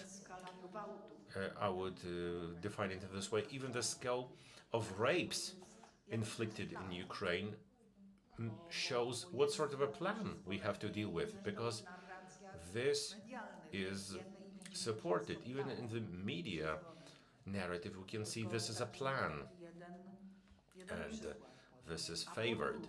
This is just one example. And secondly, alluding to what the professor mentioned in talking about the necessity of implementing lustration and doing away with Stalinism, I believe that in Putin's times, more than ever, services that have never reformed have achieved a lot of influence on what's going on. The Chechists and the remnants of KGB, and they transformed Russia into a mafia state, a country that is humiliating its own society. And that's a continuation in a very efficient way of what we talked about Russia, the Soviet Union, as the prison of nations. Meaning that all the nations that are part of the Russian Federation are treated in a very special way. How it's going to be done is very largely dependent on the societies and nations that are part of the Russian Federation, on the compulsion. But mind you that from the formal point of view, the victory in Ukraine is also not sufficient, because formally the counterparty is Ukraine. And the way of conducting that requires consent, consolidation, and a lot of determination of the collective West. Unfortunately, I have to admit that such events as what's been happening of late, the way it's been presented that the UN Security Council is unanimous,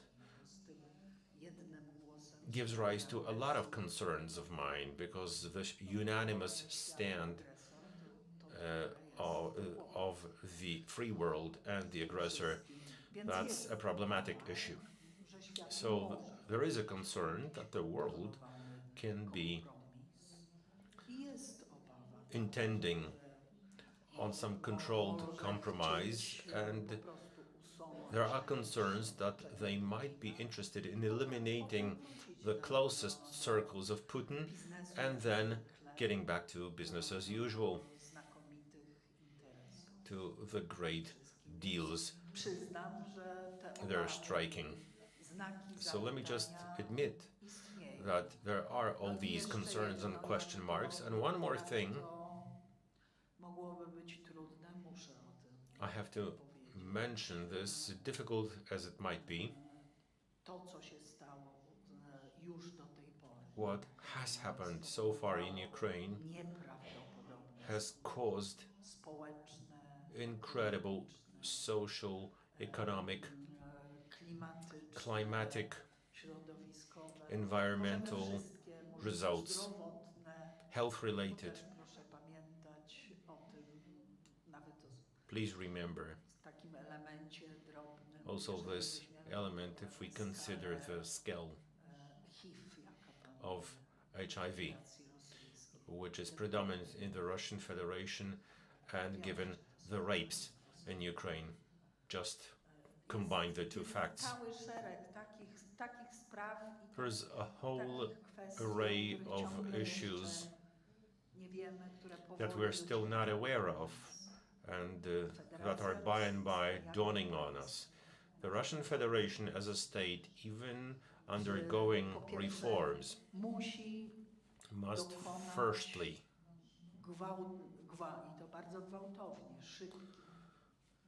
go for a very rapid change, re-education, transforming the social awareness per the information we've been obtaining.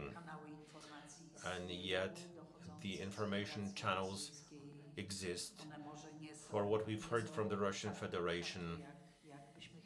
Maybe they're not the way we'd like them to be, but given that free media are operational out of Russia in the West, notwithstanding we've been getting this over the internet, the scale of support for Putin's policy is shocking. And it requires a much more serious consolidation of the entire West in reaching there. It's not enough to exercise the opposition's goodwill. It's not sufficient to resort to organizations in various states.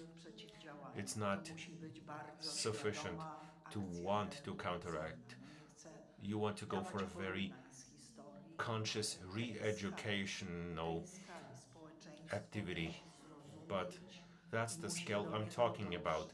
The society has to understand and be made aware of what has been done, what has been inflicted, and Ukraine, by necessity, deserves reparations, because Ukraine will also require our Marshall Fund funds and our involvement. But it's the aggressor that has to bear the consequences, irrespective of the shape in which the Russian Federation is to be, and the legal successor of the current Putin's Russia. It is an issue that needs to be taken into account. Thank you. Pan Minister, you touched upon several fundamental issues that indicate the plethora of tasks to be tackled. This is actually, for every one of us, to deal with in our separate tasks, but this is an objective, or these are objectives for decades of years. To clean up after Ukraine has won the war, and this is the best scenario if we can win it, which we all wish for, and we're probably all praying for it. Thank you very much. I know you're a busy person and you'll have to be leaving us. I'd also like to take this opportunity. Well, hopefully all the voices you heard here will also reverberate just a little bit in Europe, and also coupled with your reflection after this meeting. I think that no mic is being. I'd like to also express my appreciation and homage to all the defenders of Ukraine, but also all of you who have decided to be so vocal about your own state and also make such gestures. Ilya Ponomarev, or others who are in Kiev. These are not mere gestures. I know that these are activities. I can only presume how difficult it is, because I love my nation just as you do, I'm sure. So I understand how difficult this might be, but that's the way it should be done, and this is probably the best thing we have in Russia. That's your voice. My minister, I'm very sad you won't be able to feature in our video, in our family photo, but we will have the video with you. I wish to thank you very much for attending our forum. See you next time.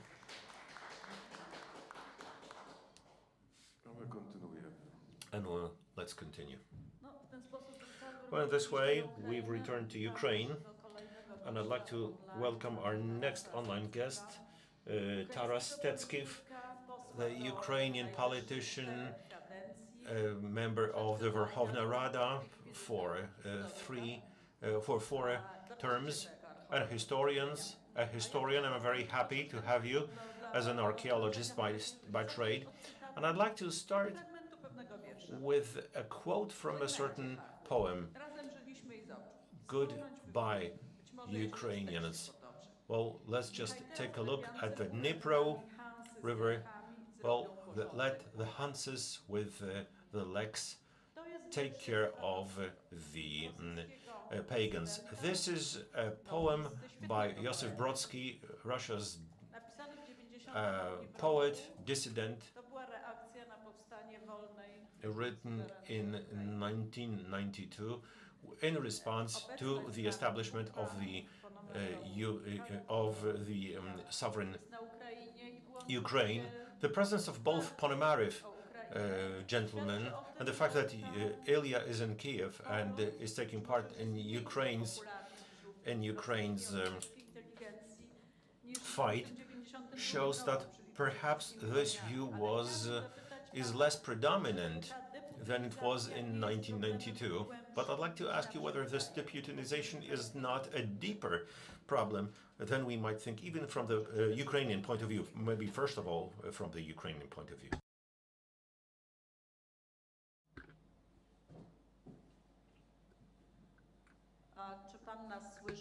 Sir, can you hear us, and can we hear you? Of course I can hear you. Thank you so much.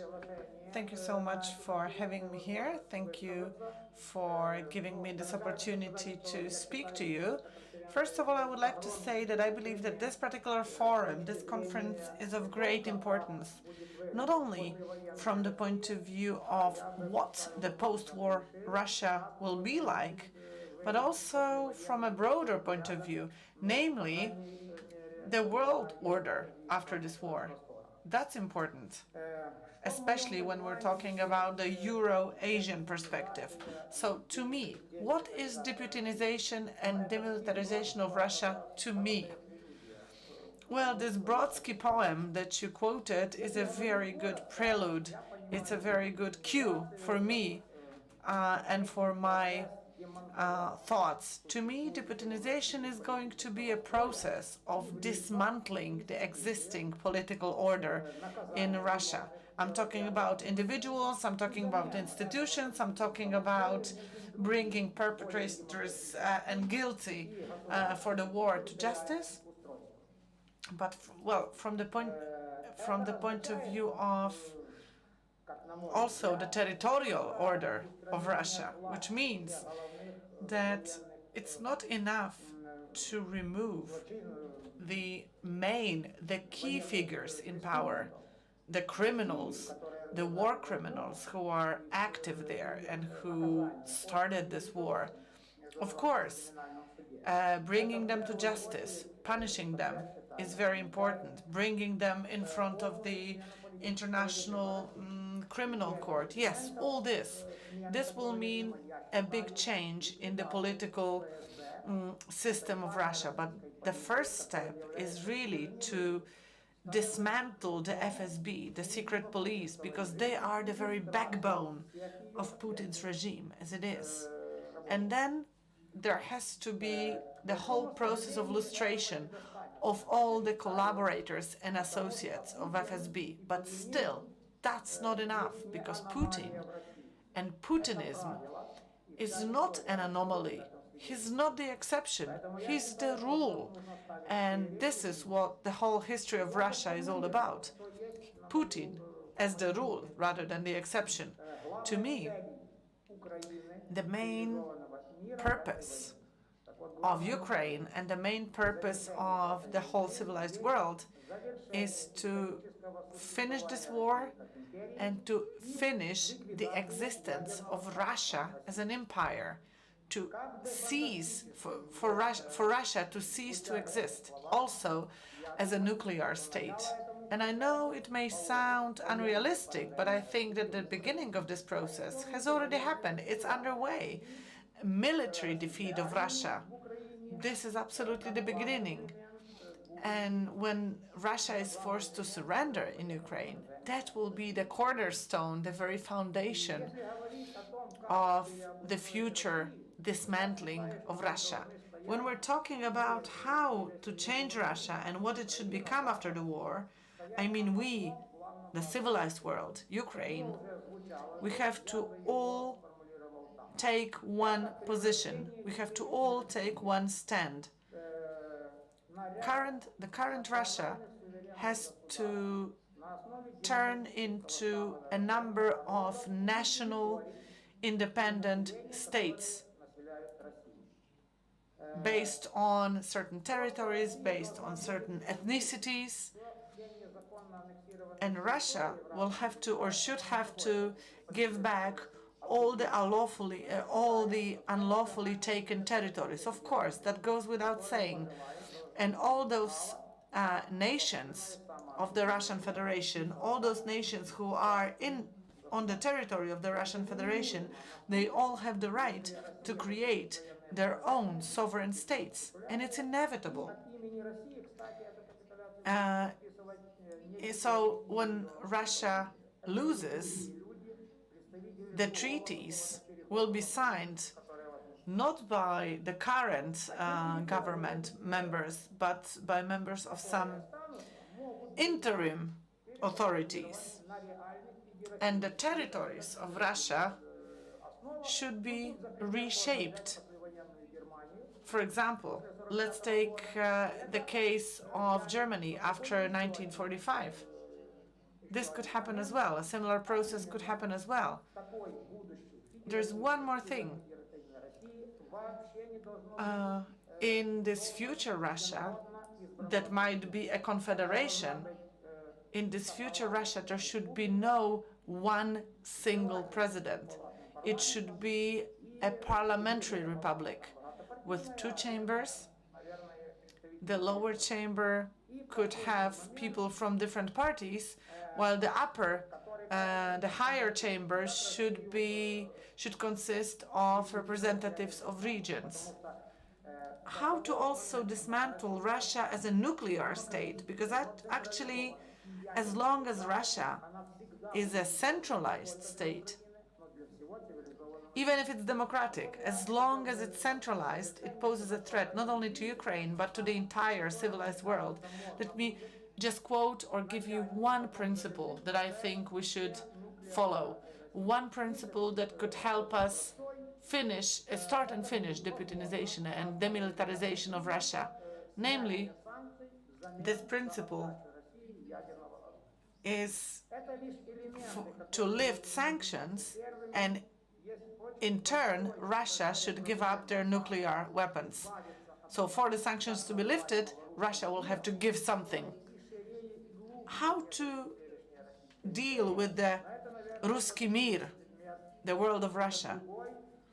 Well, this is another topic for another conference that will hopefully happen one day. Thank you so much for your attention. Right, there's one more thing left for us to do, I guess. Well, yes, we need to win. Yes, we need to win. We need to prevail. I don't think there are questions. Thank you so much, sir. So now, are there any questions to Mr. Ilya Ponomaryev? Dismantling the FSB, the whole plan that has been just outlined for us. What do you think? How do you like it? Sure, all these things really sound wonderful. These are wonderful plans, but how to make these plans a reality?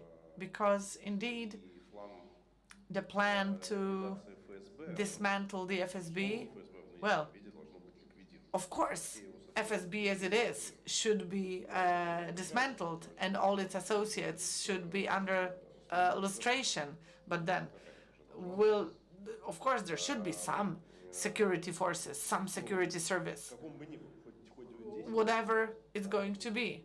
Even if we create 10 or 20 independent states on this territory, all of them will have their security services. Of course, we're talking about demilitarization, and of course, there is a number of things we need to talk about, including nuclear weapons and the nuclear potential. So definitely, we should talk about eliminating nuclear power, but we're not talking about this in a vacuum, because very near there is a nuclear state called China, right? And there's a huge disproportion between population on the Russian side versus on the Chinese side. So eliminating nuclear power, well, when you look at it from this point of view, well, it's a different story. It could also happen that Siberia will be an independent territory, Moscow will be an independent territory, Bashkiria will be an independent territory, Tatarstan will be an independent territory, and actually everywhere there is nuclear weapons, in Siberia, in Tatarstan, in Moscow, and of course Chukotka, Yakut, Krasnoyarsk. There is also nuclear weapons present. So who will discuss and who will negotiate this relinquishing of nuclear weapons? So this question will need to be solved, but not by just one country. It should be solved based on some sort of a joint concept, some sort of a joint understanding of security. Even President Zelensky himself, he's saying that this war here, this war that's unfolding right now, poses a question not only about Russia-Ukraine relations, but also it poses a question about the new world order, the new security, including the UN, for example, including Russia-EU relations, and so on and so on. So it's not just a question of Russia in itself, sort of in isolation or in separation. Może w dyskusji zadamy Right. kolejne So pytania, let's ale teraz ask another question, but maybe before we do that, rozmowy. yes, before the next question, let's introduce another guest. Przed nami głos Right now, let's hear from someone that simply absolutely must speak during a forum like today, and this person should actually take a special place at our table. We'll be listening to the voice from Chechnya, Mr. Deniteps from Chechnya, the leader of the International Chechnyan Congress. Deniteps is a PhD od spraw in federalizmu, law, konstytucji, an expert on constitutional and federal affairs. twórcą i współorganizatorem He is the co-founder of the Congress of the Chechnyan Nation. These congresses took place in 2010-2015 in Poland, and for the last Congress, he is now being prosecuted, or he's now being sought by Interpol. Russia motioned Interpol, but Poland reacted, and he's no longer wanted by the Interpol. He moved to Belgium, but in 2010, Ahmed Zakayev was arrested. Also, the motion was instigated by Russia, and it happened in the presence of Mr. Denis Steps. So Zakayev was apprehended, arrested. It seemed, the case seemed quite insignificant, so Mr. Zakayev was actually released, and he took part in the 2010 Chechnyan Congress. And as I mentioned, for 10 years I followed the war in Chechnya, and I followed all the atrocities committed by Russians. I remember Samashki. I remember people being disappeared and abducted. I remember when people's bodies were found covered in carpets and without vital organs. All those atrocities that are happening in Ukraine actually were also happening between the years 1995-2005 in Chechnya, and again, the perpetrators were Russian forces. And I'm not even mentioning what Kadyrov and his regime are doing. And actually, Kadyrov and his regime is based on terror against its own nation. That's how a quiet nation can be forced to stay quiet for years. I can hear you. Thank you so much. Вы меня слышите? Hopefully you can hear me as well. Yes, we can hear you very well, sir. Хорошо, спасибо. Thank you so much for this. Добрый день, господа. Рад вас Good afternoon. I'm very happy that I can extend my greetings to you. And I would like to first of all thank the organizers of the forum, but let me also remark on the name of the forum, the name Free Nations of Russia Forum. I'm not sure it's the right name, because in Russia there are no free nations, so probably the name of the forum is not exactly correct. But anyway, Russia, of course, needs to be deputinized, demilitarized, of course. But in order to do this, Russia always had to be willing to do this, and trying to do this will not always be without its price.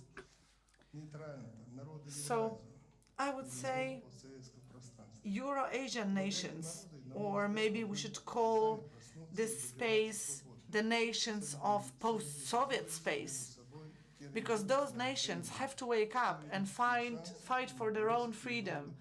This is where their opportunity, this is where their chance is to follow Ukraine, and maybe Ukraine can become like a center of gravity where all the other nations will be attracted and they will follow the example of Ukraine. Of course, Russia's defeat in the war against Ukraine, as inevitable as it is, begs the question of what next? How the whole international security system should change, how the future of the world could change. But definitely the security of the world should not hinge and depend on one crazy dictator. That's why Russia should be deprived of its ability to threaten the whole world, to threaten the entire stability of the world. So this whole project, Russia, should finish once and for all, so that the history does not repeat itself again and again. Deputinization is all about eradicating certain notions, certain ideas like authoritarianism, militarism, obscurantism. All these ideals, all these notions have to be eradicated, like chauvinism, because all these lead to cultural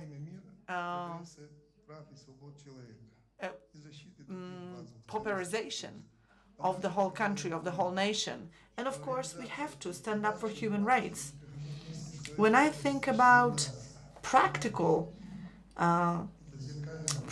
achievement of deputinization, I'm thinking that it may be nearly impossible, because actually Putin is the very reflection of what's Russian. Putin can die at any given moment, but Putinism itself, Putinism will stay, because in a way it's inextricably linked with the form and the shape of Russia. Russia should not have the right to have a future. There should be a different set of countries and states on this territory. Even the name of Russia should cease to exist, at least to me. When it comes to other ideas like denazification or demilitarization, all these sound very nice, but we need the right conditions for these to happen. First of all, Russia has to completely be crushed, defeated in the war against Ukraine, because without this defeat, it would be impossible to reformat, to reprogram the nation. The Eurasian nations in the post-Soviet space should stand up and fight for their freedom. The territory of Russia should be cut to probably 10% of what it has right now. I think we should establish a court that will try all the war criminals that were responsible for what was happening in Ichkeria, in Moldova, in Georgia, in Ukraine, and so on and so on. And all the occupied territories should be returned by Russia to their rightful owners, like China, Japan, a number of other countries. Also, war reparations should be paid to Ichkeria, to Moldova, and to a number of other nations. And the last phase, to me, should be to eradicate, eliminate Russia's nuclear power, to deprive Russia of its nuclear weapons. I know it's very complicated, so, well, it may not be easy to deal with. It still has to be dealt with. So these are my most important points. I got 7 minutes, and I think I've used my 7 minutes. I will stop here. Thank you so much. Do we have time for questions? Well, in Europe, there is Chechnyan diaspora, several dozen thousand of people who were fighting for Chechnya up to the beginning of this century. So what about today? This diaspora, this Chechnyan diaspora, how is it engaged and how is it getting involved in this conflict? Well, if we have in mind, do you have in mind the military conflict between Russia and Ukraine? Absolutely. We fully support Ukraine entirely because Ukraine is right and Russia is the aggressor. So when it comes to the very Chechen diaspora, it is very much dispersed and it has various reputations and it doesn't have a common stand, although Chechens definitely support Ukrainians and are ready to fight for it, for their freedom and independence. So indeed, at the moment, we have this stage of structuring, of diaspora structurizing. This situation has been too much extended. I believe that the Chechens will overcome this problem, shape their structures, overcome the atomization of their own diaspora. The atomization is connected with the fact that people fail to trust each other. They're not united. They're suspicious of each other. And I believe that in your circles, this problem is also very well known to you. The Chechens might be afraid that someone is perhaps a representative of the KGB or other services who can try to infiltrate the diaspora. I'm convinced that we will be able to establish our own democratic state, which will be very friendly to other nations. Let me only add one minor thing. We have to realize that Chechen leaders who are right now residents of Western Europe are still hunted for by the squadrons of death, by Russian forces. Chechen leaders are still being hunted for, killed and eliminated. And not much, this is not seeing light. It does not reach the public. So thank you very much, and the best of you. Thank you very much. Glory to Ukraine. Slava Ukraini. Thank you very much. I'm not sure, are you staying with us? Because still we will be starting our discussion. You might listen to it and take active part in it. And now the floor over to the former Minister of Foreign Affairs of Ukraine, Pavlo Klimkin. Over to you, Mr. Minister.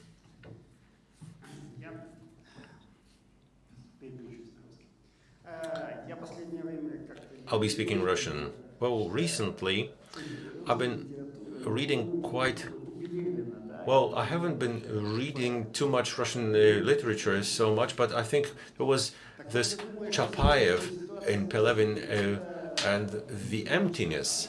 And I believe, so Chapayev and the emptiness. I think that the current stage of Russia is Putin and emptiness. I'll tell you why. It's not only some theory, because actually, what's the idea of Russia's future? What's the point? To recreate a part of the empire means stepping back into the path. To recreate part of the Soviet Union is also a path towards the past. Rebuilding anything is a path towards the past. And if you want to go towards the past, what's the point of Russia's future? For every individual, for each representative of that nation. So, Deputinization, yes, whatever has been happening is intrinsically connected with Putin, with his idea, mission in his head to recreate all this. I think he believes that he's indispensable to Russia. People around him support him. However,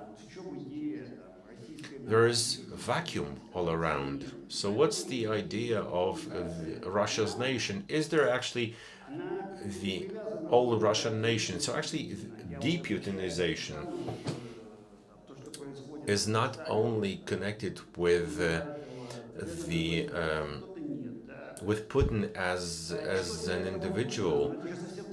Well, someone might be calling it deputinization, others not. So this cannot be said about Russia.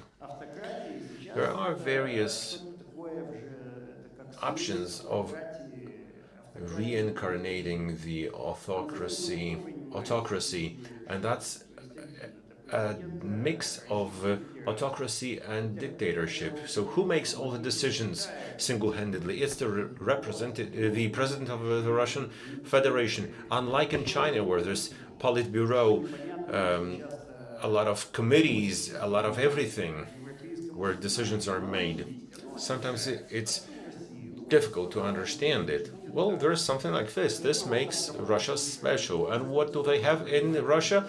Putin has said it. That's going to be the law. So at the end of the day, he makes each and every decision. So to me, deputinization is first and foremost making sure that Russia does not pose a threat to itself or the surrounding world, which means that Russia should be a clear, foreseeable country for itself and the reality around it. Don't know what Russia will look like. Maybe it will be made up of 5 or 35 subject states. Maybe it will be a form of confederation or a reset federation. However, it cannot continue to exist in the mode it has been functioning right now. So if someone is talking about weakening Russia, it's not about doing something bad to Russia. This is weakening Russia to make sure that Russia could not wrong itself and others. This is important for us to understand it. And the entire world is thinking about it. When it comes to demilitarization, I'm definitely in favor of the solution where the world, if it decides to take advantage of its security, we should trust each other. Unless we trust each other, then steps should be taken to strengthen the trust. Back in the 1990s, everybody was thinking in Europe because we had a compound, an agreement on controlling armed forces, conventional forces. Yes, it was a good concord, in a good pact in Europe, but Russia eliminated that. There were also some steps towards trust. So in Russia, you could see what was going on. And Russia ruined that as well. There was this OSCE summit in Istanbul, and it was determined that Russia should withdraw its troops from occupied territories. Did Russia do it? No. So why all the decisions? Why do we need all the international organizations? If that's the world, the way the world is functioning, it cannot continue to do so. And also the nuclear weapons, mind you. Nuclear weapons cannot be wielded by people who pose a threat to others as well as to themselves. In such a case, security should be exercised in different ways. And whenever I read about Russia's pretensions to have their own civilization, I don't see it. China is a civilization. There is a Western civilization. Yes, they do exist, but I don't understand what the Russian civilization is. Is it some continuation of the Byzantine reality? Everything is mixed, stirred up together. I don't want to offend anyone, but Russia needs an idea for their national identity and future. The national idea cannot consist in biting off someone's land. So Russia should stop being an empire. I think there is even a book by this title. The Empire Should Die. Not a bad book indeed, but it doesn't state how the empire should die. There's even this joke that various consultants like to say about mice who lived in bad conditions with the cats and the owls together, and these owls went to see the owl and says, "Hey, we have a bad life. What do we do?" And mice says, "Why don't you become?" The owl says, "Why don't you become hedgehogs?" The mice said, While they are celebrating, one of them raises their hands. How can we possibly transform into hedgehogs? So they went back to hedgehogs, to the owl and says, Owl, how can we become hedgehogs? And the owl says, I'm giving you strategic advice, and tactics is up to you. So we can be talking about deputinization, but we have to know which direction to go. So I keep hearing from my colleagues, FSB is here or there. Of course, it will be tearing everybody's heads off, but when I can hear that in Khabarovsk, people would walk around with FSB turning a blind eye to this shows that FSB is not all powerful and the Kremlin cannot control it all. Of course, I have my own opinion about it, but I might hear it from those who understand the situation better. So, what is it that the Kremlin cannot control? Khabarovsk shows this. The very well known Komi association and the Arkhangelsk region also shows this. There are also such cases in the history of Russia. And even if we take a look at the newest history over the last, let's say, 3 years, there have been cases that have been out of control. So this is no longer democracy that can be controlled. It's a certain process. So where do we have uncontrolled issues? How can you take advantage of them where the machine of oppressions is limited and people are ready, those people are ready to fight for their own freedom. And that's what deputinization should start with, because first you show you're not afraid. I keep talking about Belarus here, and it's very close to my heart in emotional terms. And I believe that at one moment Belarusians failed to grasp the emotion because someone was standing on the Maidan and says, "Let's stand together till the end." So there's the moment when something gets started, and they have to keep it till the end. Ukrainians understand it well. Well, does Russia understand it? I know it might sound interesting, but that's the point. There will be no top-down revolution in Russia. Of course, this might happen, but such revolutions would be very idiosyncratic. This might not even be a revolution, because today the wrong Marxists were mentioned, and well, if we talk about the bottom, the top, and the future revolution, I'd like to understand where the people are who are ready to move forward. Where is the limit, despite all the FSB's steps? And of course, as to these theories of revolt, we can talk more. Okay, we're in for some informal talks, and right now we have a special guest of the Free Nations of Russia, and Mariusz Pilis will tell you more about this guest. Yes, our guest is Christopher Miller, born in the 1960s in Wisconsin. He graduated from the historical studies at George Washington College. Then he's a retired colonel of the Special Forces of the U.S. Army, and he headed the 5th Special Group in Iraq and Afghanistan of the U.S. troops. That's his brief bio. He was involved in the official recognition of Iran, Hezbollah, as a threat. Mr. Miller, welcome. Can you hear us? Thank you so much. Good afternoon to everyone. Oh my gosh, what an important topic and what an important event, and I'm humbled to be part of such an august crowd. I'm not worthy. So we warmly welcome you and on our conference of Free Nations of Russia.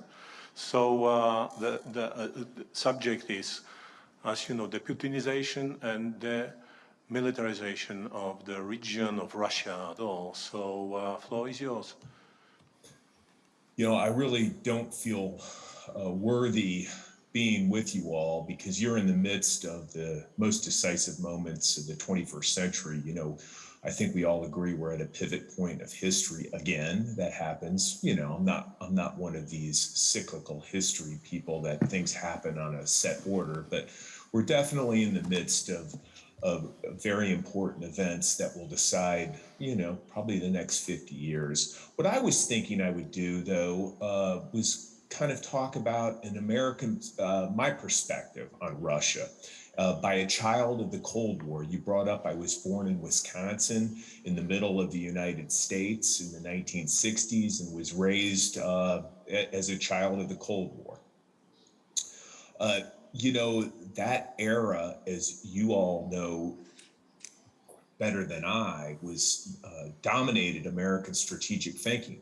It it basically established our government process, our culture, and it really dominated our society. And as a youth growing up, I mean, I lived in fear. Nuclear war was something we actually considered regularly. And as a youth, it was terrifying to me. I joined the Army in 1983.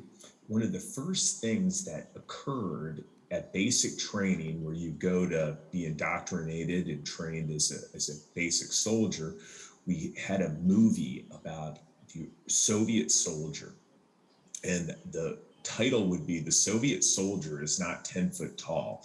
But then they had this video where the Soviet soldier was jumping over fire, burning embers, and he literally looked 10 foot tall. So I kind of, the juxtaposition was odd. He's not 10 foot tall, but then everything. So I was raised in this era of absolute fear and concern about the Soviet Union.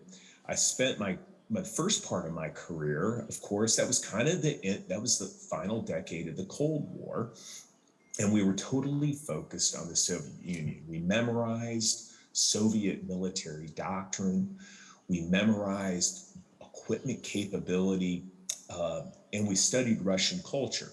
My college roommates, one decided he studied Soviet geography, Russian geography, and culture. The other studied China, and we all laughed at the guy who studied China because we're like, you're never going to get a job. And then, of course, in 1989, the Cold War ends, and my friend that studied China was getting paid $1,000 an hour to go talk to senior executives at American corporations that needed to understand China. And my friend that studied Soviet Union ended up going to law school and becoming a entertainment attorney. So the point of that simply is, you know, in the ensuing decades, we, the United States, completely lost our muscle memory about something we used to produce hundreds of PhDs a year that understood Russia and the Soviet Union, countless master's degrees, and we had this entire apparatus in the United States that was, I thought, did a good enough job of trying to understand the cultural and the strategic complexities of the Soviet Union and Russia. But then we forgot everything. And maybe that's just natural. Maybe I'm going to offer, you know, the United States, you guys I know are like, oh my gosh, you have attention deficit disorder. And we do, you know. And I think maybe we just kind of got to the point where we're like, we were just tired. The United States was tired. We had we talked about the peace dividend, and just we kind of lost our focus, and we kind of reverted inward in many ways. And then, of course, we had the terrorist attacks, which, you know, kind of shifted our attention, and we literally lost our way in many ways. I remember going to Stuttgart in Germany, which is where the United States military's major command for Europe is. It's called the European Command. And during the Cold War, that was the largest command. We had 250, 300,000 military personnel in the heart of Europe. And EUCOM, as it's called, European Command, was the most, prestigious assignment. And that's where all the best and the brightest went. The rest of us, ended up in other places. I went back in 2013 and I visited the command that's co-located, that's right next to the European Command, that's responsible for Africa, because we were doing counterterrorism stuff. I went over and I visited the European Command, and I recalled being there during the Cold War, and the juxtaposition between where that was the height of activity. It was a beehive. It was just a center of excellence with all the best people. And when I went back in the right after 2010, it was basically, there were very few people there, and there was there was like this sense of lack of purpose. And I couldn't help but think, I think the United States, have got this out of balance, and we need to probably focus more on Europe. But again, the United States was going through a reordering, uh, and we have to be completely clear. The United States, after the wars in Iraq and Afghanistan and other places, I think the United States people are just war weary, and we have a long tradition of isolationism. You all know that. We went through our colonial phase, I understand, in like right at the turn of the century in 1900. But typically, the kind of strategic approach for most Americans is like, we really don't want to be engaged overseas. We had to do it after World War II, but this is something that we're tired of doing, and we want to return home. I've noticed a huge change, though, of course, with Putin's invasion of Ukraine. You guys have been on the front lines for so long. And I know it must be frustrating for you to go that it took something so cataclysmic. We had been warning you. We had been telling you for so long that this man and his government were autocratic, totalitarian, and were expansionist. And so I have noticed a change in the tone of the conversations in the United States, that there's a recognition that we must be engaged, that this is the critical time of our era. Then I became the Secretary of Defense. I only did a short time there. And the first thing that you do when you walk into the Pentagon in that role as the Secretary of Defense, within about the first 15 minutes, you're taken to a very secure facility and you are briefed on the actions. This is a complete Cold War holdover at the time. This is what I thought. This is a Cold War holdover. I can't believe we're talking about how we fight a nuclear war.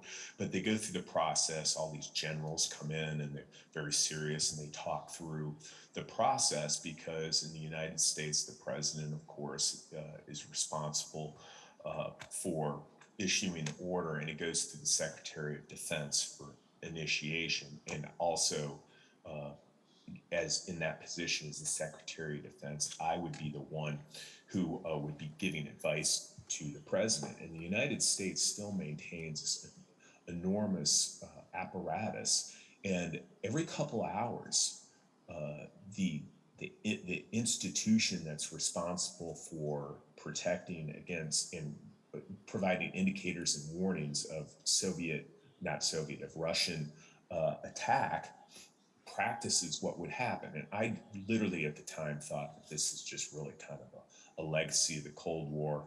I went through the drills and but didn't pay much attention, because that's kind of where we were just 2-3 short years ago. We thought that we had moved on beyond such concerns, and of course now we know that history is kind of coming back to haunt us. I went out to our major command that's responsible for indicators and warnings in our nuclear arsenal and sat down and rehearsed with them.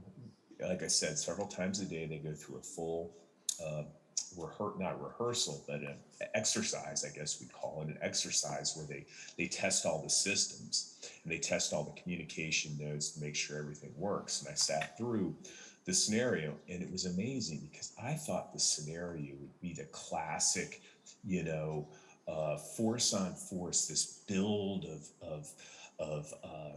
of anger and situation and an escalation ladder between Russia and the United States. And guess what the scenario was? I don't think it was Ukraine, but it was a regional approach that required a response to the use of a tactical nuclear weapon by the Russians in a regional perspective. And I was gratified in some ways that we had changed our thinking from beyond the massive escalation with submarines and these huge exchanges, and we were thinking through very deliberately how we would respond. But I never ever thought in my lifetime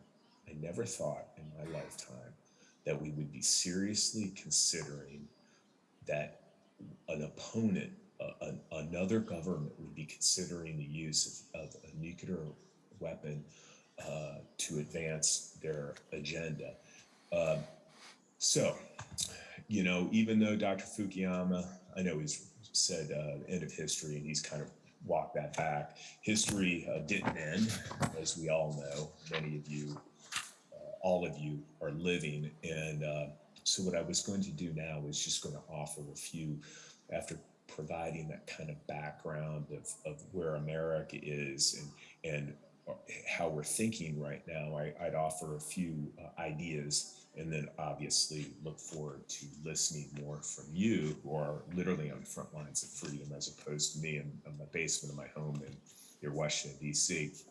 I talked about we've lost our muscle memory for dealing with Russia. Strategic theory kind of in the United States was really important for a while, but we kind of lost our way and focused on very tactical type things like terrorism.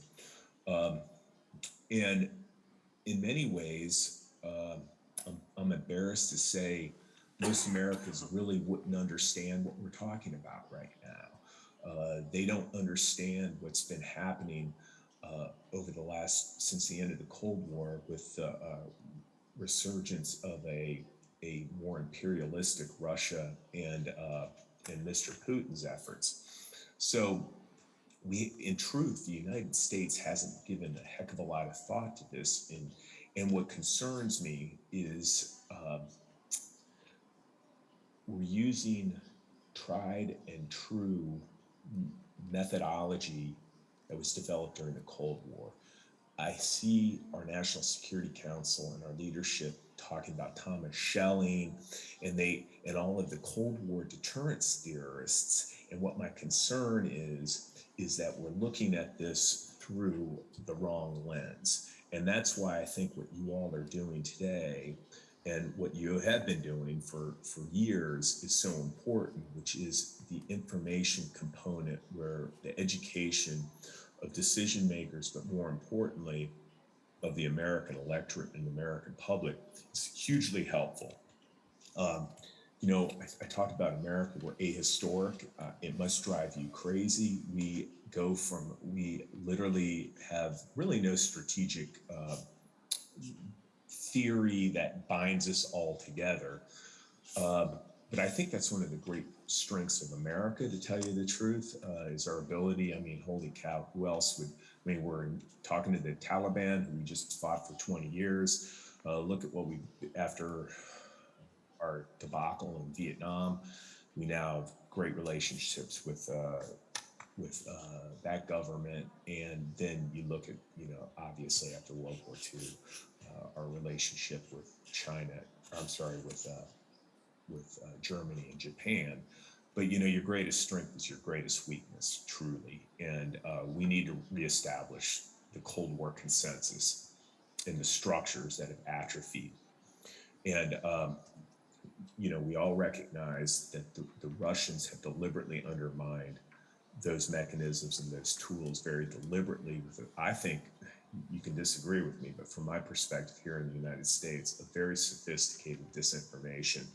and influence campaign, unlike anything I really think we've seen. I think their efforts to solidify the efforts, I'm sorry, I should say the efforts of the Soviets to solidify the Marxist revolution in the 20th century, early in the 20th century, really pale in comparison to what they've been able to do recently. And we've kind of allowed that to happen.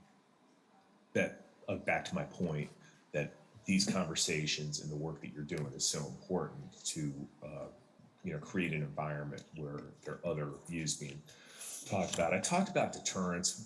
It's not a bipolar world anymore, and I think I don't know what that looks like. That's the kind of thing that I'm stuck right now and thinking through. Okay, if not the deterrence theory and the game theory that we've used in the past, that was very successful in the bipolar world. It was effective. What's that look like? Because Putin isn't a Soviet leader, as you all know way better than I do. And his motivations and his goals and his objectives are different. It's not an ideological struggle so much as it was during the Cold War. The fourth thing, we need to move the frontier of freedom east. Spend all this money, we the United States, spend so much money on NATO and in the heart of Europe, which was extremely important and was a great investment right after World War II, up through the end of the Cold War. But one of my things that I'm adamant about trying to publicize and educate American decision makers about is we need to move those resources east into the Baltics, into Poland, into the places where you all are decisively engaged. What was it? Who got in trouble? Oh, Rumsfeld. Remember, Secretary of Defense Rumsfeld talked about old Europe and new Europe, got completely lambasted. I think he was kind of onto something, but he's before his time. Definitely time to rearm. You all realize that, are in the midst of that. I would just argue we need to rearm smarter. And my concern is, I always say the most important weapon systems is 6 inches between the ears of our leaders and our warriors.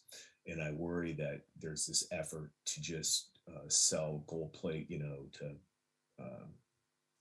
the war profiteers and sell, very expensive weapons. I think that's good weapon systems are important, but I think we're shifting to an era where quality is overcome by quantity, and the advancements made technologically with small unmanned vehicles and artificial intelligence and the sharing of open source information and the use of cyber tools as well as information operations really have more of an impact than fleets of gold-plated planes. I think there should be fleets of planes, but I think they should be unmanned. And I'm concerned, frankly, that the major defense industry will come in and convince everyone that they need more of these gold-plated or platinum-plated weapons, which in fact I think is training, education, and quantity will be more important. So let me ask you one short question. So for a longer time, I was thinking about possible short way to finish this barbarous war.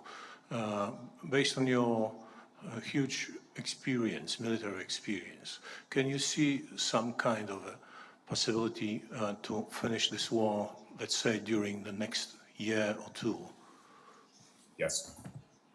As you all know, the Ukrainians aren't asking for boots in the ground. They're asking for weapon systems to fight themselves.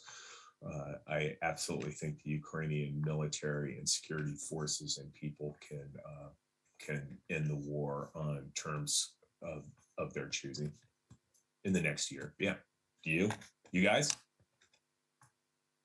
We are also pretty optimistic, observing what is happening on the battlefields. However, the very important thing, which is also discussed here, is kind of an engagement of Western world, especially America.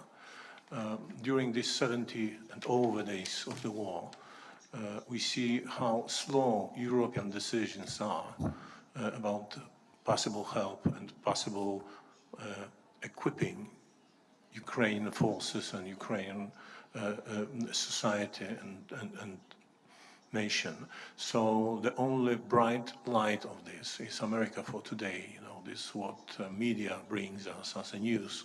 And America is engaged with a huge amount of money helping Ukraine and military advanced equipment. So these things are probably the key for the next year or two. So do you think, I'd like to ask, is American society prepared for this kind of help and this kind of activity?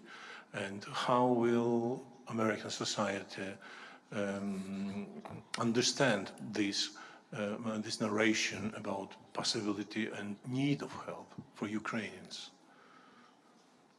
My sense is that the American people understand that this is a clash that will decide the future of kind of the things that we hold dear, which is self-determination and that bullies should not be allowed to, invade other countries.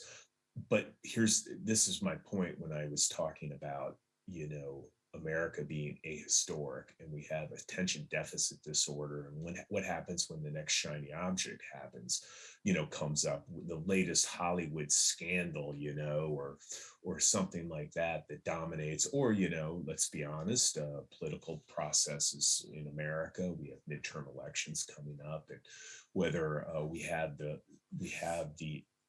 endurance, I think we do. To answer your question, I think we do, because I use my parents. They're 92 years old, living in the Midwest, and they're just hardcore common sense people, and they get how important this is. I think, though, we have to continue. That's why this forum is so important. We have to continue to keep this front and center in the view of the world, because I believe, yes, in the common media era, there's a potential, and the Russians are going to use this to their advantage. They expect the people that are supporting Ukraine to lose focus, lose attention, and move on, and we can't allow that to happen. I'm very confident that there will not be a lessening of U.S. support. I can't speak for European support. I think the British, we all recognize, Johnson said he was going to double down. I think they're in many ways leading the way. But just if I could for a moment, that's why it's so important that the American people hear from you all, because it's unfiltered and it's unvarnished, and it's extremely helpful to break through the noise and helps make sure the priority remains to help the Ukrainians rid Ukraine of Russian forces. Mr. Miller, thank you very much. Thank you for your voice, for your presence on our conference. It's absolutely fruitful. So we start the discussion now. I hope you will get your translation and you could participate in that. Anyway, thank you very much once again for being with us, and I hope we will hear you in better times too. Thank you, sir. Thank you. I wish I was there with you. Thank you, sir. Maybe next time. Thank you, sir. Bye. Nie wiem, czy pan Chris Miller... I don't know if Mr. Miller is going to hear our discussion. I'm not sure if he's going to get interpretation. Oh, he's getting what we're saying. Wonderful. So now, let us conclude. Well, our forum will not be concluded with anything definite. It will be more of an overall impression. But let's start our discussion right now. So let's have a round of short summaries coming from our panelists. Maybe you can conclude or give us some final thoughts, or maybe some advice of what should be done next. So, Madam Kurochkina, if you could please give us your impressions. Thank you so much. What can I say in conclusion? Of course, we need to continue to make sure that we act that we act deliberately, because when the Soviet Union was falling, everyone was saying, let's not, when the Russian Federation was formed, everyone was saying, don't touch it because there will be blood. Of course, there's always talk of blood. All the empires who don't want to fall, they talk of blood. They're saying if the empire should fall, all the nations comprising it should fall because they cannot deal on their own. But actually, it's the opposite. They can deal on their own. If they're well prepared, if they know what they want, they will be even better off. It will be even better for Russians themselves if the Russian Federation should fall. And if not, well, my Georgian friend, Niko Gwarami, who manages one TV channel in Georgia, he says we would love for our neighbor to be a huge, bottomless ocean. Thank you. Now over to Vladimir Ponomariev. Well, ladies and gentlemen, I wanted to give you a very brief, only very brief remarks are allowed. Sure, I will be brief. The first thing is nationalism, the problem of nationalism. Nationalism is very easy to stir up, to nourish, to nurture. And we see that in Russia right now, when nationalism is awake and when it runs rampant, it's very difficult to stop it. I'm a physicist, so every action equals a reaction, right? Causes a reaction, and really we have to remember about that. Secondly, because nationalism is very difficult to sort of solve, to control, in case of Russia, we should look at the situation from the point of view of history, from the point of view of social sciences, and we have to look at things from the point of view of economic affairs, or from an economic point of view, and only then can we make a sustainable, balanced decision. And my final remark is that, well, not always, or, well, the way Russia was built, sometimes it's said that Russia is like the prison or a prison for nations. And actually, Putin is fighting sort of directly against the ideals of Lenin. He very often juxtaposes his philosophy against Lenin's philosophy. The Soviet Union was based on the notion of federalism. And only then, after some time, they went to the Stalin's philosophy. You are beginning a lecture in history. No, let me finish. We need to solve all these problems, and we need to look at all these problems very deliberately before we make any decisions. I agree. Now over to Mr. Kashapov. I wanted to say that, well, I may not have all that much time, but I think we should organize some international news and information services. Right now, war is unfolding in Ukraine, but republics like the Republic of Caucasus, Ingushetia, and all the other Central Asian nations should come together and organize an information center, a news center, to support Ukrainians. And it should happen on all those national languages of the nations of Russia. Today, many people in those nations, they know the Russian language. So maybe the Russian language could also be used to spread some reliable information so that everyone understands what's going on, because I would say information is even stronger than weapons.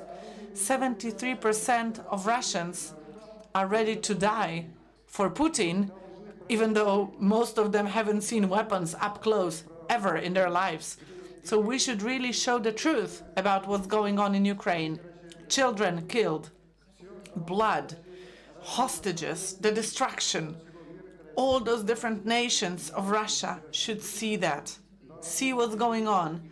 Also, people who left Russia, they should come together. Everyone should come together and fight against the lies of Putin's regime, of this propaganda. Maybe they should, for example, well, think about the Holodomor, the Great Famine of the 30s. Apart from Central Russia, there was famine everywhere.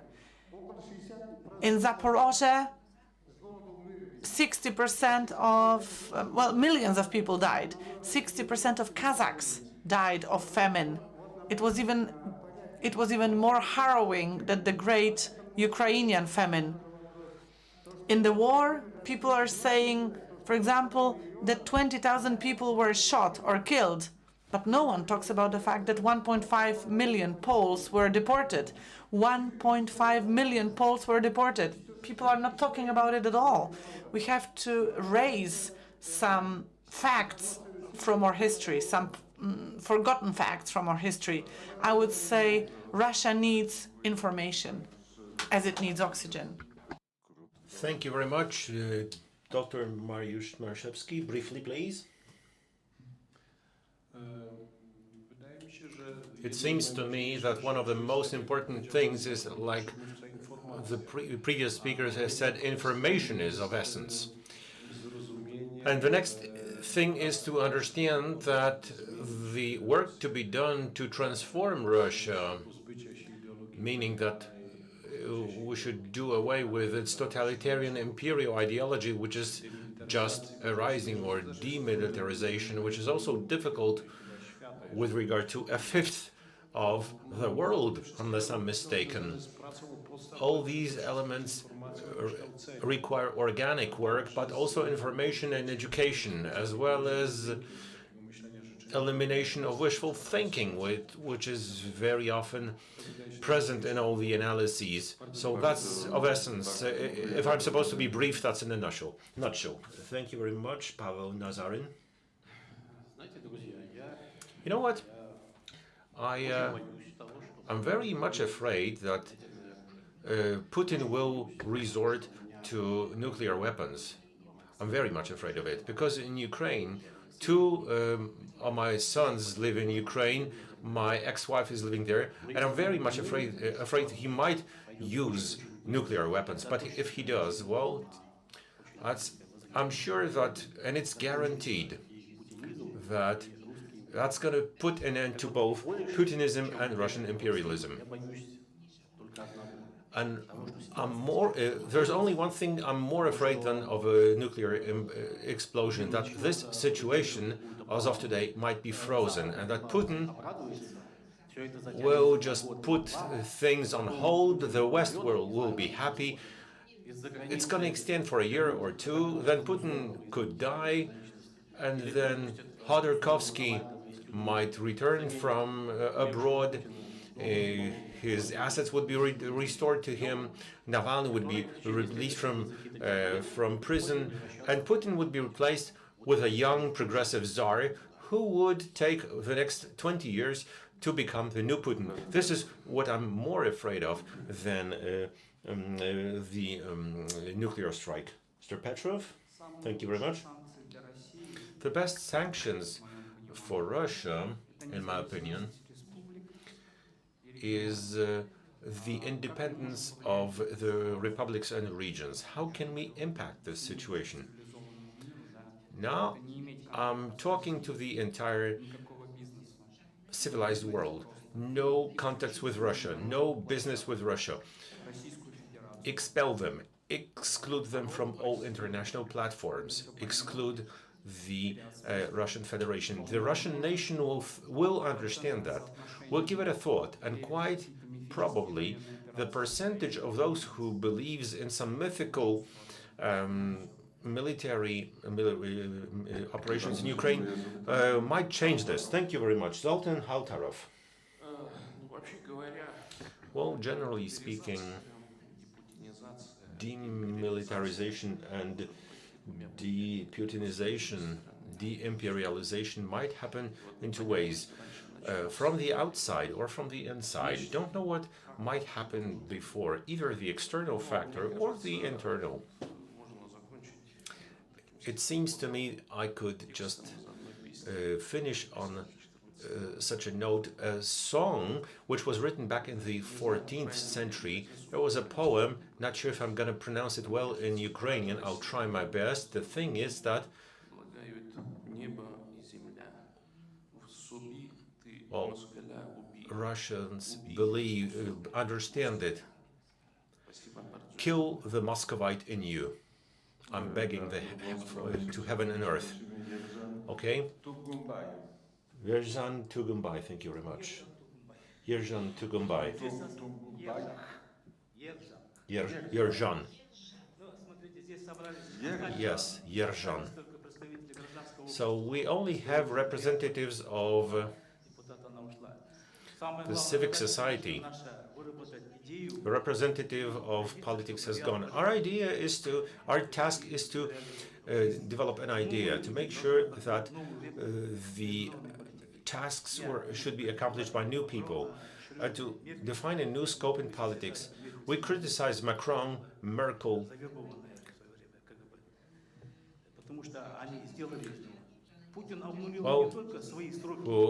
Well, I'm not sure if she wasn't even recruited by KGB. Putin reset his term of office, but all the international organizations make no difference to him. Deputinization, the combat against the Russian world, Ruski Mir. Now, for the UK, Johnson said very outspokenly, in Poland, I can see that Poland is most motivated, because there's also the old republics. The Ukrainian nation is quite close to this, I can also observe it. And now the most important role will be Poland's role. I understand that it's not coincidental that this issue which is being discussed today is being discussed here in Poland, because Poland is the most motivated, the most interested in making sure that the Russian Empire should collapse. Kazakhstan is also interested in Russia's collapse. We need a coordination center, in my opinion. This is what needs to be established. If we want to do something seriously, then the resources, money, politicians, and social workers, this needs to be gathered. And in my opinion, Poland is the perfect place to create a coordination center. The representative of Tatarstan said the same, because in Central Asia there is a certain idea, but it's not enough. I believe that we should move someplace in the Eurasian Union to start this fight. A year ago I said that Putin's philosophy assumes that Russians are the supreme race and the Russians are fascists. Of course, Putin attacked Ukraine, stating that they were Nazis, and yet he attacked the country. We need the voice from a free Eurasian. Like you remember back in the Soviet times, Poland or the socialist bloc, we listened to intently the truth from the West.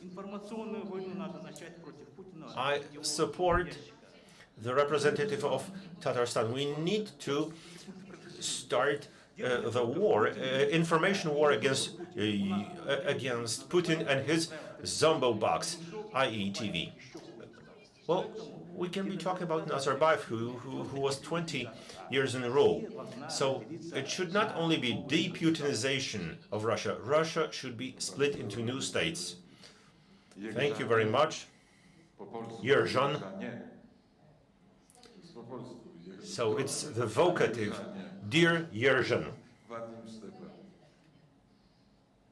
Vadim.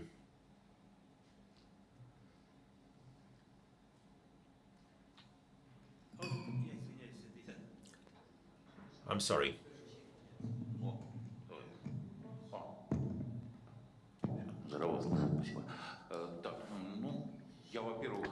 Well, first of all, I'd like to take this opportunity once more to thank the organizers and participants. I believe there's been a very interesting dialogue, multifaceted, multi-layered. Everyone has had their own topic. Some people developed their own interests, but generally I would say that we had a multi-zone, a multi-zone. I think this should be continued. New forums should be planned, perhaps before the end of this year. And between the forums, I think we should create a network, information network between the participants that would be going, that would be functioning on an ongoing basis. And I should say that we would need to go for a more progressive information structures. Whatever you call it is a matter to be discussed. But we should support and maintain networking contacts to make sure that more and more, the greatest number possible from the Russian Federation could join us, from the republics and oblasts, the regions of Russia, and perhaps even those who have left Russia or those who have stayed, like in our case. In the expert region, some people publish under pen names because they cannot openly present their points of view. But I believe that it would be very important to involve as many stakeholders from the regions. From a journalist's point of view, whenever we organize such discussions on Zoom, such roundtables, many regionalists quite often reach deeper into the history of their nation, region, and so on and so forth. But that's the immediate formation. When the regions start talking between themselves, out of history, they start considering projects for future. And I would like to have this transformation, so we talk more about future-related projects. Thank you very much. Ilya Ponomarev. Thank you very much. Well, if I may, well, let me speak for 5 minutes because I didn't say anything about Putinism, and really, my hands are almost itching. It seems to me that the most important element about Putinism is about the focus on one person, but it's not about the dictatorship trends. It's rather the model which was described in literature. There's a wonderful book, 11 Examples from Bonaparte. Everything that happened back in the 19th century makes you think of this. We're not talking about Napoleon, it's about a different Bonaparte. But that's how it finished. It was the Prussian campaign, and here we have the Ukrainian campaign. Actually, it's one and the same. And even though all the historical parallels are quite risky, however, there are many common features that I can see here. And I think the changes will be similar. It's necessary to have a bottom-up initiative. Of course, you know that this will involve also some movement on the top, caused by the movements in the grassroots. But it's up to all of us. So naturally, all of us will need to fight. Not only the authorities, we will also need to fight the cynicism of the splendid Russian elites, also the ones which are against Putin. And we can already see it. Those who took part in the Free Nations of Russia Forum understand it very well. We've been discussing this and fighting on a regular basis. The fight against cynicism will be of essence to us. And what has been quoted, Brodsky, yes, the problem of social transformation will also be a very vivid problem. But I'm also deeply convinced that we'll be facing more problems with the elites than the problems with the society, because liberal elites love biting on the nation and the society. But let's just remind ourselves of the recent example, historical example of World War II. The level of support of the German society for the war was even higher than the current support of Russia's society for this war. Even as per the official surveys, they state that many people support the war, although not as many as the percentage of people who supported Hitler back then. So at least 50 million Russians are against the war, but they can't do anything because there's no political power streamlining them. I think it was you, Pavel, who talked about this situation. Everybody remembers two principles: that the top doesn't want to, and the bottom so the bottom cannot and the bottom won't. But there's also two other factors which don't work when they can only work when there's a political power focusing or streamlining the social moods directed towards a change. Right now we don't have anything like that, but there's a need. I'm sure that this will all surface, this will all arise. This was unfortunately also a question that was mentioned here, that the time has passed when we could talk about a bloodless, or virtually bloodless revolution. The Maidan back in 2014 was almost bloodless, although it was also a very painful experience for the Ukrainian society.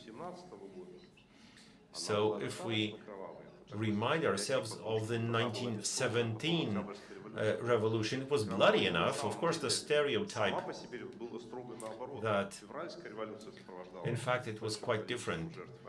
The February Revolution involved many victims. October involved fewer victims, but however, we're still facing the same. And to finish off, we asked ourselves the question of demilitarization. In my opinion, this is going to be a very painful topic. I believe that the global society, global community will be willing to do the same thing as they did in 1991. We won the Cold War, and you guys should cope with each other on your own. I believe that that decision back then has led to this bloody constitution of 1993 and everything that has brought Putin to power. So the same thing that the world did to Germany after World War II.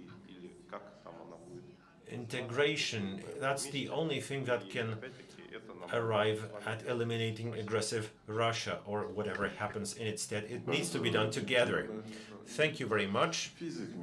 And the physicist minister. Thank you very much, everyone.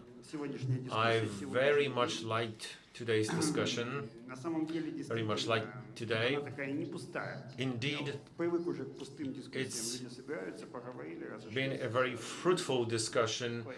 People very often get together, discuss, and they go apart. And this discussion has been fruitful. So thank you very much to the organizers and all those who have been moderating and virtually controlling this discussion, not to try to make it nice only. So thank you very much for controlling and moderating that. And I suggest that the discussion should be continued. Three brief remarks. Firstly, let's eliminate problems, let's resolve problems as they arise. So first, let's win.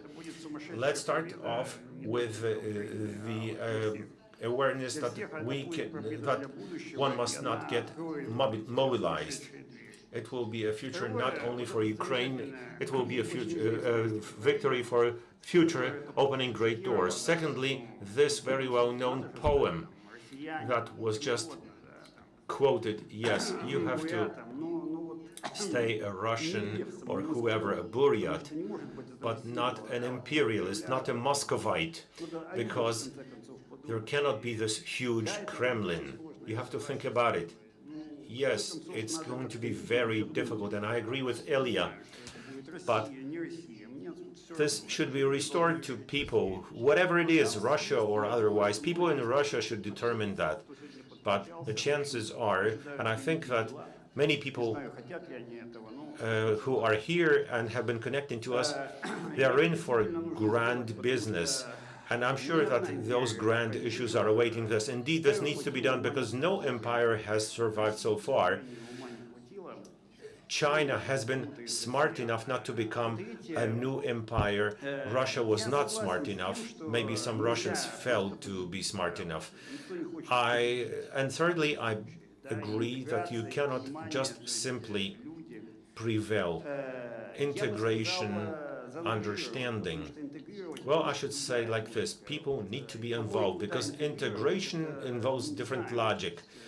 Who should be involved? Who should be integrated? How they should be integrated? We still don't know what's going to happen. So, well, people used to be integrated. How do I say it in Russian?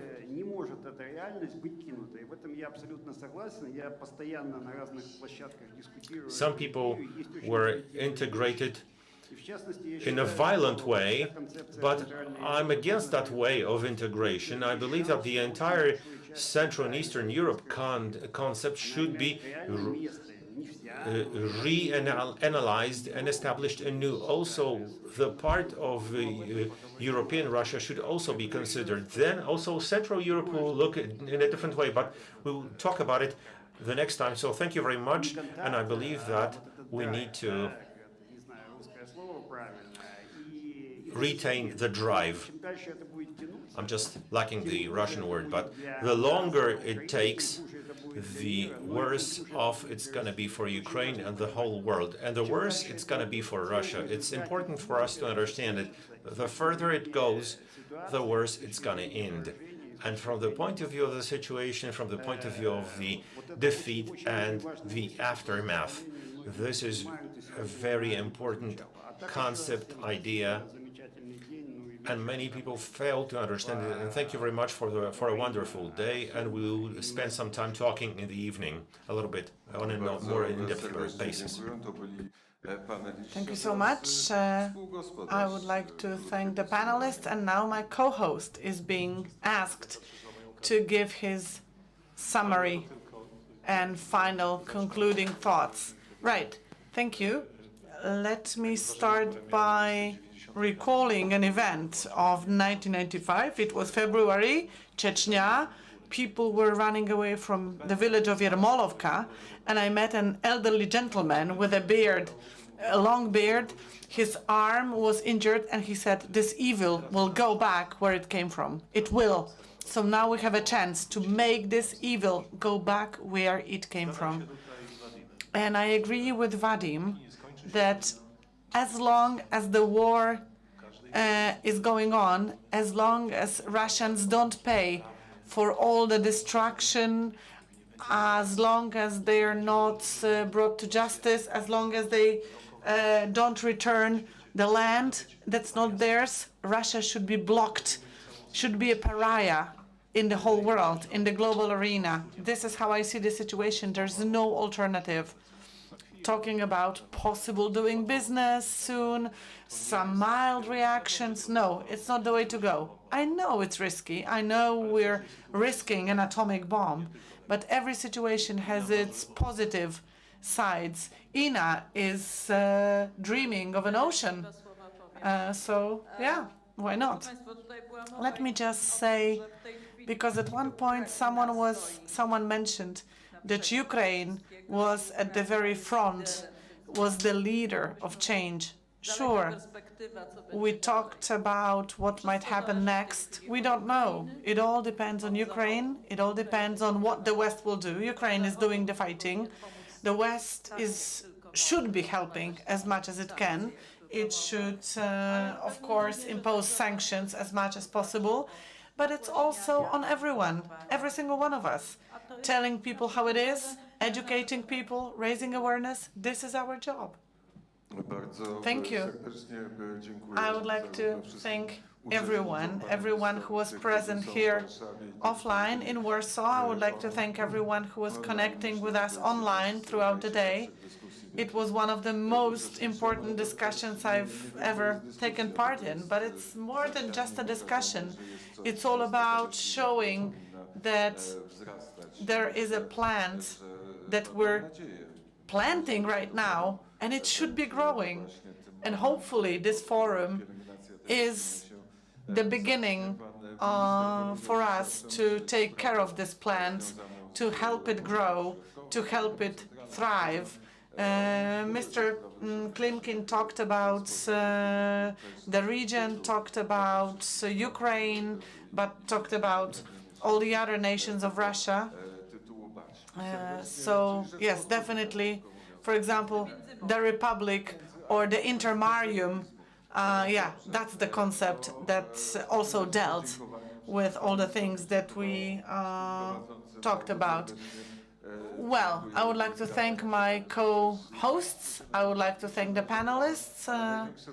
And I think that the organizers also deserve our applause and recognition, namely Małgorzata Przygoda, head of the Journalistic Solidarity Foundation, Agnieszka Wójcik, Stanisław Wójcik, Józef Skowroński, Piotr Bobołowicz, Konrad Abramowicz and his team, and of course special thanks to all the friends that have been helping us all over the place, because we do have friends all over the place.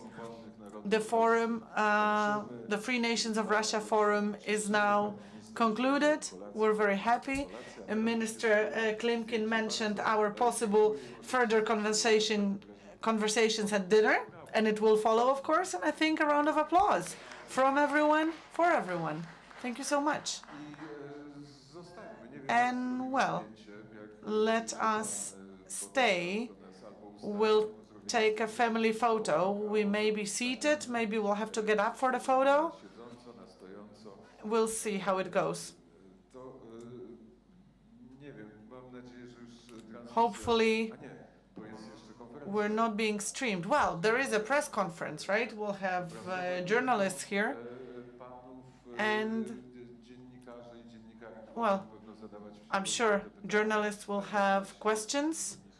So you're free to talk to them, you're free to give interviews, and this particular room will be used for the press conference. We have to take the family photo, but for the family photo we need the photographer, right? I think that's what's necessary. If there's no photographer, there is no photo. Unless maybe this photo were to be taken in the depths of the ocean. Well, you mentioned the ocean, but I think one of the Russian journalists was talking about having this huge explosion, and then a huge ocean would cover everything. Right. So let's do something to take this photo.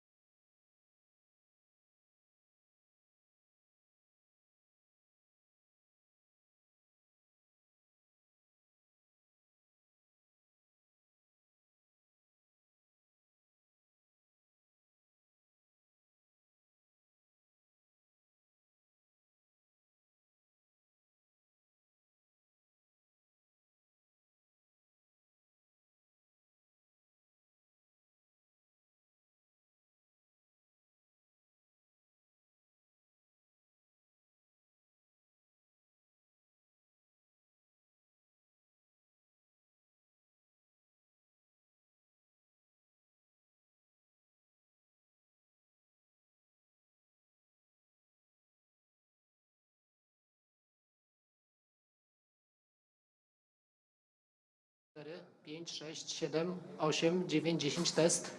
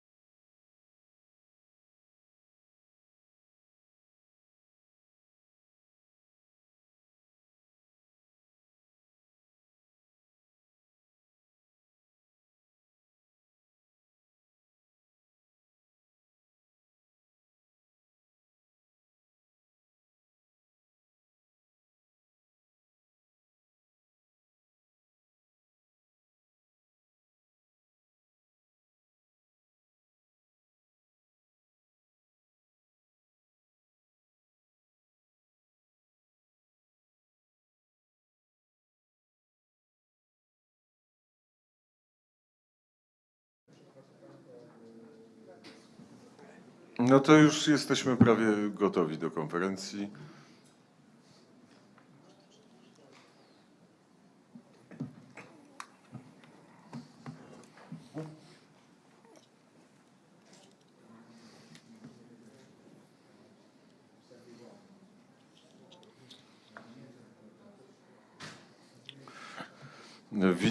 Witam Państwa bardzo serdecznie na konferencji prasowej, Good afternoon. która We are about jest to begin the press conference that will conclude the Free Nations of Russia Forum, the forum that was organized by the Journalistic Solidarity Foundation. This forum invited representatives of many nations and indigenous peoples living throughout the Russian Federation, but we've invited Russians as well. We've had representatives of Ukraine, Poland, Belarus, Lithuania, and the United States. Let me now introduce the panelists at our press conference. Ilya Ponomariev. He is to my right. He's a member of the opposition in Russia. He used to be in the parliament. Now he has left Russia. He lives in Kiev. I have Ina Kurochkina next to me, who is a journalist. She used to be an architect. She left Petersburg in '95, and now she lives in Prague and, well, works as a journalist, documentalist, exploring the very difficult moments of the Soviet Empire and today's Russia. I have Pavlo Klimkin, a former foreign minister of Ukraine. He's a physicist by training. Actually, these gentlemen next to me are both physicists, and they have a certain understanding of certain concepts. There's also another guest, Vadim Petrov of Kaliningrad. He fled Russia, and he's now an activist for the freedom and independence of Kaliningrad. Well, a lot of his activism is based on his dreams, but a lot of it is reality. The Free Nations of Russia Forum opened our eyes to many things. During the forum, we talked about deimperialization, Deputinization, and demilitarization of Russia and its possible economic future. When it comes to Russia's economic future, we, of course, touched upon it, but the most part of our conference, we talked about deimperialization of Russia and how to proceed with it so that we can live freely, so that the nations that now live on the territory of the Russian Federation could self-actualize, and for the world to be safe. That was the biggest part and the biggest set of topics throughout our conference. Many eyes were opened. For example, when we heard about an indigenous people whose population is 1.5 thousand people living somewhere in Siberia and being threatened by the Russian Federation, and many people from the Udehia nation had to flee Russia. We had Chechens, the Chechen perspective. We had the perspective of nations who live in Siberia, or people who live in Siberia, even though they're not indigenous. We also had representatives of Ingria, of Bashkiria, of Buryatia. So yes, that was a truly diverse and multinational conference. Let's have a short summary, and then we'll hear questions from journalists. Madam, the floor is yours. You can speak Russian. Good afternoon, good evening. It is a pleasure to be able to be here at this historic conference. This conference was devoted to a very, very current topic, namely how different nations can get free from the Russian Empire. The topic was growing, its importance was growing for years. I'm very happy that finally we get to talk about it. The free nations who are now locked in the prison of the Russian Federation, it used to be a taboo for many, many years, and up until yesterday, it used to be taboo. But today we can talk about it freely, which makes my heart fill with joy. Today, the 8th of May, for us is the day of the liberation of Prague, because this is where I live, in Czechia. But Russia manipulated even this piece of history, because they are saying that the Red Army liberated the city of Prague. But actually, it was not the Red Army, it was the Vlasov troops. But well, we are bringing small flowers to the Vlasov soldiers, but next to it there is a huge monument actually it turned out that the next day, on the 9th of May, the Red Army came, but it was not the one that liberated Prague. So Russian soldiers were not really liberating Prague. You can imagine also stories like Katyn, and I, as a documentalist, made a film about the beginning of the Second World War. The film is called 1939, and also a few years ago, Vytautas Landsbergis, among others, were warning us against a possible Third World War. But actually, those people have this internal, intrinsic alarm bell or warning system. So if the world listened to these people, like Thomas Wentzlow or Mr. Landsbergis more, well, Miłosz is a also known, so to speak, catastrophist, but he was one of the very few people who anticipated what was going on in Germany. In this case, today, many people were talking about this current war, but very few were listening. Hopefully, Ukraine will prevail as soon as possible.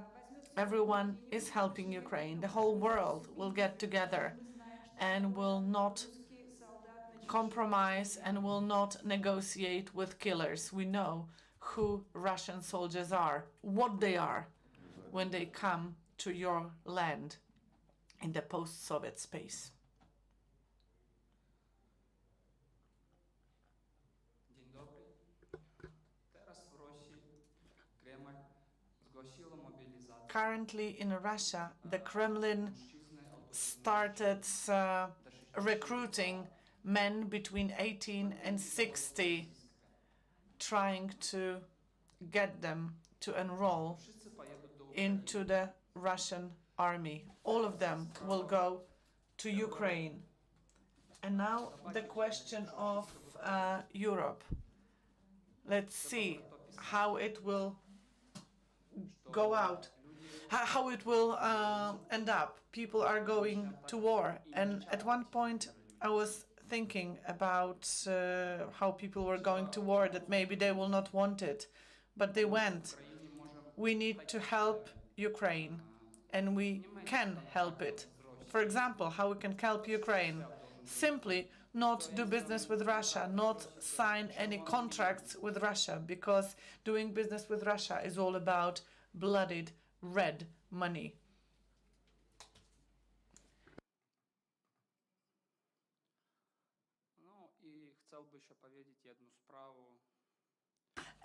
Okay, let me mention one more thing. Now is the time to impose embargo on energy resources. Energy embargo now. Thank you. Добрый день. Мне кажется, сегодня действительно была очень интересная дискуссия. Good evening. Today's discussions were very, very interesting, very constructive, and this forum is something long awaited and something much needed. The notion of national structures within Russia, well, this topic was omitted for years and years, especially the authorities in Russia avoided the topic of different nations on its territory. And there are many people who avoided speaking too sharply on the subject. But actually, the war against Ukraine, its violence and its atrocities, makes it easier for us to drop our masks.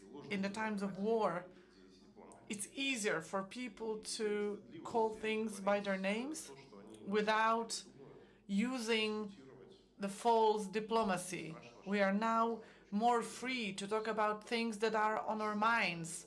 Now, we're not afraid of having different points of view anymore. Now, we're not afraid to talk about different concepts from our history, like Vlasov and the Vlasov army.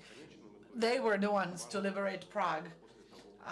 So these are the things we can finally talk about after this bloody regime currently controlling Moscow. When this regime is over, is done with, then every piece of land, every nation, every group of indigenous peoples will finally be able to openly choose their destiny. Who wants to be independent, who wants to stay together, what kind of political power they want. Yes, but these things, they will have to be discussed beforehand because we don't want any misunderstandings or surprises. The system of the future has to be prepared and has to be developed right now. I would like to thank the organizers of this forum for taking on this challenge, a very tough challenge. I know that you will hear many critical voices, and we will hear many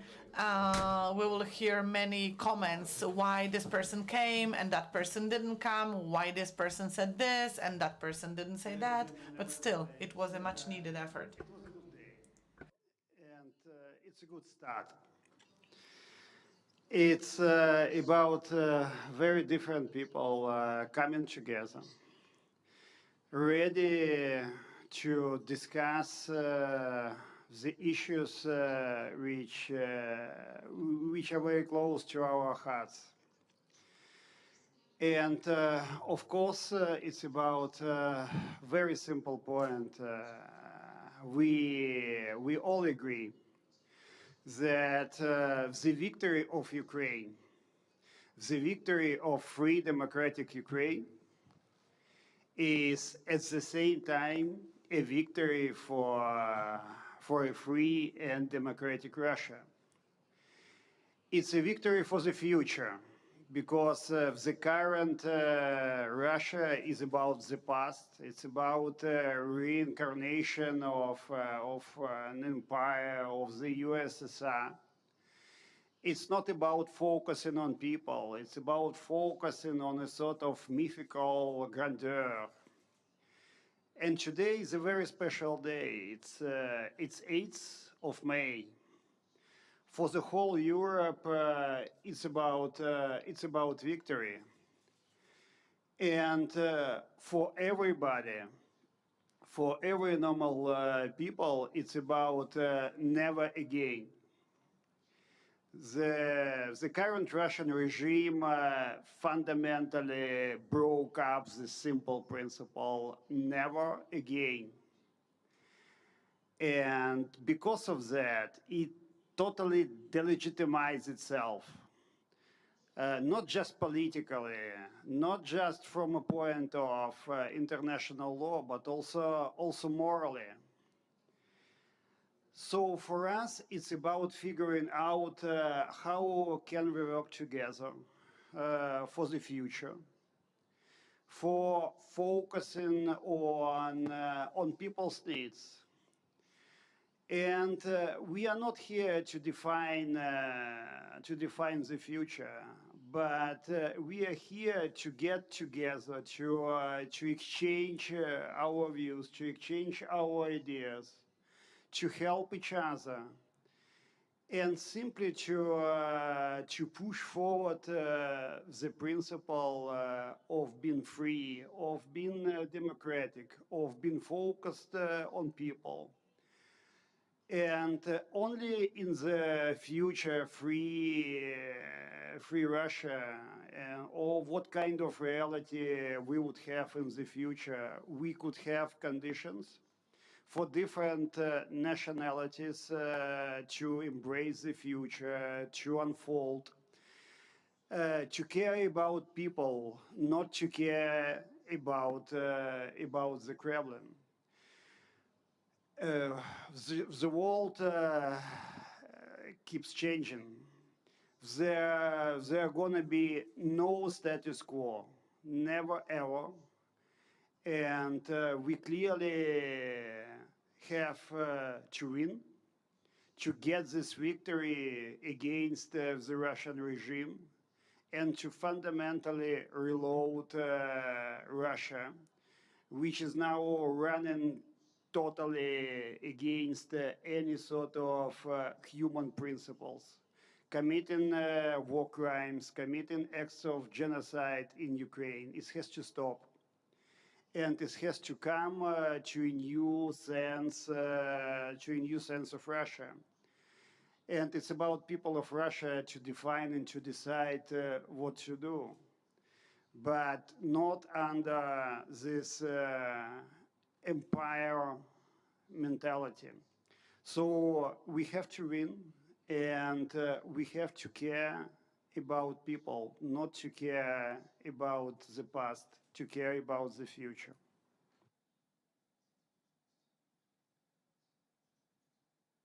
Bardzo serdecznie dziękuję. Teraz Thank you very zachęcam much. Państwa do Now, zadawania. you're all invited to asking questions. Please identify yourselves. Approach the microphone standing here.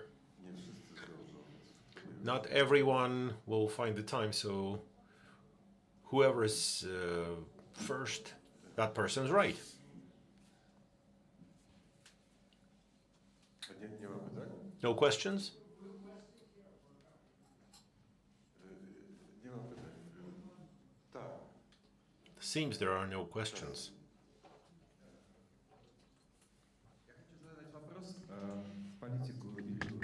I want to ask a question to Mr. Ilya Ponomarev.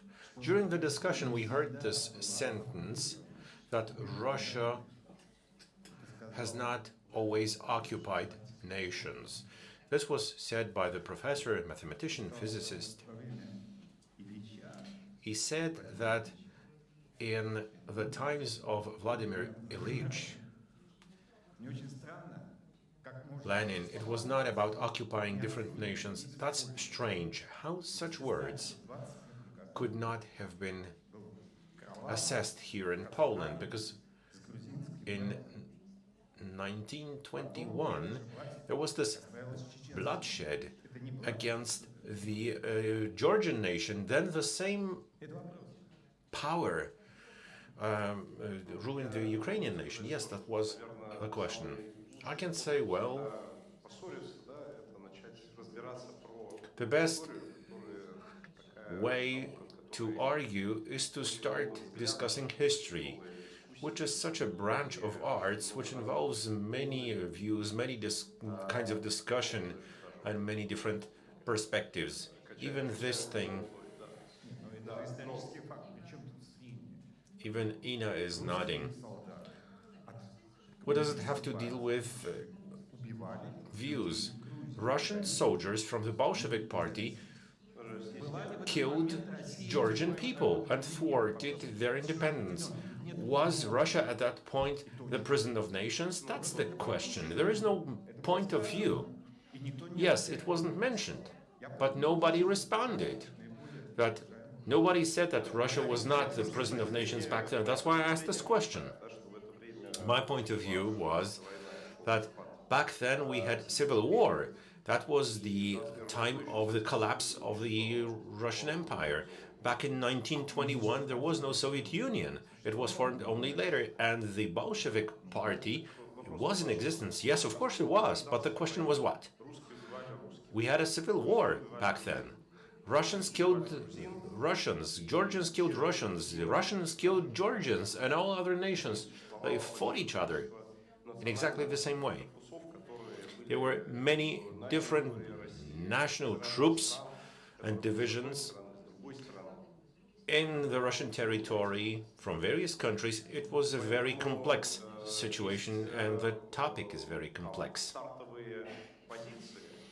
So there might be some starting positions of what they wanted to pursue. Well, it worked the way it has. Пропаганда, российская пропаганда. Thank you very much, Pavel Pavlovich, Radio Vnet. Well, assuming that Ukraine indeed wins the war, as a consequence of which Russia, as we know, might collapse and be divided, do you think new states might be formed in the territory of Russia that might not exactly be as fond of each other anymore, and this would give rise to many conflicts? And can you counteract that? I think this question could be addressed to anyone. We might start with Ilya Ponomarev. Thank you very much. Well, I believe that the probability of existence of a state as the Russian Federation as a result of the war against Ukraine is very high, because it will be associated with war crimes. And the reasons are well known and understandable. This is highly probable. However, we don't know how it's going to end from the political point of view. We don't know what it's going to be like from the military point of view. Of course, Putinism will be defeated, but what will come in the political sense, I don't know. We're trying to impact this in a way. So it's highly likely that you will have to reorganize the state anew, or the states.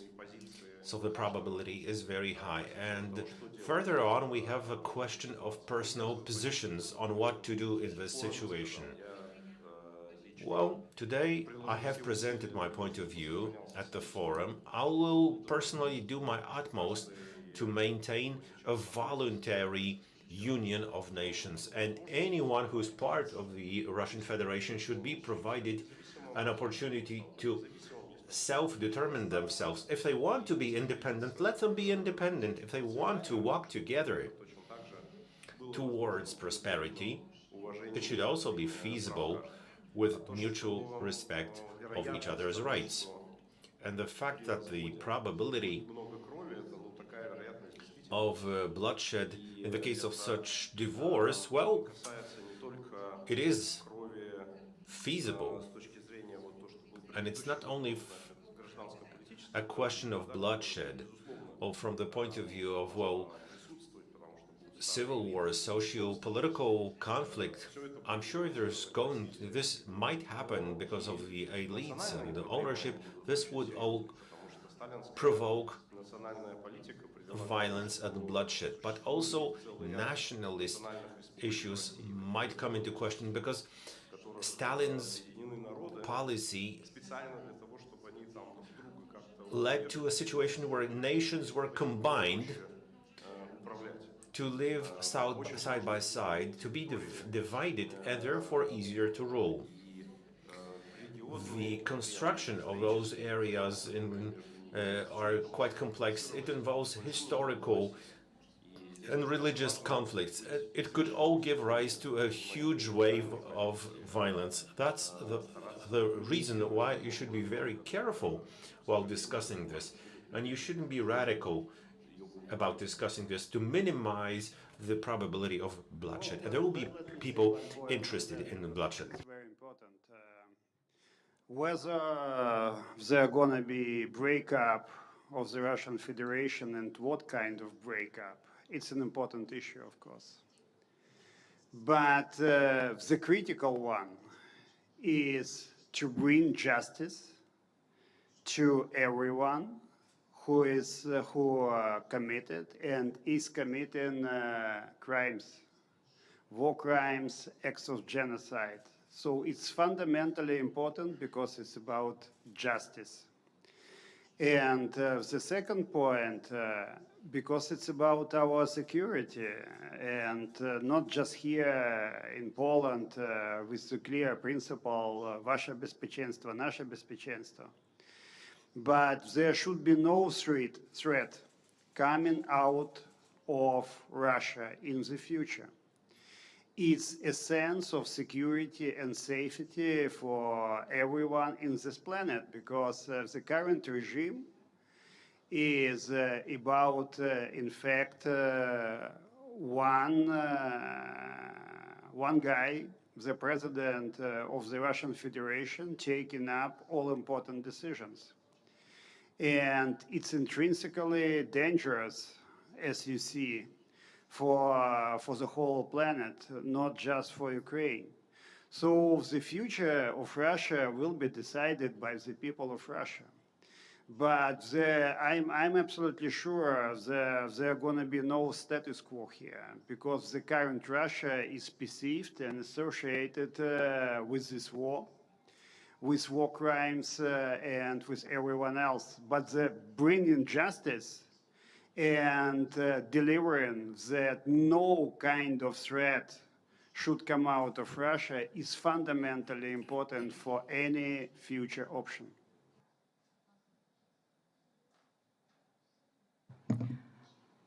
Что касается распада Российской Федерации, скоро выходит книга замечательного Януша Бугайски. Russian Federation, soon a book by Pugaisky will be published, The Collapse of Russia. So that's like a manual for the collapse. Janusz Bugajski, a splendid professional, describes it all from the economic, ethical, religious, and other points of view, and he proves that this all can be done absolutely without any bloodshed. This is a propaganda cliche. This was discussed by Francesco Benedetti, a great professional who dealt with the topic. Blood is shed where the center steps in, the Kremlin, like it was in the case of Caucasia. And maybe not everyone can see it the way I can see, because I was born and raised there. I know who Johar Dudayev is. I know they had a plan to develop a free Caucasia, and so there'd be no wars. And there were no wars until Moscow stepped in. Upper Karabakh. All those conflicts were provoked by Moscow and the KGB. The nations may and should live in peace, and there's no need to pursue communist propaganda.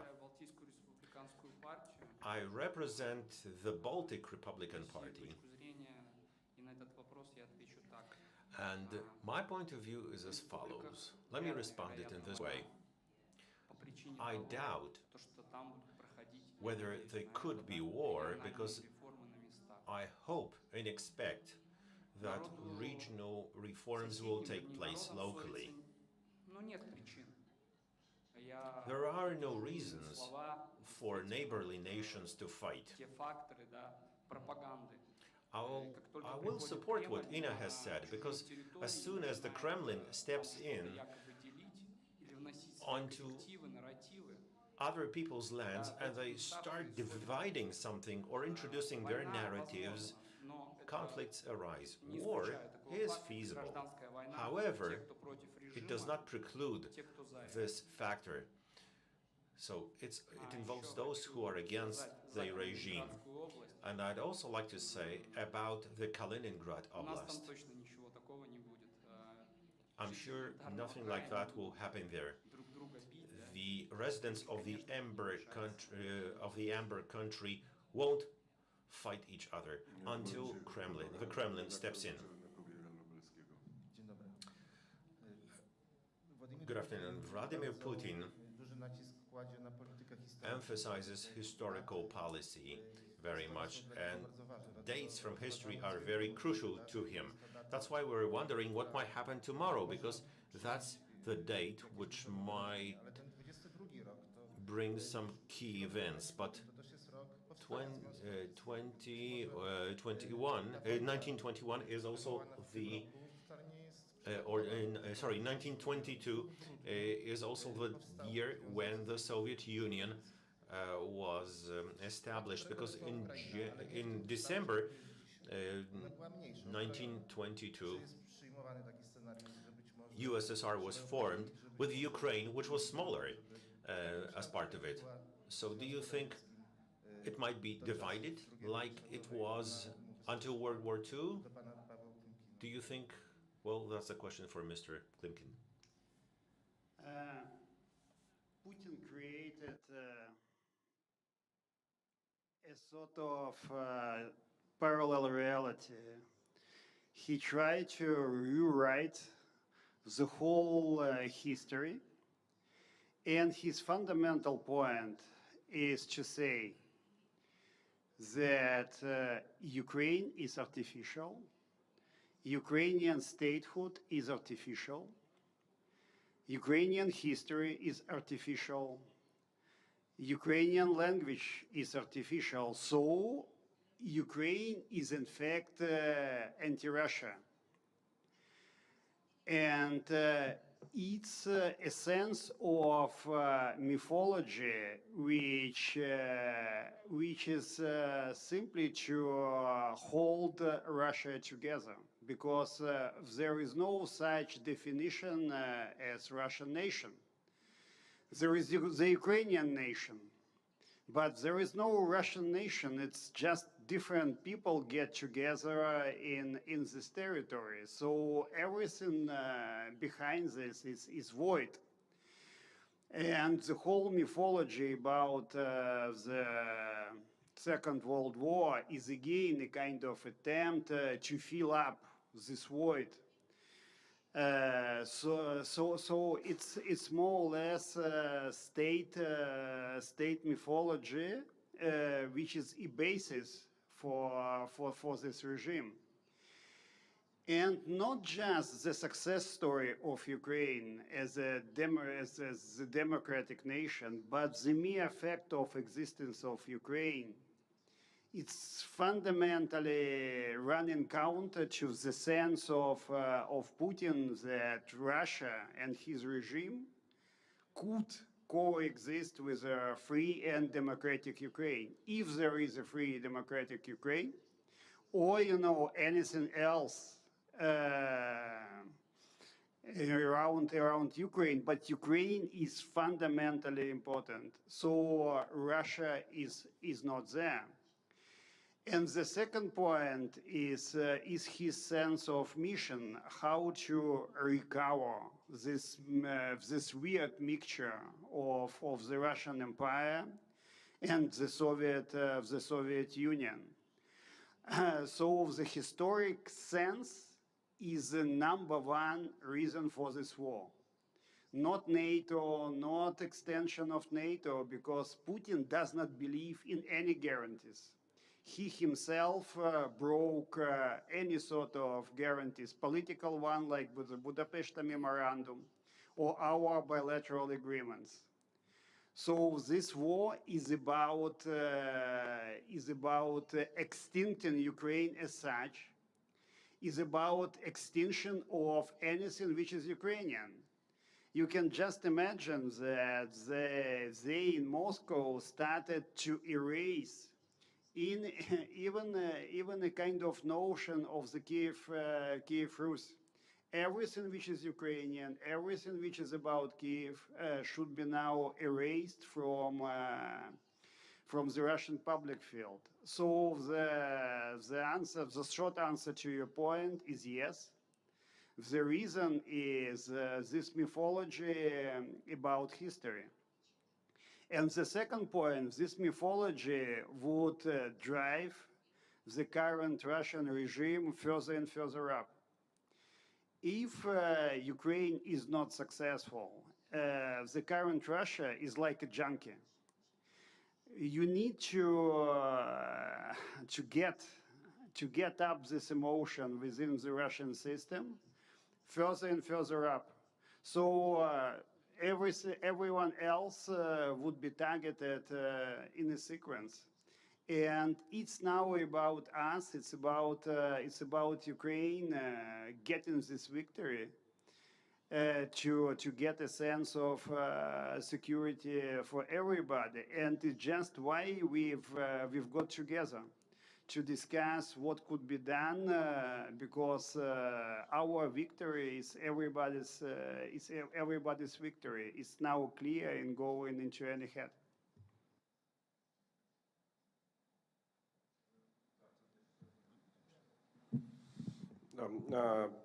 Я при том, что там на 100% согласен с тем, что I agree 100% with what Pavel said before me, but I would like to add a few points. Russian elites, it may, as funny as it sounds, is still trying to fight against the West and what the West is saying.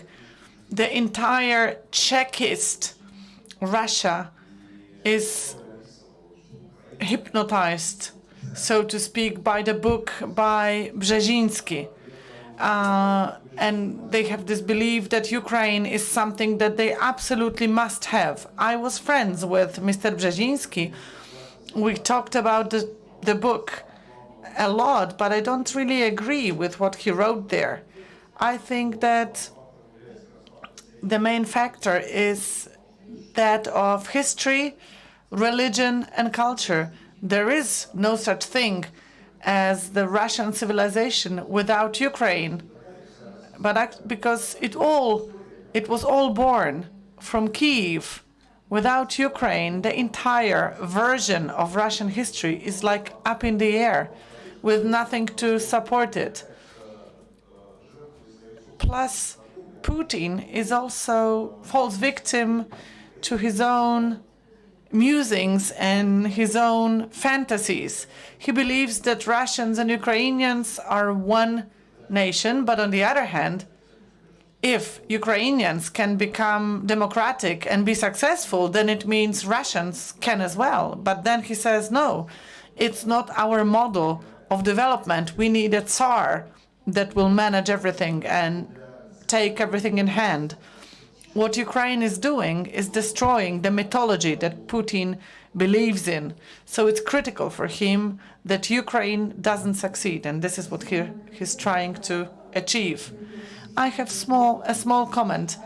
In the world, well, there has been an interview in 1992 where where Anatoly Sobchak is saying what Putin is saying today. But actually, Sobchak brought